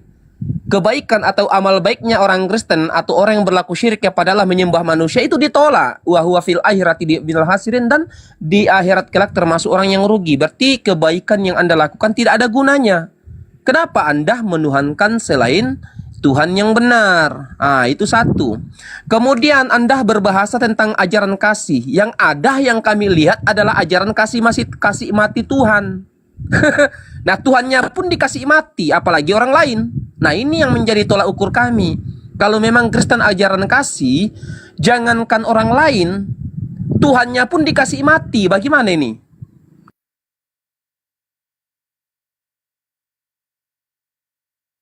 Coba tanggapi. Ini kayak lucu sedikit tapi betul. Ya, saya enggak masalah. Kehidupan kami ini kan bukan berdasarkan Al-Quran, kami berdasarkan kitab suci. Sekalipun tidak dipercaya oleh Ustadz mengenai kehidupan kami yang kami praktekkan dalam kehidupan kami untuk mengasihi, ya kami tidak ngotot kok, kan di situ dia. Ustadz kan berbicara, pandangan Ustadz terhadap kitab suci kami kan Ustadz pandang secara keislaman Ustadz, kan di situ dia, ya kan. Nah, sementara ya kami hidup ya sesuai dengan kitab suci kami, itu yang kami praktekkan. Kalau memang tidak sesuai dengan Al-Quran menurut Ustadz, ya itu kan menurut Ustadz, tapi kan menurut kami tidak, kan di situ. Oke, Bang Junaidi, iya. Bang Junaidi mengatakan bahwasanya kami mengikuti ya berdasarkan kitab suci. Jadi saya mohon kepada Bang Junaidi, sebelum Anda mengatakan gospel itu adalah kitab suci, Anda harus teliti dulu apakah betul-betul gospel ini layak dikatakan kitab suci. Nah, itu yang perlu Kak Junaidi harus pahami. Ya, pertama saya ajak Kak Junaidi dulu, Pak Junaidi, ya, untuk meneliti gospel itu apakah layak disebut kitab suci. Legalitas daripada gospel Yohanes, Markus, Lukas ini dari mana? Kalau dari Yesus, tunjukkan legalitasnya. Kalau dari Allah, tunjukkan legalitasnya dari mana? Coba dijawab. Ya, legalitasnya itu dari Yesus, dari murid-muridnya yang mereka dengar, yang mereka lihat, yang mereka saksikan sendiri. Coba tunjukkan, bacakan dan tunjukkan, silakan. Ya, di Yohanes 1 itu kan sudah jelas yang mereka saksikan dengan mata kepala mereka sendiri, itu yang mereka tulis tentang firman yang hidup itu. Di situ Pak Ustadz. Warkun aja dulu. Tidak berbicara tentang firman yang hidup. Nanti hari Senin baru tiba di Makassar. Ya. Ini Oke, juga lanjut. Willy masuk, orang dagang, bukan dagang Willy, aduh, dagang apa? Lanjut Ustaz, lanjut. Maaf, sorry. Yang saya tanyakan Bang Junaidi bukan firman yang menjadi manusia. Yang saya tanyakan adalah kemurnian daripada kitab yang kalian katakan tadi suci. Nah, bagaimana cara untuk menguji kitab yang dikatakan suci itu suci? tentunya ada pengakuan daripada Yesus sendiri atau Elohim tentang kesucian gospel Yohanes, Markus, Lukas itu. Nah, kalau di mirroring ke Islam kan legalitasnya, konfirmasi dari Allah itu jelas, zalikal kitabul la raiba fihi hudal lil muttaqin. Kami menurunkan Al-Qur'an sebagai petunjuk bagi orang-orang yang bertakwa dan tidak ada keraguan di dalamnya. Ayat yang lain dikatakan inna nahnu nazzalna dzikra, kami menurunkan Al-Qur'an, dan kami masih banyak lagi ayat yang lain. Itu pengakuan daripada Allah sebagai Tuhan pencipta alam semesta tentang kitab suci Al-Quran itu. Nah, saya minta hal yang sama, pengakuan daripada Elohim atau dari Yesus tentang gospel Yohanes itu, bukan pengakuan sendiri daripada Yohanes. Itu silakan. Ya, mereka saksi mata itu Pak Ustadz di situ. Itulah yang kami yakini. Ya kan, kalau mereka kan sudah melihat bagaimana Yesus datang ke dunia itu, nah itulah yang mereka tuliskan dan kami percaya. Di asal bunyi, nggak masuk pertanyaan saya, nggak seperti itu. Jangan asal bunyi lah. Ya kan itu yang tercatat dalam kitab suci saya. Aduh, Ustadz Felix ini masa nggak percaya di situ 1 Yohanes 1 itu udah berbicara di situ. Apa yang mereka tuliskan, yang mereka lihat sendiri, itulah yang mereka catatkan di situ. Iya, apa Beda, yang dituliskan? Saya tidak bertanya apa yang dituliskan. Saya minta pengakuan, legitimasi daripada ya legalitas, pengakuan ya bahasa universal saja, pengakuan daripada Yesus tentang ya keabsahan gospel Yohanes Markus. Silahkan. Kalau ada tunjukkan, kalau tidak ada jujur aja nggak ada. Ya di Matius di situ kan sudah ada pengakuannya Yesus. Kalau ya kami sebagai orang-orang yang percaya harus memberitakan Injil sampai ke ujung bumi kan di situ, dan ajarilah mereka seperti apa yang Injil itu bukan gospel, Bang Junaidi. Injil itu kan bukan gospel. Waduh. Iya, Injil itulah yang kami beritakan. Yesus itulah yang kami beritakan, Ustadz. Injil itu bukan gospel. Kalau Injil kami juga mengakui kebenarannya, tapi gospel kami tidak akui. Yohanes, Markus, Lukas. Ya, dalam Alkitab kami ini kan ada Injil juga kan di situ dia. Seperti Matius, Markus, Lukas, Yohanes itu kan Injil. Siapa bilang gospel Yohanes, Markus, Lukas itu Injil? Aduh, mana ada Injil? Udah Rahman, ya, menurut saya lagi beraktivitas. Menurut kami Injil itu.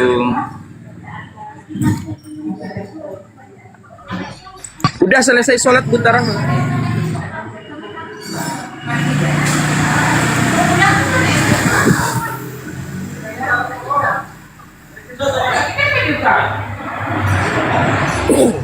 Iya. Kenapa saya katakan bahwasanya gospel Yohanes, Markus, Lukas itu bukan Injil? Saya punya referensi daripada Kristen ya secara internal sendiri. Coba tanya kepada Katolik. Dalam Katolik Identity ya menjelaskan dalam sebuah situs menjelaskan bahwasanya kepengarangan gospel Yohanes, Markus, Lukas itu sampai sekarang tidak diketahui siapa penulisnya. Ya, tidak diketahui, masih menjadi misteri. Jadi jangankan orang Islam, sesama Kristen sendiri tidak mengakui bahwasanya gospel Yohanes, Markus, Lukas itu adalah sebuah rujukan atau dikatakan kitab suci. Karena apa? Tidak diketahui siapa penulisnya secara pasti. Nah, kalau Bang Junaidi mengatakan yang tulis ini di sini, saya tidak masuk akal. Ya, itu kan tidak masuk akal menurut Ustadz. Menurut saya masuk akal kan di situ. Ya menurut kamu karena itu doktrin. Kalau kami pakai akal tidak masuk. Karena sesuatu kebenaran itu, ya kebenaran itu sebelum kita memahami, meyakini sebuah kebenaran, ada data yang tervalidasi menyatakan kebenaran itu. Nah sementara gospel itu kan sampai sekarang tidak diketahui ayat pertama turun apa. Coba tanya kepada Junaidi yang sudah 60 tahun menjabat sebagai Kristen. Ayat pertama turun itu dalam gospel Yohanes, Markus, Lukas itu mana? Ya itu yang ada di Alkitab saya. Yang mana? Yang mana? Ya itu yang semuanya. Apalagi itu yang tertulis, ya itulah dia, Ustadz. Kalau masalah masuk akal Pak Ustadz, seperti Tuan Logika katakan, masuk akal enggak ketika sholat kita kentut kok muka yang dicuci? Kan gitu kata Tuan Logika. Masuk akal enggak ketika kita sholat ya? Oke, langsung saya Lalu jawab ya. muka dan kaki yang dicuci. Oke, langsung saya jawab ya, langsung saya jawab. Kamu, kalau saya ditanya tentang Islam, belum kering bibirmu menyampaikan pertanyaan, langsung saya jawab. Dalam kaidah usul fikih mengatakan al-aslu fil ibadati haramun illa ma ja'a dalil. Pokok dasar daripada sumber hukum itu, ya pokok dasar daripada hukum itu, hukum ibadah itu haram, kecuali ada perintahnya. Makanya ketika batal wudhunya kami taat dan patuh kepada perintah baginda Muhammad SAW. Tentunya perintah ini dari Allah. Makanya ketika batal wudhu, maka yang dilakukan adalah berwudhu. Karena yang membatalkan wudhu adalah keluarnya hadat kecil, hadat besar. Ya, itu. Makanya kami semuanya ada referensi yang langsung bisa dijadikan rujukan untuk itu. Logika berkata begitu karena dia tolong. Tahu nggak? Langsung saya jawabkan dengan kaidah usul fikih, ada referensinya. Ya, masuk akal. Ya. Oke, silakan Anda jawab ya. Ayat mana dalam Yohanes 17 nomor 8, sebab segala firman yang telah engkau sampaikan kepadaku telah kusampaikan kepada mereka. Saya tanya kepada Junaidi, ayat mana yang pertama turun dan yang terakhir? Silakan.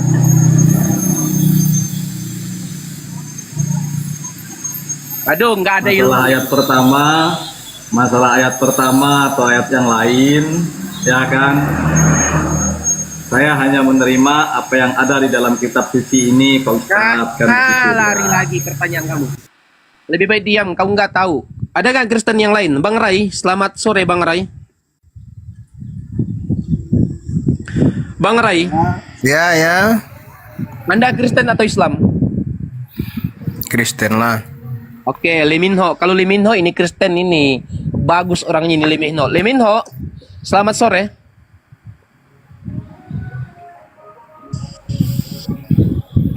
Dominse, Leminho, selamat sore.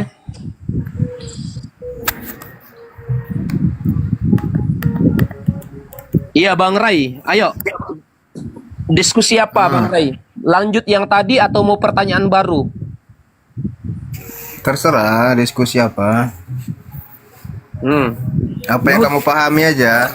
Oh, kalau saya sih terserah mau bahas apa terserah. Ya sama, yang kamu pahami aja tentang apa Alkitab. Oke, kamu kelasnya jemaat atau pendeta? Saya. Saya kelasnya sekolah minggu. Sekolah minggu. Banyak paham Bibel? Jelas banyak. Oke, jelas. Oke, tepuk tangan darah Yesus. Ya. Saya suka orang yang banyak paham Bibel. Kok darah Yesus? Ya, tenang aja. Oke, saya tanya kepada kamu. Kok darah Yesus saya bilang? Ya, itu repsek aja. Respect. Oke. Respect maksudnya? Ya, kebetulan keluar dari mulut saya teringat Yesus, darah Yesus. Ya, silakan. Silakan bertanya atau mau ditanya? Terserah, mau kamu nanya, mau saya bertanya, apa yang enak di hatimu. Oke, kalau begitu saya yang tanya sama kamu. Iya. Boleh. Oke, tapi janji jangan mutar-mutar ya. Oke, nanti saya jawab, jangan kamu bantah-bantah ya, dengan harus sesuai pendapatmu ya. Ya, tetap saya bantah, tentunya bantahannya sesuai dengan referensi. Oke, saya tanya kepada kamu. Sesuai dengan pendapatmu. Paham kan? Karena yang kamu tanya ini pasti tentang Alkitab kan? Oke, kalau begitu kalau kamu tidak mau ditanya tentang Alkitab, silahkan kamu bertanya tentang Al-Quran. Gimana sih katanya tadi? Terserah. Jadi boleh saya bertanya? Oke, silahkan kau bertanya. Jawab dengan dalil ya. Di mana kamu disuruh sunat di dalam Al-Quran? Coba tunjukkan dalilnya. Kamu suruh saya bertanya kan? Coba tunjukkan dalilnya. Tampilkan. Oke, ya kamu diam dulu ya, kamu diam dulu. Sebelum saya menjawab, referensi kaum muslimin itu taraktu fikum amraini lan tadillu abada kitaballah wa sunnati.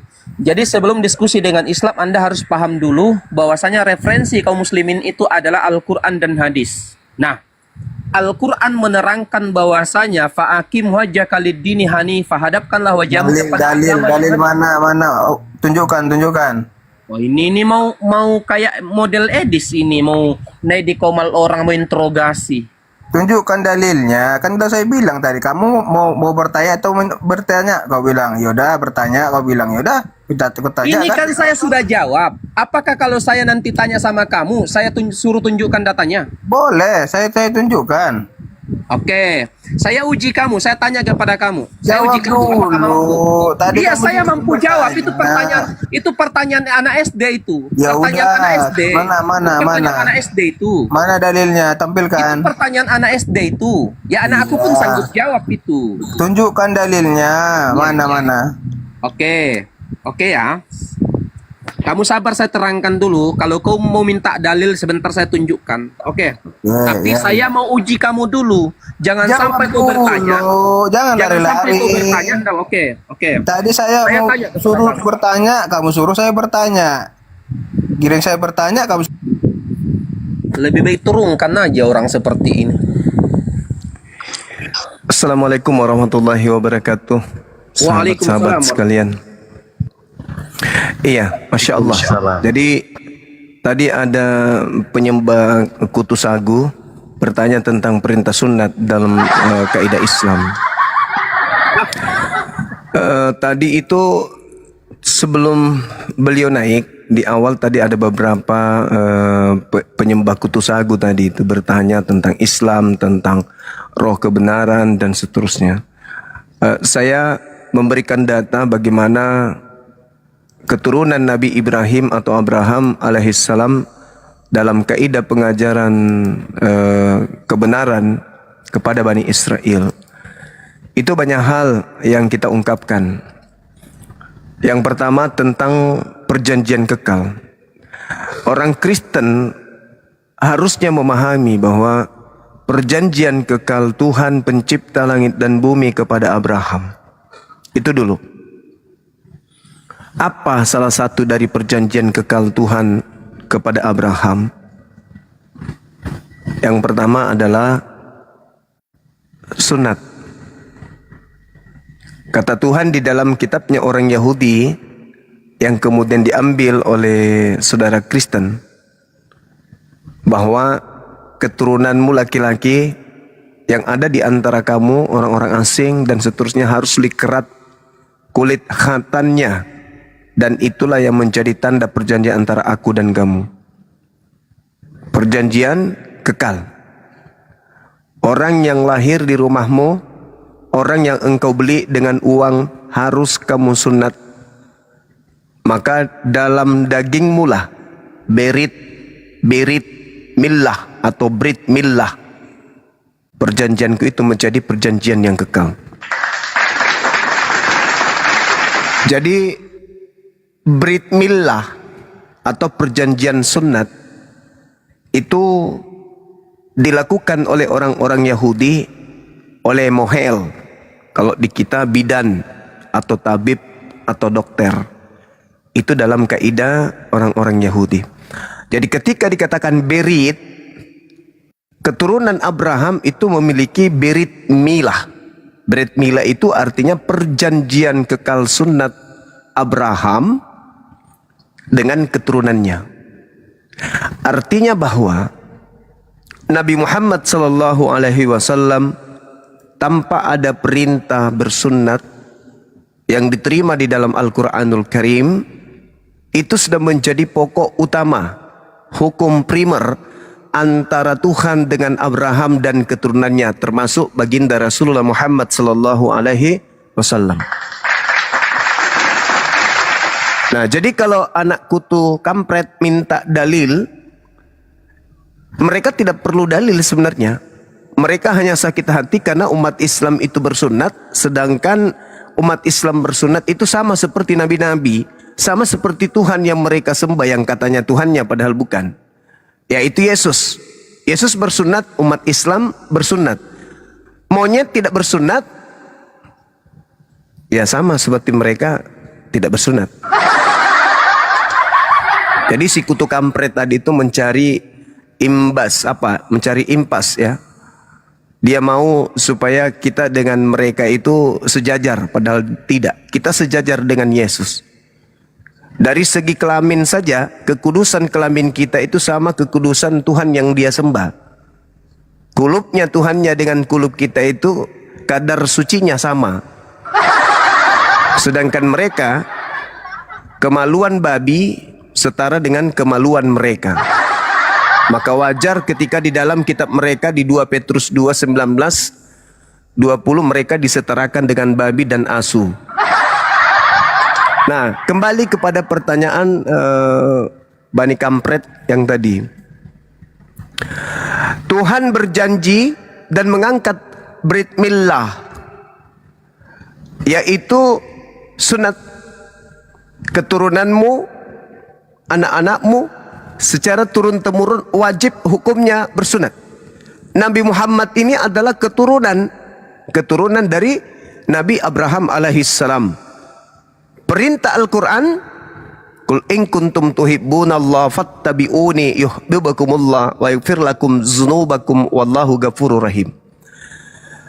Kita tidak ada hubungan darah dengan baginda Rasulullah, maka secara silsilah kita nggak wajib sunat. Saya ulang, kita nggak ada secara silsilah dengan baginda Rasulullah Muhammad sallallahu alaihi wasallam. Tidak seperti mereka menganggap diri mereka adalah keturunan Israel. Sayangnya dihantam jidatnya langsung KO oleh Wahyu 3 nomor 9. Orang di luar Israel ngaku Bani Israel itu adalah jemaat setan. Kalau kita bukan orang Arab, kita bukan kemudian keturunan Nabi Abraham, bukan. Apakah kita bersunat karena keturunan? Enggak. Yang bersunat karena keturunan itu adalah baginda Rasulullah Muhammad sallallahu alaihi wasallam. Beliau yang bersunat karena faktor millah Abraham. Selain faktor keturunan, di dalam kitab Kejadian 17, di situ jelas dikatakan bahwasanya kakek yang pertama antara Yahudi dan Islam, kakeknya yang mengajarkan dinul Islam lah yang pertama bersunat. Ishak belakangan. Di dalam kitab Kejadian 17:26, subhanallah, Nabi Isa yang tidak dianggap sebagai anak oleh orang Kristen, tidak dianggap sebagai keturunan katanya, ternyata di situ tertulis, saudara-saudara, pada hari itu juga Abraham dan Ismail anaknya disunat. Ismail anaknya disunat. Ismail anaknya Abraham disunat. Berarti Abraham dan juga Nabi Ismail menerima perjanjian kekal karena Nabi Ismail adalah anak yang sah. Nabi Ismail adalah keturunan yang sah. Jadi sekali lagi umat Islam kalau ditanya mana perintahnya kemudian bersunat, umat Islam diperintah selayaknya orang-orang Yahudi dalam kitabnya Nabi Musa, itu tak ada. Tapi kalau kedudukan kemudian sama seperti Nabi Abraham, ada. Apa itu? Al-Quran surah Al-Baqarah ayat 130. Apa kata Al-Quran? Apa kata Allah? Orang yang bahlul, orang yang dongo, kutu kampret adalah orang yang membenci sunnat. Itu kata Quran. Diterangkan dalam Al-Quran, wa may yarghabu am millata Ibrahim illa man safiha nafsa. Jadi orang yang membenci sunnat, kata Quran, itu adalah orang bahlul. Dia adalah orang bahlul, orang dongot, orang dompala. Yang membenci sunnat itu orang dongot, orang dompala, orang yang menggambarkan kelaminnya tidak kudus seperti kelamin kerah. Jadi wanita, sekali lagi, siapapun kalian, carilah kulub yang bersih. Jangan cari kulub yang mirip kulub babi. Wa may yarghabu an millata Ibrahim illa man safiha nafsah. Orang yang membenci sunnat, orang yang membenci ahad dalam bertuhan, orang yang membenci kurban hewan, hanyalah orang yang memperbodoh diri sendiri. Dan ketiga-tiganya itu tidak dijalankan oleh kutu kampret. Tidak dijalankan tiga-tiganya. Diajarkan satu Tuhan, diganti menjadi tiga. Diajarkan potong kulub, diganti potong hati. Diajarkan kemudian sembeli kurban, diganti sembeli Tuhan.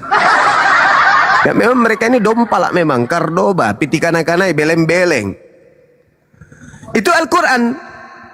Lalu kalau umat Islam kemudian posisi di hadapan Tuhan kedudukannya sama, menerima perintah sunat layaknya Nabi Abraham, yes, umat Islam tidak kemudian bersunat karena Torah.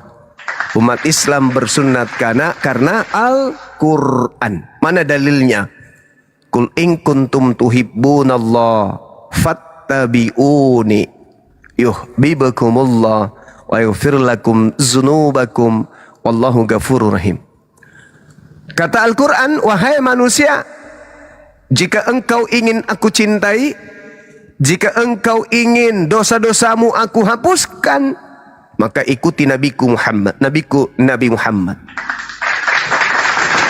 Nah, berarti ada perintah mengikuti Nabi Muhammad. Sama seperti Bani Israel, ada perintah mengikuti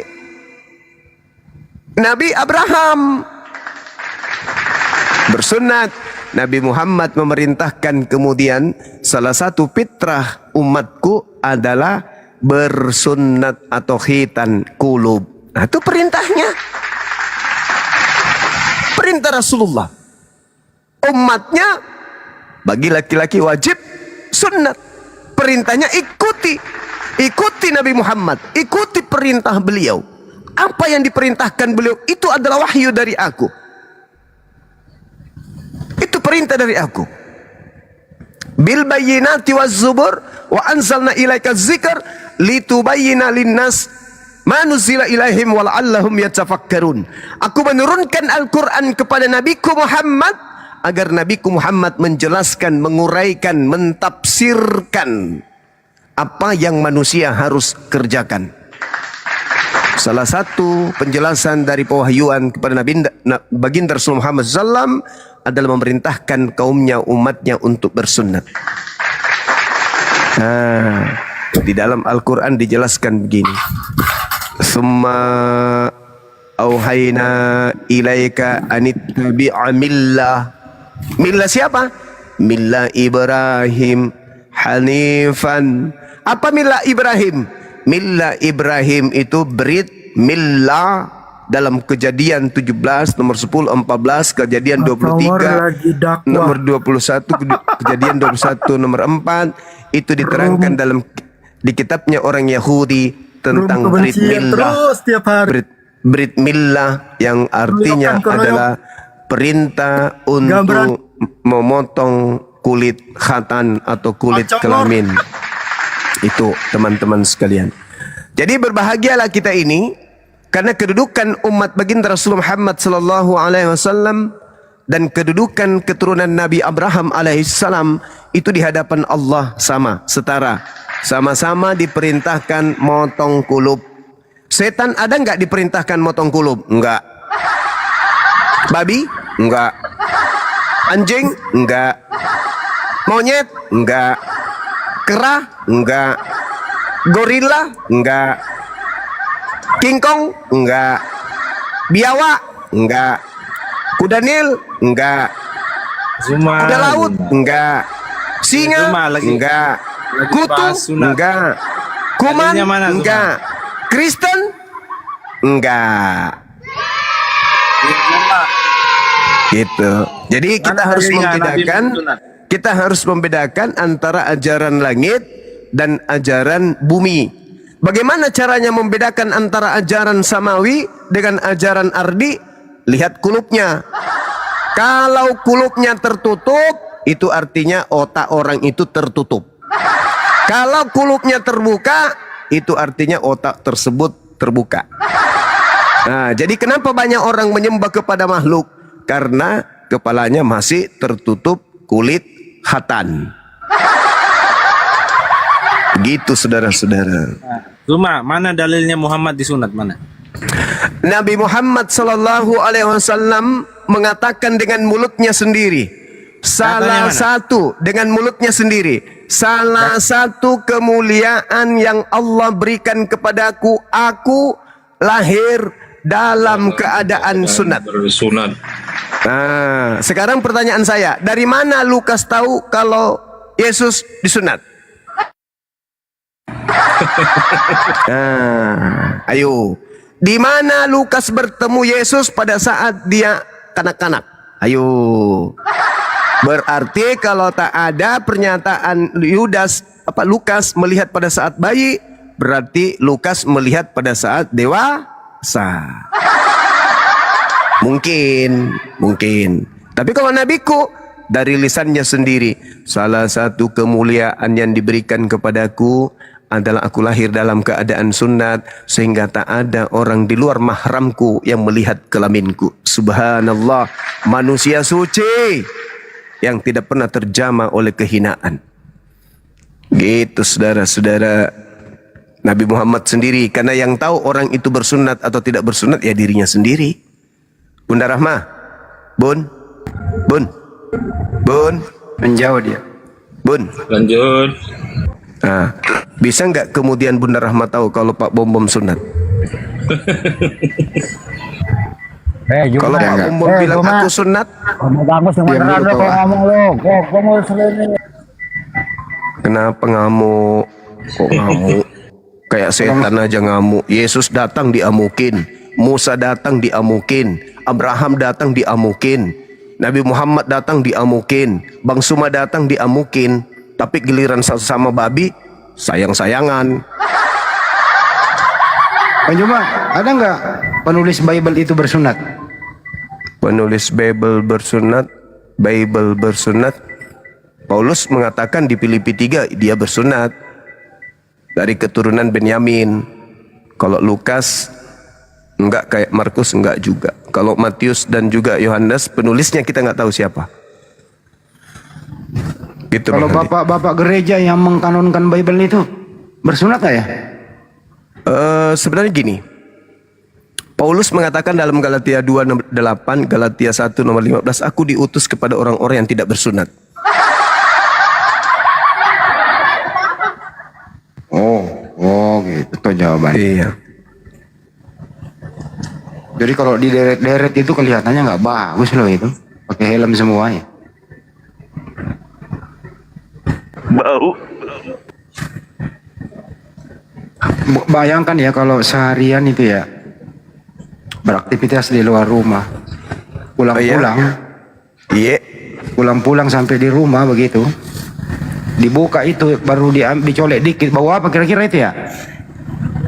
Bau gosong. Bau mulutnya ini, bau mulutnya mereka.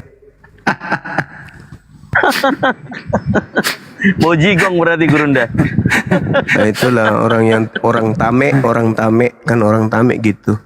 Bayangkanlah itu ya teman-teman, hubungan yang diberikan Allah ketika Adam alaihissalam sendiri, kemudian Allah menciptakan pasangan untuk saling bermesraan, memadu kasih, melampiaskan rasa cinta, mahabbah, kerinduan, kasih sayang, rasa memiliki antar Adam dan bini. Saya tidak bisa bayangkan kalau yang terjadi kepada Nabi Adam tidak sama seperti Nabi Muhammad, di mana tradisi Yudaism secara internal mereka meyakini bahwa Adam itu salah satu manusia yang dicipta dalam keadaan sunat. Tak bisa kubayangkan kalau Nabi Adam tidak bersunat, kemudian memadu kasih dengan istrinya. Waduh. Waduh, saya mau bersin langsung. Iya kan ya? Berarti memadu kasih bersama campuran tepung.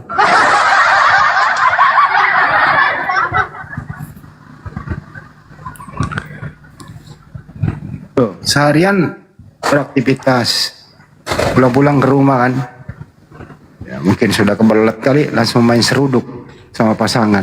Kan masuk Iya, semua kalau itu. iya kalau di tempatnya. roomnya ya. Itu kalau di tempatnya Bang Handi. Ya kalau bukan di tempatnya.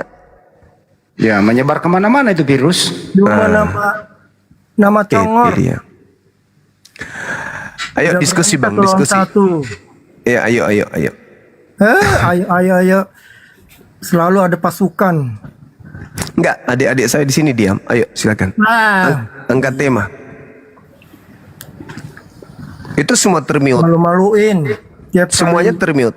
Semuanya termute. Tinggal kita berdua. Yuk. Mau angkat tema apa? Ya satu aja. Ya silakan temanya. Anda yang pilih, jangan saya. Ya, terima kasih. Iya. Makanya jangan kayak si Handi itu. Wah, suka mute-mute dia tuh. Udah cepatlah. Sesama orang Makassar begitu memang. Jangan bawa suku di sini, tidak bagus. Ya Anda yang bawa suku juga kan pakai bahasa Makassar. Ya. Tidak bagus. Saya orang Makassar, wajar lah saya pakai bahasaku. Tidak boleh. Bahayanya ini mental penjajah. Maksakan itu kan kehendak. Ngomong aja juga begitu. Lah jangan maksakan kehendak, Bung. Ini bukan zaman penjajahan. Loh, Kalian kenapa tidak bisa kamu maksakan maksakan. kehendak? Mau Mana diskusi atau bahasa tidak? Makassar? Lo mau diskusi atau Lah tidak? sabakna kita Makassar, Ayo, cair kok ngapa? Hacim. Ya udah. Lu Kenapa kamu larang saya menggunakan bahasa saya? Itu bahasa tumpah darah saya. Ada-ada aja. Ini mental penjajah. Nah, sakit hatinya dia bawa naik, makanya begitu dia kesian sakit hati. Kadang Bunda Rahma memang pinter ya. Betul. Jadi dia Hati naik itu, dengan mau sakit itu hati. dia menjerit-jerit. Kenapa ini kodong karistengku ini begini kamu? Jadi mau ronta-ronta dari dalam karung Ronta-ronta keluar. hatinya itu. Mau bunuh diri, bundir, masih takut mati. Iya. Padahal sudah ditebus sama Kristus palsu. Apa bukan gara-gara karena saya bilang Islam dengan Yahudi sama-sama sunat dan dia dengan setan sama-sama tidak sunat? Iya, itu sama binatang dia kok tidak sunat binatang. Dia apa fakta? Halo, selamat sore Bang Suma. Ya, sore saudara. Ketemu lagi ya?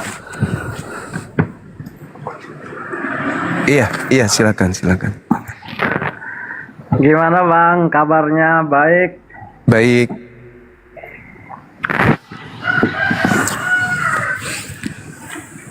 Ini bahas apa nih? Lagi bahas apa? Ya, Bang Handi tadi itu yang tentukan tema.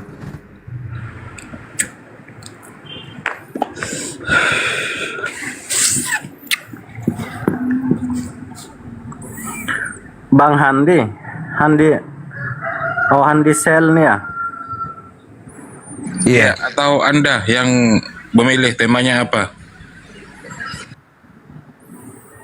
Saya kan nggak tahu, makanya saya naik sini, baru aja buka TikTok juga. Mau bahas sunat? Kalau sunat sih boleh aja, tapi untuk sejarahnya ya, kalau soal sejarah saya kurang paham sih.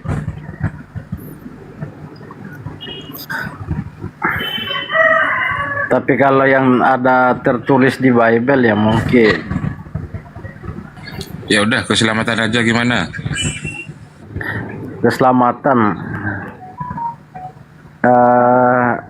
Kalau mau nanya soal keselamatan bisa saya jelasin.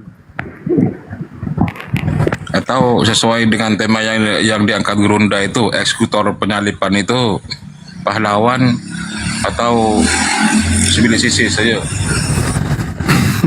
bukan pahlawan. Sibilisisis. Apa itu sibilisisis? Yang keluar dari kubur, Bang.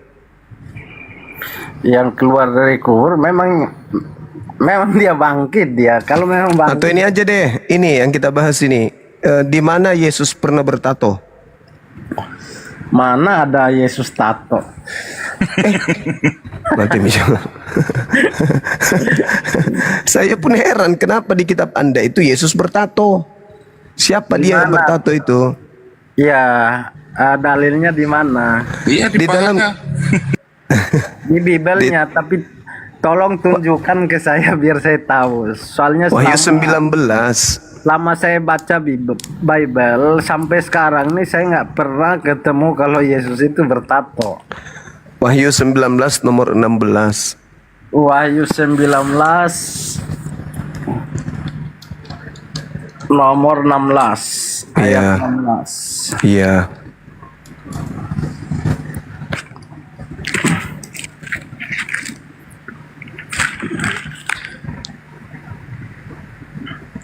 Coba tolong bacain. Dan pada pahanya tertulis Raja segala raja dan Tuan di atas segala tuan. Wahyu 9.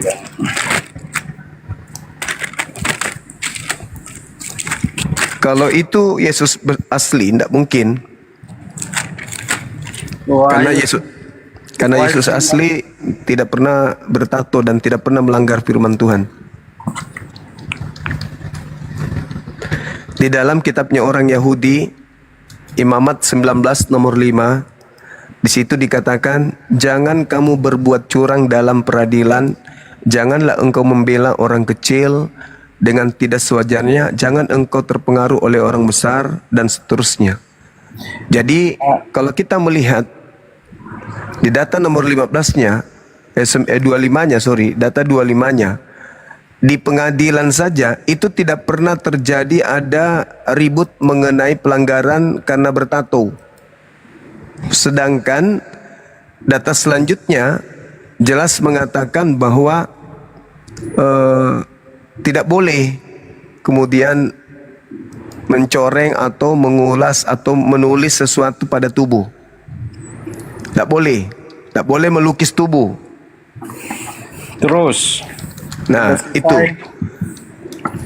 Kalau Yesus yang melakukan itu di data 28-nya, maka itu tidak mungkin. Coba Anda lihat Imamat di data 29 atau 28 di Imamat 19 itu. ya baik. Jadi saya mau tanggapi soal dalil yang tadi disampaikan oleh Bang Suma menurut Wahyu 19 ayat 16 itu ya. Yang dibacakan oleh Bang Suma tadi bahwa dan pada pahanya ya. Iya. Dan pada pahanya ini di sini tertulis bahwa saya bacakan dulu ya. Iya. Karena dalil yang dibacakan oleh Bang Suma di dalam Wahyu 19 ayat 16 itu mengatakan demikian, bukan seperti yang Bang Suma baca tadi. Di sini dia bilang, dan pada jubahnya dan pahanya tertulis suatu nama, yaitu Raja segala raja dan Tuhan di atas segala tuan. Tuan di atas segala tuan. Ini firman Allah. Entar dulu saya coba pelajari dari ayat 19-nya. Itu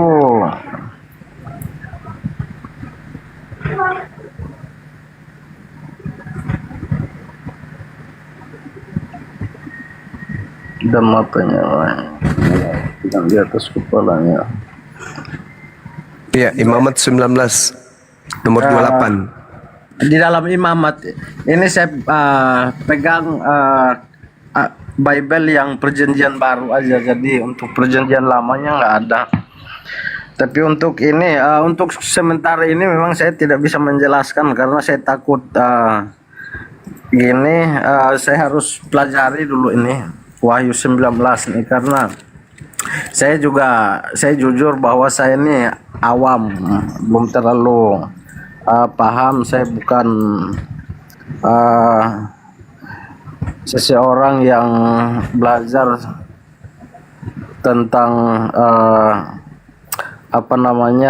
sekolah teologi, tetapi ini akan saya pelajari dan mungkin suatu saat kita ketemu lagi saya bisa jelasin ini. Oke. Ya.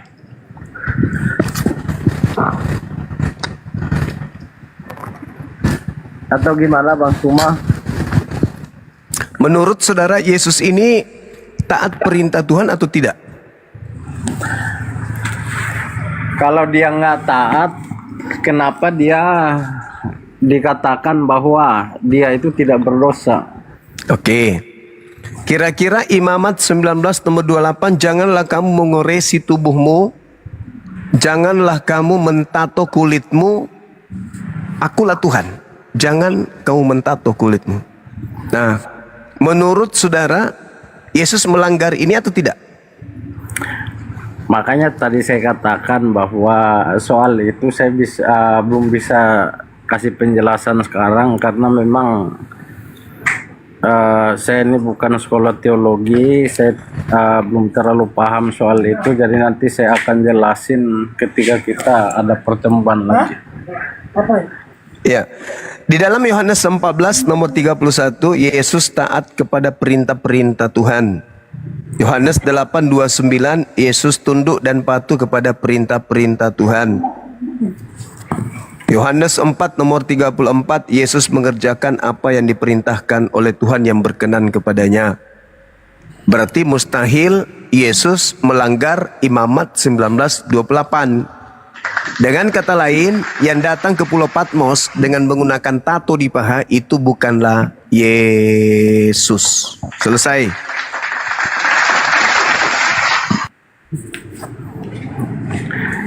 Saya belum bisa bantah itu, Bang Suma. Mungkin yang lain aja. Selamat sore. Selamat sore. Mungkin yang di bawah bisa bantah, Trum. Ya. Sering ikut kayak gitu, apa itu? Ini. Trum bisa membantahnya? Bagaimana Bang? Ya, bisa membantahnya bahwa Yesus itu bertato. Yesus bertato? Di mana ayatnya Bang? Bahwa Yesus yang asli tidak bertato. Siapa yang kemudian siapa yang kelihatan di Pulau Patmos itu mengaku Yesus, tetapi terbukti ada tato di pahanya, itu siapa? Yang mana? Bagaimana ayatnya bunyinya? Ayat berapa? Di Wahyu tadi, Wahyu 19:16. Coba tampilkan di ayat Wahyu 19 ayat 19. Iya.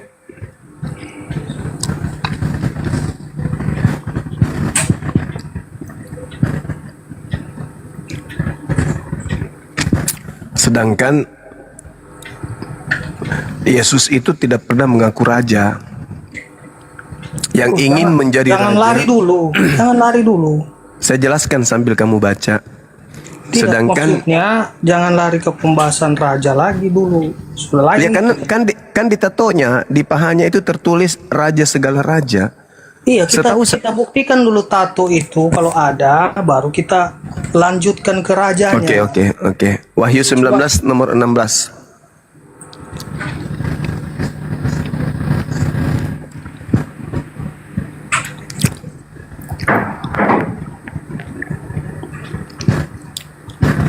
Wahyu 19 ayat 16.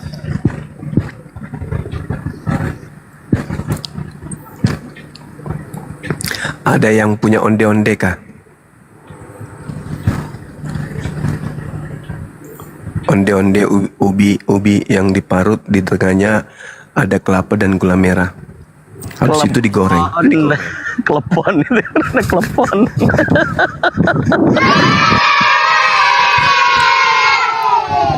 Tapi yang panas, adek.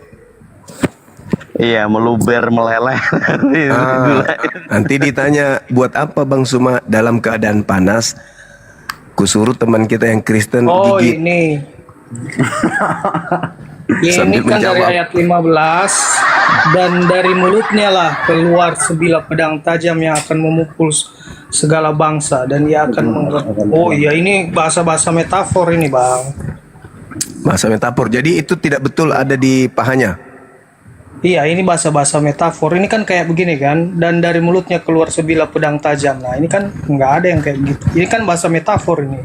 Bahasa-bahasa allegoris yang Loh, ini dalam Iya. keadaan dia sudah bahasa-bahasa Tuhan. perumpamaan. Iya. Bukan perumpamaan lagi. Yesus itu banyak mengungkapkan bahasa-bahasa perumpamaan. Di Alkitab itu banyak dipakai kata-kata perumpamaan. Kalau Anda nggak mengerti jadi maksud bahasa-bahasa tato ini apa? perumpamaan ya Ya, susah. maksud oke, anggaplah itu perumpamaan. Ya. Jadi maksud tato di paha itu maksudnya apa? Iya, di situ menegaskan bahwa raja segala raja, dia ada raja segala raja. Dan harus sekali di pahanya tertulis. Iya, makanya saya katakan itu adalah perumpamaan. Bahasa-bahasa allegoris atau bahasa-bahasa majas yang memang dipakai dalam Alkitab itu ada semua itu bahasa-bahasa gitu. Dan Yesus pun mengajarkan dengan perumpamaan banyak. Jadi Tapi kan kita Yesus nggak bisa mengatakan- juga mengambil ini ada tiang-tiang langit. Mana Yesus- tiang langit nggak ada. Itu Yesus perumpamaan mengajar. semua itu. Iya, jadi kalau tidak masuk akal perumpamaan gitu aja. Selesai. Tidak, bukan nggak masuk akal. Maksudnya Padahal tertulis kan di situ. menjelaskan Tuhan segala kekuasaannya memang nggak bisa juga kita pakai akal yang kita nggak Iya, bisa. masalahnya Tuhan pakai tato di paha itu kan Nggak melanggar ada ditulis perintah. tato di sini, nggak ada tulis tato. Loh, Kalau kau bisa inilah buktikan itu ditulis tato, baru saya bilang iya. Inilah Oke, ada saudara, inilah Ya, saudara. Sebentar lagi saya di mute ini. Itulah saudara, karena di situ dikatakan Sebagaimanapun Anda mau bilang tidak ditulis di situ tato. Biar kau mau berkelit bagaimana, tidak tertulis di tato di kakinya. Kalau ada tulis begitu baru betul kau. Saudara, menurut saudara, tato itu apa? Apa tato? Iya, makanya saya tanya Tulisan tato itu. yang ada Tato di itu kulit. adalah tinta yang gambar di badan pakai mesin. Nah, terus apa? Nah, ini Terus apa? dituliskan di kitab saudara Wahyu Iya, 19 nomor 16 ada tertulis di pahanya raja segala raja dan tuan di atas segala tuan. Tertulis di paha itu apa namanya? Apa yang tertulis? Itu kan saya sudah bilang bahasa allegoris. Kecuali Iya, di situ kalau ditulis tidak masuk tato, akal baru allegoris. nggak ada tulisan tato situ, Pak. Jangan Saudara, pura-pura ketawa. Kecuali ada ditulis, oh ditato paha sebelah kiri. tertulis Kalau di hanya paha itu apa? tertulis dan lain-lain, makanya Kalau saya bilang tertulis tadi, di paha bahasa itu bukan tato. allegoris, bahasa Kalau metafor, tertulis bicara bahasa sendiri dia turunkan. perumpamaan. Sepak dia pantatnya. Iya, mau diturunkan kan saya kan? Iya, karena kau gila, kau bicara Jadi, sendiri. kalau Majnun jangan begitu. Turun. Karena Anda nggak tertib. Bukan tidak tertib saja, dia tidak masuk, otaknya tidak berfungsi. Yang Jadi namanya gini, Bang Suma, yang namanya tato itu tulisan atau gambar di tubuh. Itu tato. Dia cari mana tulisan tato di situ mana? Kan dong pala, ada gambar kelelawar di dada sebelah kiri lo. Terus saya bilang, loh kok kamu bertato? Mana ada tato di sini? Mana tulisan tatonya? Nggak ada. Ini kan cuma gambar kelelawar. Itu kan koplak. Kalau Halo, sudah Bang ada Suma. tanda yang diberikan di tubuh berupa gambar, berupa tulisan, itu namanya tato. Inilah kalian gila Bang Majnun Suma. semua. Bang Suma. Halo. Bang Suma. Apa anak Paulus? Ya, jadi gini, apa namanya, kalau memang mau diskusi kayak gini, gantian, jangan semua omong. Kalau memang dia lagi menjelaskan, Nggak coba usah kau semua ngatur di sini. menjelaskan. Woi, Apa yang Nanti baru dijelaskan? ditanggapi. Apa yang dijelaskan? Ada tertulis di paha dibilang bukan tato. Iya, karena yang namanya tato dengan tulisan itu bisa beda. Orang bisa tulis dengan cara apapun itu bisa, tapi kalau memang tinta yang tadi seperti yang dia katakan bahwa tinta dimasukkan ke dalam tubuh dengan mesin, itu baru tato namanya. Begini aja deh. Sekarang kalau saya tulis pakai pulpen, Begini aja, kalau ada orang Kristen yang mengaku bertemu Yesus, tolong disuruh Yesus tinggal dulu sebentar. Saya mau periksa pahanya. Jadi, Bang Suma, kalau saya pakai pulpen, saya tulis di badan saya sesuatu dan Anda bisa baca, apakah itu tato? Apapun ceritanya, dengarkan perintahnya, Bang. Jangan kamu menggoresi tubuhmu karena orang mati, dan janganlah meraja. Meraja dalam bahasa Ibraninya itu, orang-orang yang belajar Ibrani itu menuliskan natan. Apa itu memberikan atau menggoreskan atau membuat atau membubuhi atau meletakkan. Itu. Jadi itu dilarang. Jangan kau membubuhi, jangan kau menggoreskan, jangan kau menuliskan di bagian tubuhmu tanda-tanda pada kulitmu. Akulah Tuhan. Jadi Tuhan yang melarang itu, nggak boleh.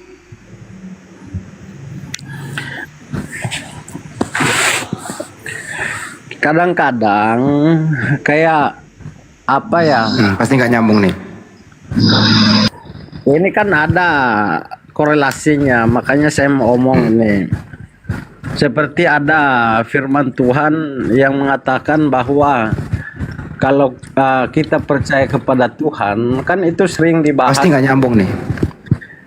Percaya kepada Tuhan, kita injak ular berbisa pun nggak lari ke ular dia. Minum racun maut pun nggak bakalan mati. Nah, itu kan pasti nggak nyambung. Kalau Nggak kena, kan? diterjemahkan secara dulu. Nah, kenapa dia ke Markus 16? Apa hubungannya dengan tato? Susah, sulit. Kan tadi itu dibilang perumpamaan. Perumpamaan Makanya lagi. ini saya mau jelasin. Tapi di mute. Coba dijelaskan Kayak apa gini, maksud ini nggak tertulis. adil namanya. Coba saudara jelaskan apa maksud tertulis di paha, akulah raja di atas segala raja. Iya, karena memang benar dia adalah raja di atas segala raja. Di mana kerajaannya? Kerajaannya yaitu semua di bumi, di sorga, semua punya dia. Sesuai dengan yang tertulis dalam Injil Yohanes itu. Siapa raja dunia ini? Ya Tuhan. Iblis. Kalau iblis yang berkuasa atas diri Anda, maka dia yang akan menguasai, dia yang akan mengendalikan kehidupan Anda. Bukan, di kitab Anda dikatakan raja. Iya. Iblis itu raja. Kalau memang Tuhan yang berkuasa, berarti dia yang mengendalikan kehidupan Anda. Lagi. Ya, sama seperti Anda. Siapa yang mengendalikan Anda sampai Anda menyembah Ya Yesus? Tuhan. Di mana Tuhan mengajarkan menyembah Yesus? Ada banyak. Mana contohnya? Sekarang saya tanya, Anda percaya kepada malaikat? Percaya. Terus di dalam Injil Lukas dia mengatakan bahwa hari ini telah lahir bagimu juru selamat. Perintah menyembah Yesus. Perintah menyembah Yesus mana? Berarti Anda tidak mempercayai apa yang dikatakan oleh malaikat. Loh, apa sih? Pada hari Tadi ini Anda telah bilang lahir Anda bagimu percaya. orang yang diurapi Tuhan di kota Daud. Apa masalahnya? Ya, yang saya tanya, di mana perintahnya menyembah Yesus? Iya, itu kan udah ada. Mana? Malaikat menyebut bahwa dia itu adalah Tuhan. Dompala. Dan Jadi iblis pun mengakui itu. Nah, sekarang ketika Yesus itu kau katakan Tuhan yang lahir, Tuhan yang lahir ini mengajarkan menyembah kepada siapa? Karena Anda memang nggak tahu. Anda yang kenapa saya dia harus tanya. lahir. Anda saya tanya, manusia yang lahir atau Tuhan yang lahir ketika dia ngajar, dia mengajarkan menyembah kepada siapa? Ketika dia menjadi sama seperti kita, memiliki darah dan daging, dia harus menjalankan misinya. Dia meminta kita menyembah kepada siapa? Kepada Allah yang benar. Sekarang siapa yang kemudian Anda ikuti menyembah kepada dirinya? Allah. Di mana Allah mengajarkan menyembah Yesus? Itu kan makanya Anda tidak mengerti konsepnya. Itu harus dijelaskan dari awal. Karena konsepnya memang Anda nggak tahu. Jadi ketika dia menjadi manusia, dia harus menjalankan misinya untuk menyelesaikan misinya. Itulah yang saya sedang tanya. Siapa yang mengajarkan Anda menyembah Yesus? Kamu harus melakukan semua sesuai dengan apa yang saya lakukan. Itulah kuasa kegelapan yang mengajar kalian, yang membisik kalian untuk menyembah kepada makhluk yang mengamalkan Yesus ini. Kenapa? Karena Yesus ketika turun ke bumi bukan mengajarkan menyembah kepada dirinya, tapi menyembah kepada Tuhan yang ada di langit, bukan menyembah dirinya. Nah, ini yang disebut menuhankan hawa nafsu. Kalian ke gereja itu bukan karena perintah Tuhan, tapi karena perintah nafsu kalian. Ya, itu karena pikiran Anda itu. Ya sekarang buktikan aja mana maunya perintahnya. menyalahkan aja, tidak mau Coba kalau bukan hawa nafsu Anda, mana perintahnya Yesus menyembah dirinya? Ada? Ada. Mana coba tunjukkan. Kan di dalam percakapannya dengan Filipus kan dia mengakui bahwa dia adalah Tuhan. Murid-muridnya menyembah Yesus dia, yang kamu tuduh, Yesus yang kamu tuduh dengan berbagai macam alasan itu, ketika dia mengajar kepada muridnya, dia mengajak muridnya menyembah siapa? Kan Filipus ketika robek otak memang. Robek. Inilah pengaruh dan kuasa gelap yang menguasai Anda. Itu artinya inilah kuasa gelap yang ada pada diri Anda. Itu. Dia patut, dia layak untuk disembah. Mulai ngarang bebas, padahal itu ngarang tujuan bebas orang ada ayatnya. Tujuan Anda itu bukan ke Yesus, ada tapi dalilnya. ke penguasa gelap yang mengatasnamakan Yesus. Itu sebenarnya tujuan Anda. Yesusnya tidak pernah mengajarkan menyembah kepada dirinya. Ada kekuatan di belakang yang menginginkan dirinya dituhankan, tapi dia tidak menampakkan dirinya, bernama Yesus Kristus. Dia menggunakan nama Yesus untuk menyesatkan orang agar manusia berpaling dari Tuhan. Nah, ayo. Siapa dia? Siapa makhluk itu? Itulah yang menggiring Anda setiap hari Minggu ke gereja. Karena kalau anaknya Maria tidak pernah mengajarkan Anda ke gereja, anaknya Maria tidak pernah mengajarkan disembah. Berarti ketika Anda secara berkelompok menyembah Yesus pada hari Minggu, yang Anda sembah itu adalah penguasa gelap, bukan anak Maria. Jadi gini Bang Suma, di dalam gubuk ke bambu itu menjelaskan bahwa pada hari Tuhan itu menciptakan langit, bumi dan segala isinya selama 6 hari. Habis itu istirahat. Dan hari ke-7 dia berhenti dan menguruskan hari itu. Makanya, Saudara, dengarkan saya. Kalau Anda berbicara alasan hari dengar. Jangan Anda mau berbicara terus. Dengarkan saya. Setelah saya selesai, kalau Anda Tuhan lagi bekerja selama 6 hari, kemudian Anda mengatakan dia istirahat, ya mungkin karena dia sama seperti manusia, lelah dia Wati. Kenapa dia lelah? Karena dia ciptakan matahari, bulan, bintang dan seterusnya, capek, makanya dia istirahat. Nah kamu ngapain istirahat? Lu bukan Tuhan, lu ngapain? Ngapain kau ikut-ikutan istirahat hari ke-7? Sedangkan kalau di dalam ajaran Yahudi, hari pertama itu adalah Rishon, hari kedua Seni, hari ketiga Sisi, hari keempat Revi'i, hari kelima Kamisi, hari keenam Sisi, hari ke-7 adalah Sabat. Itu hari Sabtu. Hari Sabtu itu hari ke-7.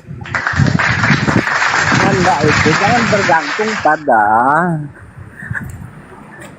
pada apa? Tapi bergantung kepada Yesus yang penguasa Kepada gelap itu orang. lagi. Lalu kau bergantung kepada siapa? kepada Tuhan. Ya Tuhan yang mana? Siapa namanya? Ya Tuhan Yesus lah. Nah itulah yang kubilang penguasa gelap. Karena kalau Tuhan yang asli mengajarkan menyembah kepada hari ke-7, yaitu Sabat. Nah kau katakan Yesus, Yesusnya aja itu ibadahnya Sabat. Yesus anak Maria. Jadi yang kau anggap itu ya Tuhan. Tuhan mana? Tuhan Yesus. Nah itulah penguasa gelap yang memakai nama Yesus yang kau sembah hari Minggu itu. Karena Anda tidak mengerti. Jadi saya mau menjelaskan itu, Anda potong-potong lalu saya di-mute. Sederhana aja. Sederhana. Ada nggak penyesat yang muncul mengaku bernama Yesus? Nggak ada. Oh berarti Anda memang koplak. Ada zaman dulu memang ada.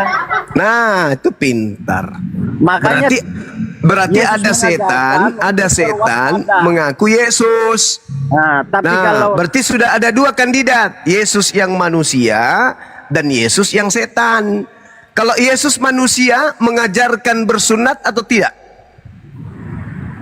Bersunat itu pintar. Saya bertanya, kalau Yesus Yesus ada dua nih, Yesus manusia dan Yesus setan. Kalau Yesus manusia mengajarkan bersunat atau tidak? Nggak ada Yesus setan, nggak ada. Loh, Yesus sendiri yang mengatakan, waspadalah kepada penyesat yang datang kepadamu dengan memakai namaku. Iya, betul itu. Nah, penyesat itu memakai nama siapa? Iya, nama Yesus. Nah, berarti penyesat yang bernama Yesus itu setan atau bukan? Dan sekarang tuh mana orangnya? Nggak ada. Tergantung. Memang ada itu. Jadi gini, Bang Suma. Sekarang saya kasih Anda berbicara dulu. Nanti setelah itu saya berbicara, Anda jangan potong dan jangan di-mute. Ya boleh. Boleh. Jadi nih pelan-pelan saya sampaikan kepada saudara ya. Di dalam Lukas 22 Yesus berkata, Yesus mengurai, Yesus menjelaskan, Yesus menguraikan. Pelan-pelan Yesus mengajarkan kepada orang-orang pada zamannya. Apa kata Yesus terkait ketika dia kemudian ditangkap? Gini, dia katakan begini, sangkamu aku ini adalah perampok, penyamun ketika ingin ditangkapkan sama orang-orang tentara Romawi. Nih dengar, yang Islam juga dengar. Terus ketika Yesus dikelilingi kemudian oleh imam-imam kepala, terus pengawal-pengawal bait suci serta tua-tua mengelilingi Yesus, apa kata Yesus? Sangkamu aku ini perampok, penyamun, maka kamu datang lengkap dengan pedang dan pentungan untuk menangkap aku. Padahal tiap-tiap hari aku ada di tengah-tengah kamu di dalam bait Allah. Dan kamu tidak menangkap aku. Tetapi ya mau kayak mana lagi, inilah saatnya. Dan inilah kuasa kegelapan itu. Nah, jadi maksud Yesus, kuasa kegelapan itu adalah orang-orang yang ingin menangkapnya. Kuasa kegelapan itu bermula ketika tragedi penangkapan, lalu disalibkan, lalu keluar dari kubur, lalu dituhankan. Itulah kuasa dimulai, kuasa gelap dimulai. Yaitu tragedi ingin terjadi penangkapan. Detik-detik itu adalah detik-detik kuasa kegelapan. Makanya dikatakan oleh Yesus dalam Yohanes 14 nomor 30, sedikit lagi aku berkata-kata dengan kalian, tidak lama lagi aku berkata-kata dengan kalian, waktuku berkata-kata dengan kalian tinggal sedikit, sebab penguasa dunia yaitu iblis telah datang, raja dunia yaitu iblis telah datang, dan raja iblis atau raja dunia atau yang merajai dunia ini sedikit pun tidak berkuasa atas diriku. Artinya ketika Yesus ingin ditangkap, disitulah awalnya iblis bekerja. Sehingga kesimpulannya, ketika kemudian Yesus diselamatkan oleh Bapa Elohim, maka iblislah kemudian yang menguasai dunia. Yesus dianggap Tuhan, Taurat dianggap sampah, Tuhan dianggap manusia, hukum Tuhan dihapuskan, ibadah Sabat digantikan, makanan-makanan haram dihapuskan, semua dihalalkan, hilang semua perintah Tuhan. Yang ada iblis tidak berkuasa. Itulah kalian, inilah kalian dari kuasa kegelapan itu yang sedang berkarya. Tuh. Jadi, nah, sabar. Ini pertanyaan. Ini intisari dari penjelasan saya. Ini pertanyaannya. Iya, makanya saya bertanya, Anda tanggapi. Dengarkan. Ketika Yesus berkata, inilah saat kamu, inilah waktumu, inilah saatmu, inilah, maksudnya Yesus itu mengatakan, ya inilah, kalau orang Makassar bilang, kau toseng, saatmu jagoan, saatmu sekarang berkuasa, yaitu penguasa gelap. Pertanyaan saya, apa maksud Yesus mengatakan inilah saat kamu dan inilah kuasa kegelapan itu? Silakan. Dan buktikan kuasa gelap yang dimaksud itu apa? Silakan. Jadi ini saya harus berangkat dari awal. Jadi ketika manusia hidup di bawah hukum Taurat, itu manusia itu harus taat dan patuh kepada perintah yang diberikan oleh hukum Taurat. 10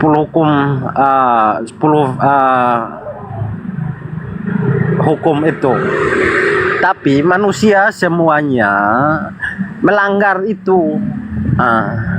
Nah, untuk melanggar itu berarti mereka itu harus dihukum, harus diadili. Karena apa? Upah dosa itu adalah maut. Makanya misinya Tuhan Yesus ke dunia untuk mengampuni dan memberikan keselamatan kepada setiap manusia yang hidup di bawah kuasa hukum Taurat itu, supaya manusia itu bisa lepas, bisa dibebaskan dari hukuman itu. Karena kalau nggak dibebaskan, maka manusia itu akan mati binasa untuk selama-lamanya dan akan masuk neraka. Makanya ketika Tuhan Yesus berada di dunia, dia mengajarkan kepada kita hukum kasih, karena di dalam hukum Taurat itu tidak ada kasih. Orang yang berbuat salah di dalam hukum Taurat, orang yang berbuat salah, contoh saya kasih, seperti ada yang ada orang yang kedapatan ya berbuat zina, itu harus dirajam sampai mati. Dan itu maut itu berkuasa atas manusia. Dia harus dirajam sampai mati. Makanya Tuhan Yesus datang membawa hukum kasih, karena manusia itu tidak berhak untuk menghakimi sesamanya. Yang berhak untuk menghakimi itu adalah Tuhan. Bahwa oh kamu benar, oh kamu salah, bukan manusia. Seperti itu. Oke. Jadi untuk maut itu bukan hanya ketika Yesus mau ditangkap aja, kuasa dunia, kuasa setan, kuasa iblis itu ada, tetapi dia udah ada sejak dulu, bukan baru ada ketika Yesus mau disalib, itu tidak. Jadi kalau Bang Suma mengatakan bahwa Yesus ketika mau ditangkap itu baru ada kuasa kegelapan, kuasa maut, kuasa itu menurut saya salah, karena yang tercatat dalam Bible itu memang bukan seperti yang Bang Suma katakan tadi. Oke, sudah? Oke, udah. Oke, nah, saudara-saudara khususnya umat Islam yang mendengarkan dialog ini, sederhana, santai, tapi serius. Jadi gini, tadi saya mengatakan Yesusnya memberi kode. Apa kata Yesus? Penguasa dunia. Ketika kemudian dia ingin ditangkap, kata Yesusnya, kenapa kau seperti penyamun menganggap aku penyamun? Sampai kalian datang bawa pedang dan pentungan. Padahal tiap-tiap hari aku ngajar di bait suci. Tapi faktanya kau tidak menangkap aku. Ada apa ini dengan kalian? Nah, dengan kata lain, oh, kuasa iblis sudah saatnya. Kuasa iblis sudah saatnya bekerja. Ya, mau tidak mau aku harus pamit. Itu kata Yesus. Karena sudah penguasa iblis yang turun. Tunggu, jangan ketawa. Saya akan buktikan, saya akan buktikan, Bung. Oke, saya akan buktikan. Nah, ketika Yesus turun ke bumi, di tengah-tengah Bani Israel, ada sesi di mana Yesus mengatakan, ya sekarang sudah saatmu. Inilah kuasa kegelapan itu. Maksudnya kamu yang ingin menangkap aku adalah awal dari kuasa gelap. Mari kita buktikan. Saya buktikan kepada saudara. Dalam kitabnya orang Yahudi, Yosua 22 nomor 5 dikatakan begini. Hanya lakukanlah dengan sangat setia segala perintah dan hukum yang diperintahkan kepadamu oleh Musa, hamba Tuhan itu, yakni mengasihi Tuhan, kasihi Tuhanmu. Dengan cara apa? Menuruti segala jalan yang ditunjukkannya, tetap mengikuti perintahnya, terpaut padanya dan berbakti kepadanya dengan segenap hati dan sepenuh jiwa. Oke, itu masih hidup di luar kuasa gelap. Ulangan 11 nomor 1, haruslah engkau mengasihi Tuhan Elohim dan setia melakukan kewajibanmu terhadap Dia dengan senantiasa berpegang pada segala ketetapannya, peraturannya dan perintahnya. Ini hidup masih dalam keadaan bukan kuasa gelap. Ketika Yesus berkata di Matius 23, dia mengatakan begini, ahli Taurat dan orang-orang Farisi telah menduduki kursi Musa. Sebab itu, turutilah dan lakukanlah segala sesuatu yang mereka ajarkan kepadamu. Tapi jangan kau turuti perbuatan-perbuatan mereka, karena mereka mengajarkan tetapi mereka tidak mempraktekkan. Nah, betul. Sabar. Di sini perintah Yesus mengikuti orang yang melakukan hukum Taurat atau jangan mengikuti? Siapa? Yesus berkata, janganlah kamu turuti perbuatan orang-orang Taurat, ahli Taurat, orang Farisi, karena mereka tidak mempraktekkan hukum Taurat. Jangan kamu mengikuti. Dia bilang jangan kamu mengikuti karena ketika itu ahli-ahli Taurat ngomong soal peraturan tapi tidak mempraktekkan yang ditetapkan Tuhan, tapi tidak mempraktekkan. Bagus. Tunggu, diam. Ya.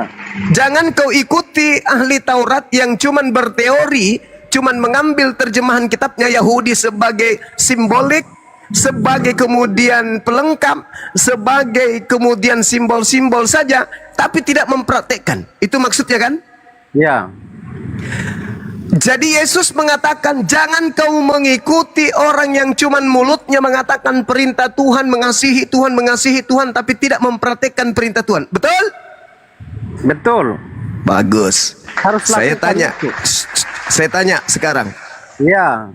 Saya tanya sekarang. Apakah Kristen mempraktekkan hukum Taurat? Ya, kita melakukannya.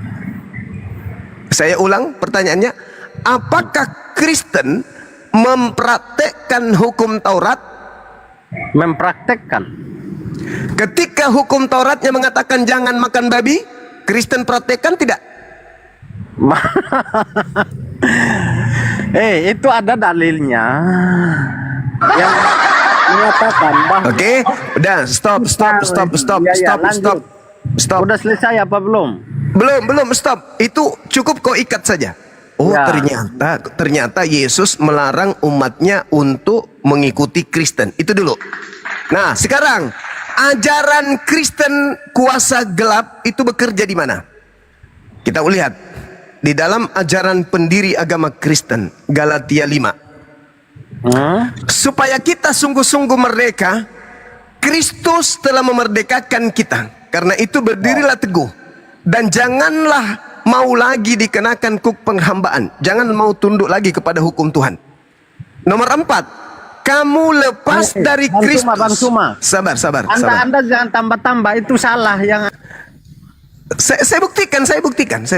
Ini buktinya kalau yang dimaksud di situ jangan lagi mau mengikuti perintah Tuhan. Ini saya buktikan. Nomor 4-nya tertulis di situ. Kamu lepas dari Kristus jikalau kamu mengharapkan kebenaran oleh hukum Taurat. Kamu hidup di luar kasih karunia jikalau kamu masih mengharapkan kebenaran hukum Taurat. Saya ulang pertanyaan saya tadi yang Anda meludah dan Anda jilat kembali. Apakah orang Kristen masih menjalankan hukum Taurat? Menjalankan. Kata Paulus, kamu lepas dari Kristus jikalau kamu mengharapkan kebenaran oleh hukum Taurat. Saya ulang pertanyaan saya. Apakah kamu masih mengharapkan kebenaran dari hukum Taurat atau sudah tidak lagi? Ya, kebenaran ada juga hukum Taurat. Yesus Kristus tidak berguna bagimu jika kamu masih mengharapkan kebenaran dari hukum Taurat. Bukan tidak berguna.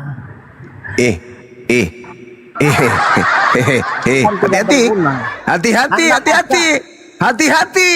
Paulus mengatakan kamu lepas dari Kristus jika kamu masih mengharapkan Kristus. Hati-hati. Dalilnya Galatia 5 nomor 4. Kamu lepas dari Kristus kalau kamu masih mengharapkan kebenaran oleh hukum Taurat. Kamu hidup di luar kasih karunia. Pertanyaan saya, apakah saudara masih mengharapkan kebenaran dari hukum Taurat? Masih. Berarti Anda lepas dari kasih karunia? Bukan lepas, tapi menyempurnakan. Tidak ada kata menyempurnakan. Kamu lepas dari Kristus jikalau kamu mengharapkan kebenaran oleh hukum Taurat. Kamu hidup di luar kasih karunia. Itu apa? Saya kan udah jawab ulang-ulang nih. Jadi sekarang ini dalil kau bantah. Kamu akan lepas dari kasih karunia. Sekarang saya kalau kamu masih mengharapkan kebenaran dari hukum Taurat, maka kamu keluar dari kasih karunia. Jadi itu memang ada ayatnya seperti itu, tapi itu kita harus tahu konteksnya. Paulus berbicara. Inilah yang Yesus maksud. Bahwa dia terangkat ke bahwa Yesus terangkat ke langit. Kenapa? Karena sudah saat bicara. Jangan Anda ngomong terus dari tadi.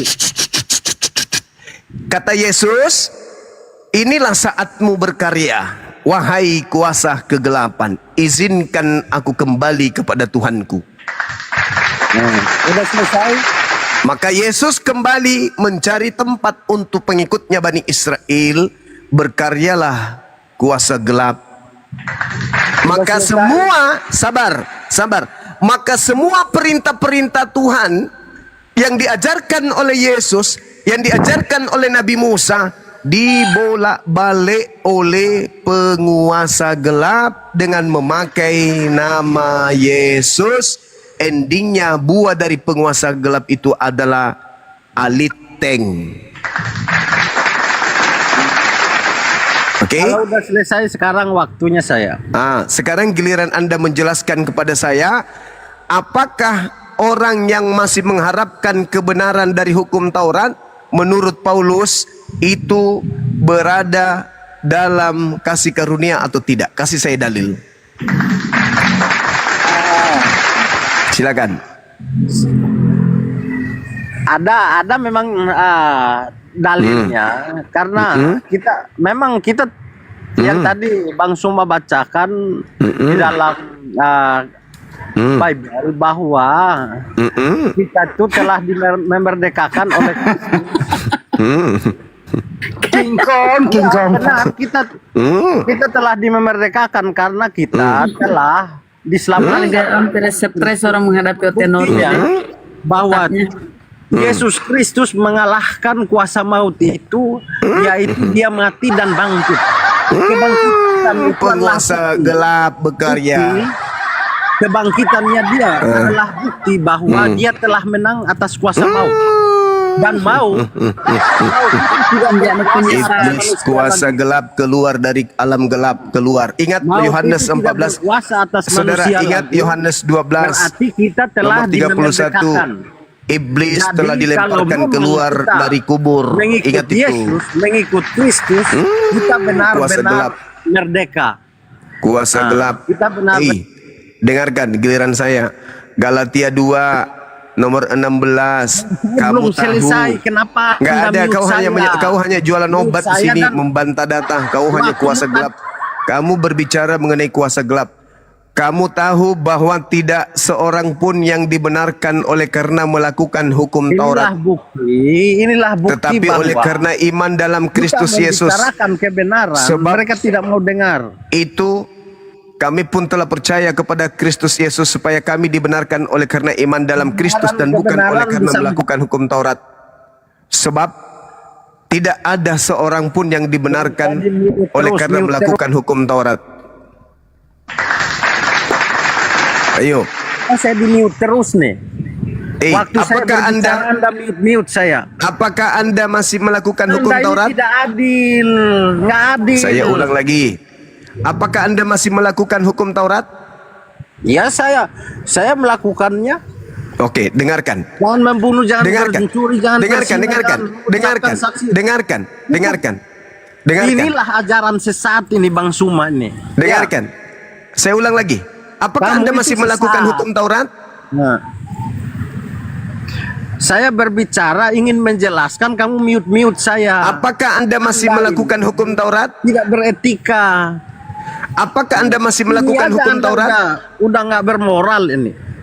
Apakah Anda masih melakukan hukum Taurat?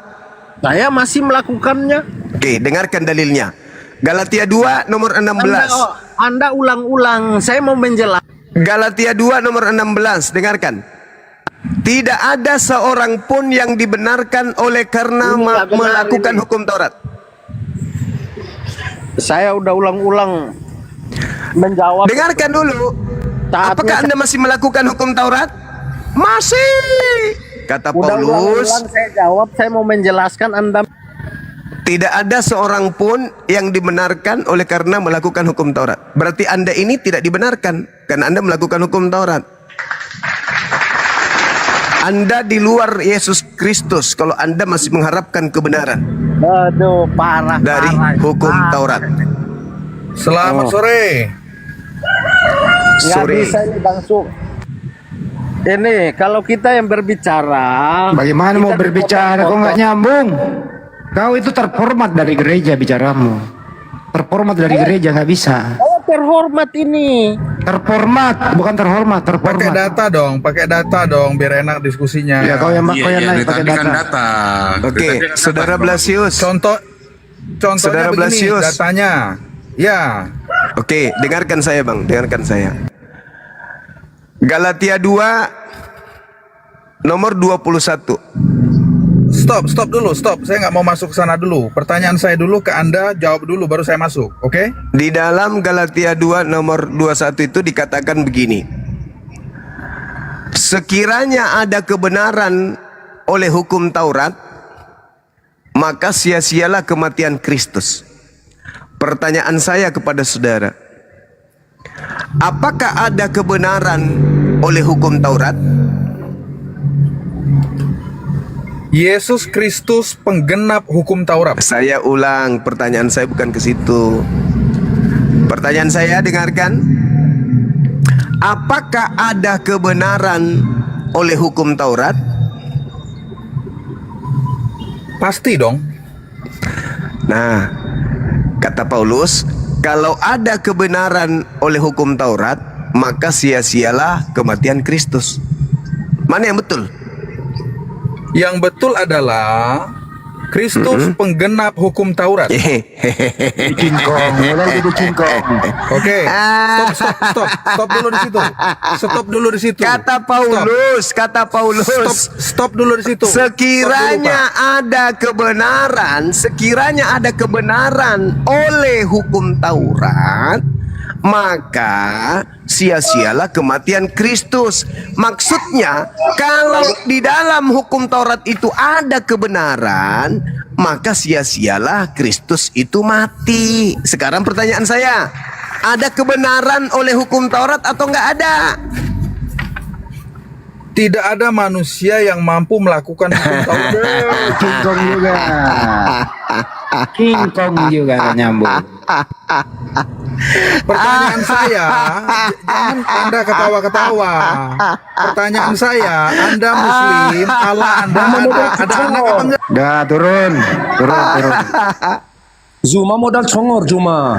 Enggak laku Pendiri agama Anda mengatakan sekiranya ada kebenaran oleh hukum Taurat, sekiranya ada kebenaran oleh hukum Taurat, maka sia-sialah kematian Kristus. Pertanyaan saya, ada nggak kebenaran oleh hukum Taurat? Ada atau tidak ada? Tadi dijawab ada. Ada, maka percuma Yesus mati disalib. Tapi kalau tidak ada, masa tidak ada kebenaran yang dibawa oleh hukum Taurat? Yang benar nih. Yang benar. Bukankah kata Yesus orang masuk surga itu karena menjalankan hukum Taurat? Orang hidup kekal karena memperoleh hidup kekal, karena menjalankan Taurat. Ayo, kata Yesus, barang siapa yang tidak meniadakan hukum Taurat, maka dia akan memperoleh surga, hidup di surga, tempat tertinggi. Kata Yesus. Tapi kata Paulus, kalau ada kebenaran oleh hukum Taurat, maka sia-sia kematian Yesus.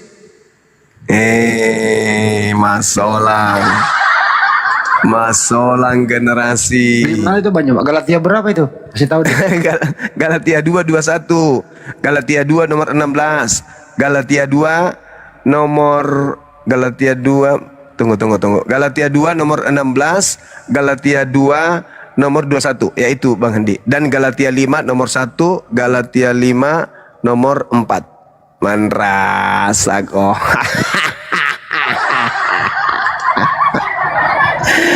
Masolang. Kalau ada kebenaran dalam hukum Taurat, maka Yesus tidak perlu mati. Tapi kalau Taurat itu tidak ada kebenaran, barulah Yesus pantas mati. Sekarang pertanyaannya, apakah dalam hukum Taurat itu ada kebenaran? Kalau ada, kata Kristen, maka Yesus percuma mati disalib.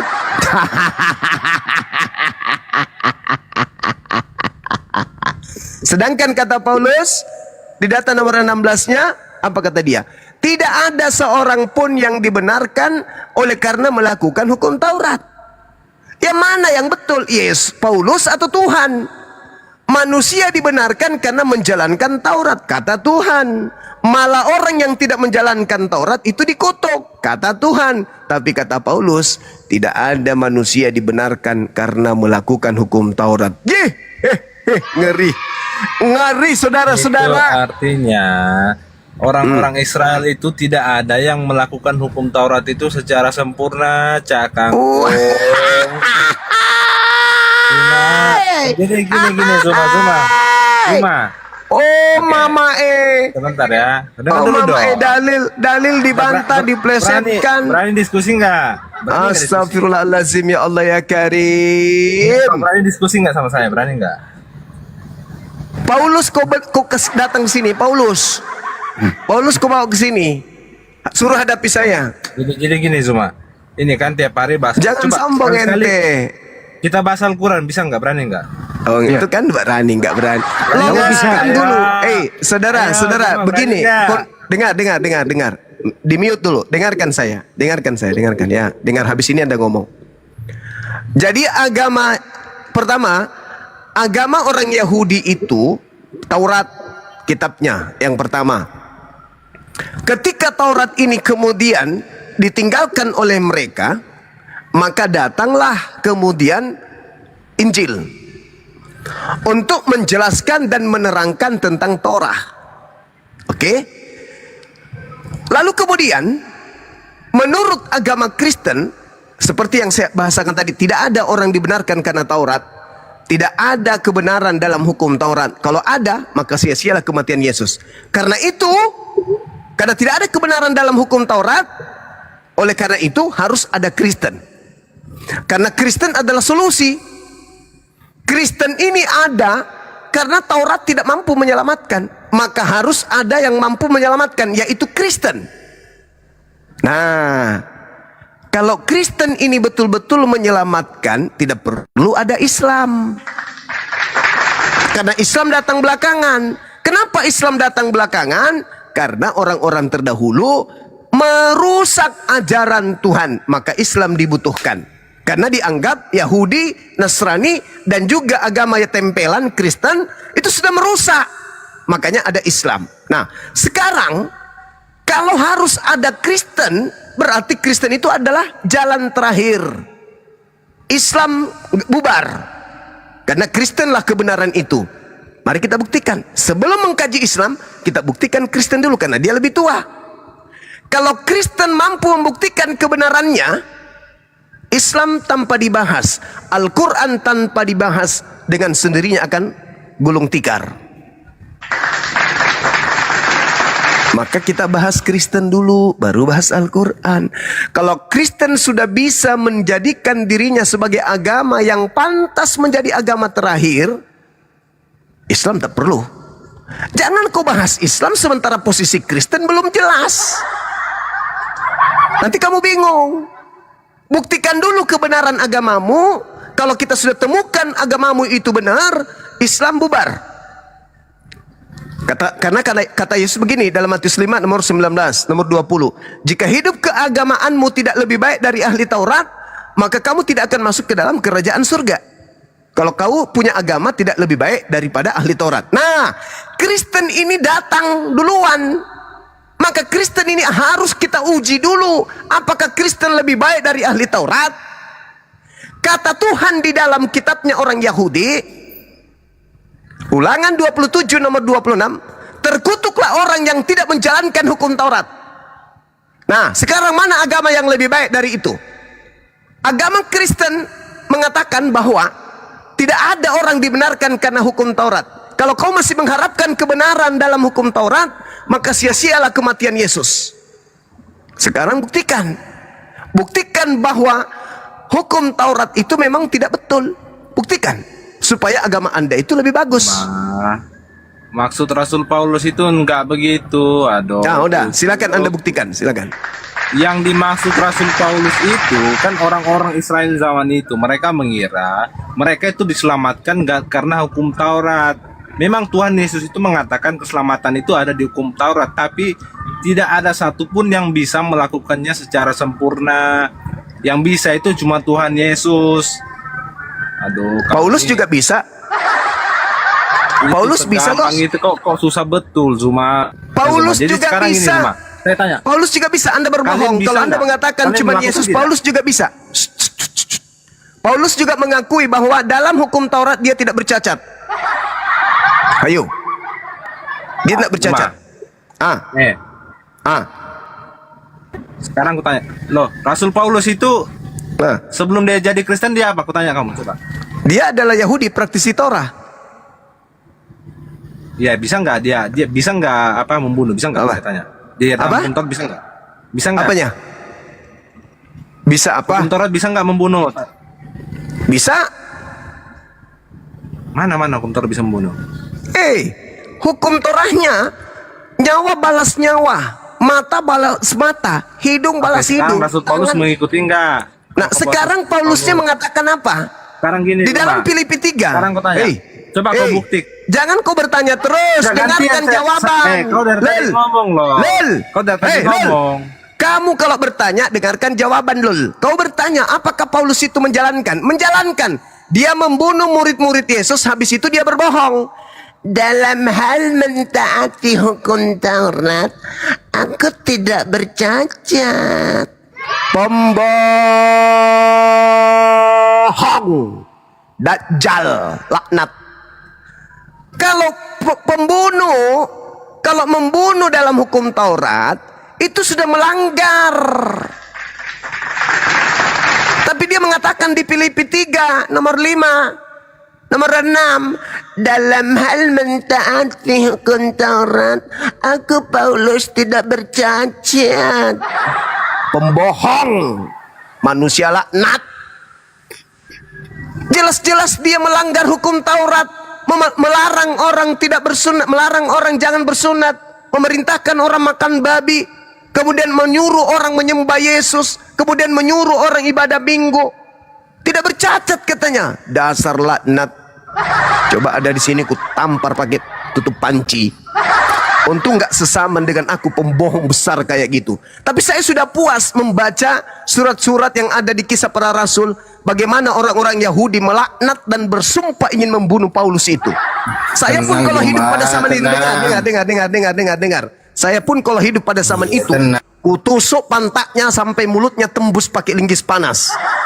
Makanya di dalam Kisah Para Rasul 24, orang Yahudi mengatakan begini, orang-orang Israel harus tahu Paulus ini adalah penyakit sampar yang telah menyesatkan seluruh orang Yahudi di seluruh dunia yang beradab, dan dia adalah pendiri agama, tokoh dari agama Aliteng. Pembohong besar dalam hal ketaatan aku kepada hukum Taurat. Aku tidak bercacat. Artinya apa? Lu sempurna, koplak. Lu sempurna. Lu bunuh murid Yesus, lu bilang sempurna. Lu ajarin orang tidak bersunat, lu bilang nggak sempurna. Lu ajarin orang makan babi, lu bilang sempurna. Sedangkan di Kisah Para Rasul 21, nomor 15 sampai nomor 26, lu bertobat dari ajaran Kristen, koplak. Untung kau tidak sesaman dengan Zuma ya. Kalau kau sesaman Zuma, ku bakar plastik, ember plastik itu yang anti pecah, ku bakar. Habis itu ku tetesin di matamu itu timanya, bekas bakarannya. Tenang, jangan rasa itu penipu, penyesat. Tenang. Kenapa tadi? Kenapa? Nggak apa-apa. Nggak masalah. Nggak masalah. Jadi gitu ya teman-teman. Di sini waktu kita sudah mau maghrib. Saya hanya ingin menyimpulkan begini teman-teman sekalian, khususnya yang Islam.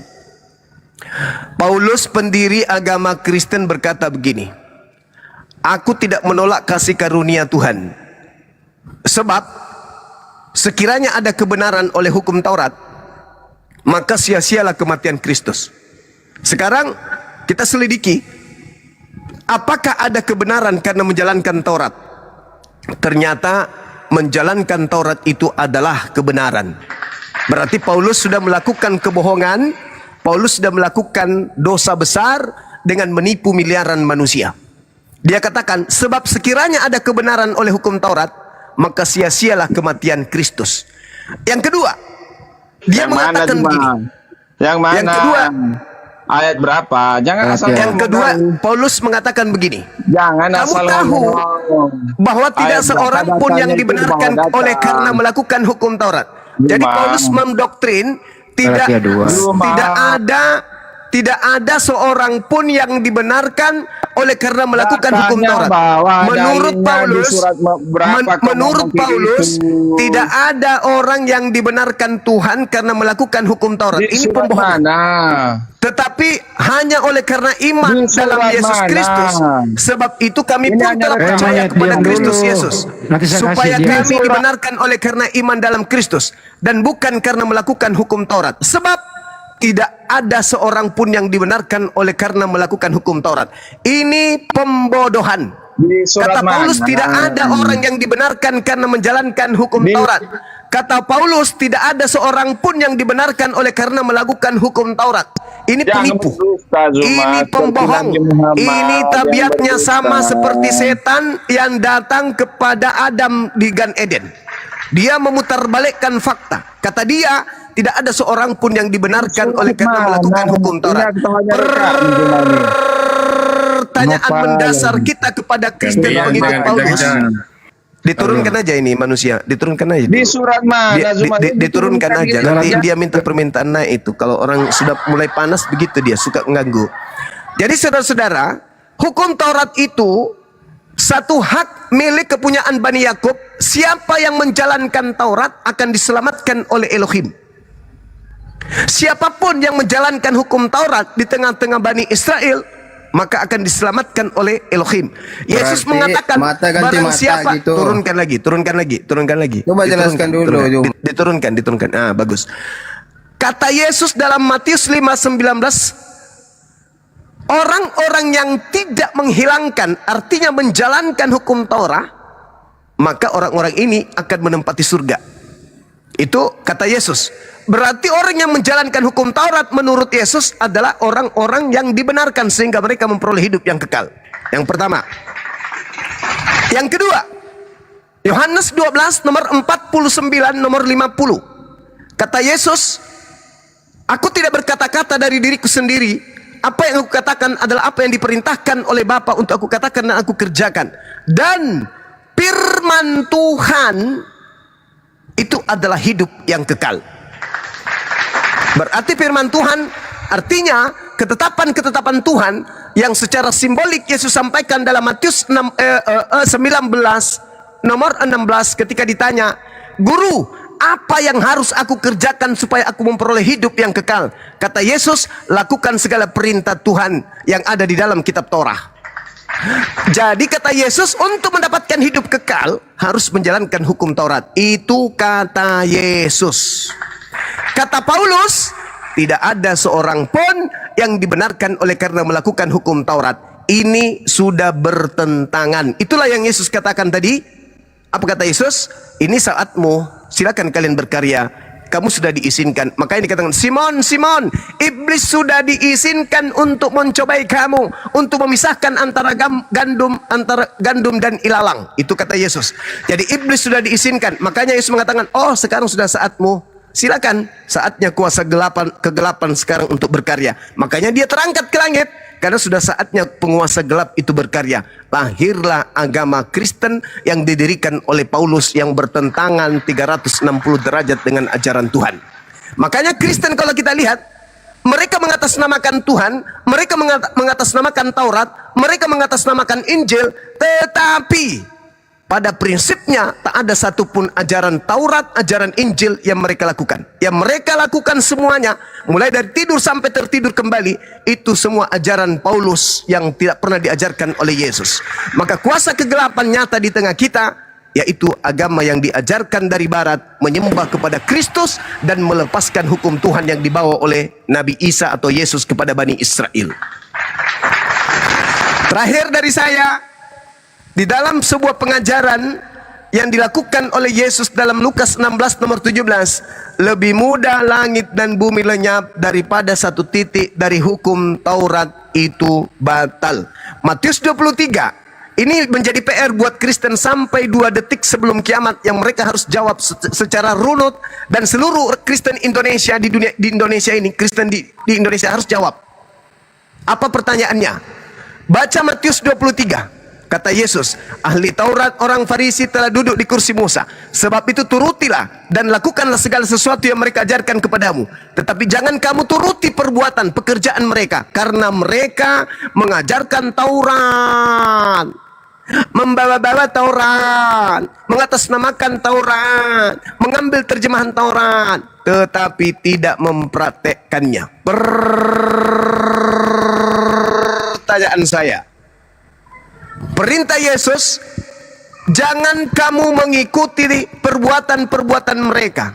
Karena mereka mengajarkannya Taurat itu, tetapi mereka tidak melakukannya. Pertanyaan saya, apakah Yesus ini melarang kita menjadi Kristen, di mana Kristen mulutnya selalu basah dengan kata Taurat, tapi tak ada satupun Kristen yang menjalankan dan mempraktekkan hukum Taurat itu? Apakah Yesus melarang kita menjadi Kristen dengan adanya perintah Matius 23 ini? Melarang atau mengajarkan kita menjadi Kristen, yaitu manusia yang berbicara Taurat, tetapi jangankan kemudian cicak babi pun mereka makan. Mereka hanya menteorikan tapi tidak mempraktekkan. Mereka mengatakan, kami adalah penganut Torah, hukum pertama, jangan ada ilah lain. Tapi ternyata ilahnya keluar dari rahim. Jangan engkau bersaksi dusta. Tapi katanya Yesus menghalalkan babi. Saksi dusta.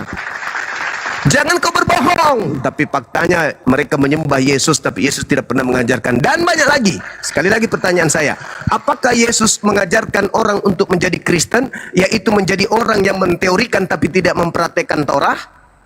Atau Yesus mengharamkan pengikutnya menjadi Kristen? Demikian. Silakan, saya Bang Zuma. azan. Sore Bang Zuma. Barakallahu fiik. Waalaikumsalam. Silakan teman-teman yang lain. Banyak maghrib Pian. Pian. Oh gitu ya. Ya, Saya tadi- hanya bertanya saja sebenarnya dengarkan satu dulu. pertanyaan saya. Dengarkan dulu. Yang dibahas tadi itu Galatia 2 nomor 21. Ya. Itu, Tian. Galatia 2 nomor 21. Galatia 2 Nomor 21. tentang apa tadi itu Bang? Tentang Galatia 2. Coba dibaca di situ. Ayat 21 ya. Iya. Aku tidak menolak kasih karunia Allah, sebab sekiranya ada kebenaran oleh hukum Taurat, maka sia-sialah kematian Kristus. Oke. Apa artinya itu kira-kira itu? Ya, itu betul Bang. Karena hukum Taurat baru ada zaman Musa. Sedangkan Bukan itu. Abraham itu Dengarkan dulu. Pertanyaannya dulu, dengarkan dulu. Anda udah baca. Apakah di hukum Taurat ada kebenaran? tidak berdasarkan hukum Taurat karena Saya ulang Abraham, kembali. Ishak, dan Yakub. Saya ulang kembali. Kau udah baca. Yang kau baca itulah yang kau pakai menjawab. Saya ulang ya. Kau udah baca pakai bahasa Indonesia. Apakah ada kebenaran dalam hukum Taurat? Silakan. Hukum Taurat kudus tapi tidak menyelamatkan, makanya Saya saya ulang kembali. Sekali lagi saya beri peringatan. Bahasa Indonesia kau udah membaca. Pakailah jawabanmu membaca, jangan keluar dari bacaanmu. Saya ulang kembali. Apakah ada kebenaran dalam hukum Taurat?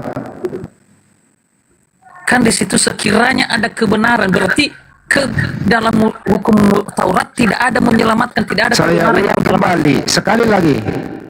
Apakah ada kebenaran dalam hukum Taurat?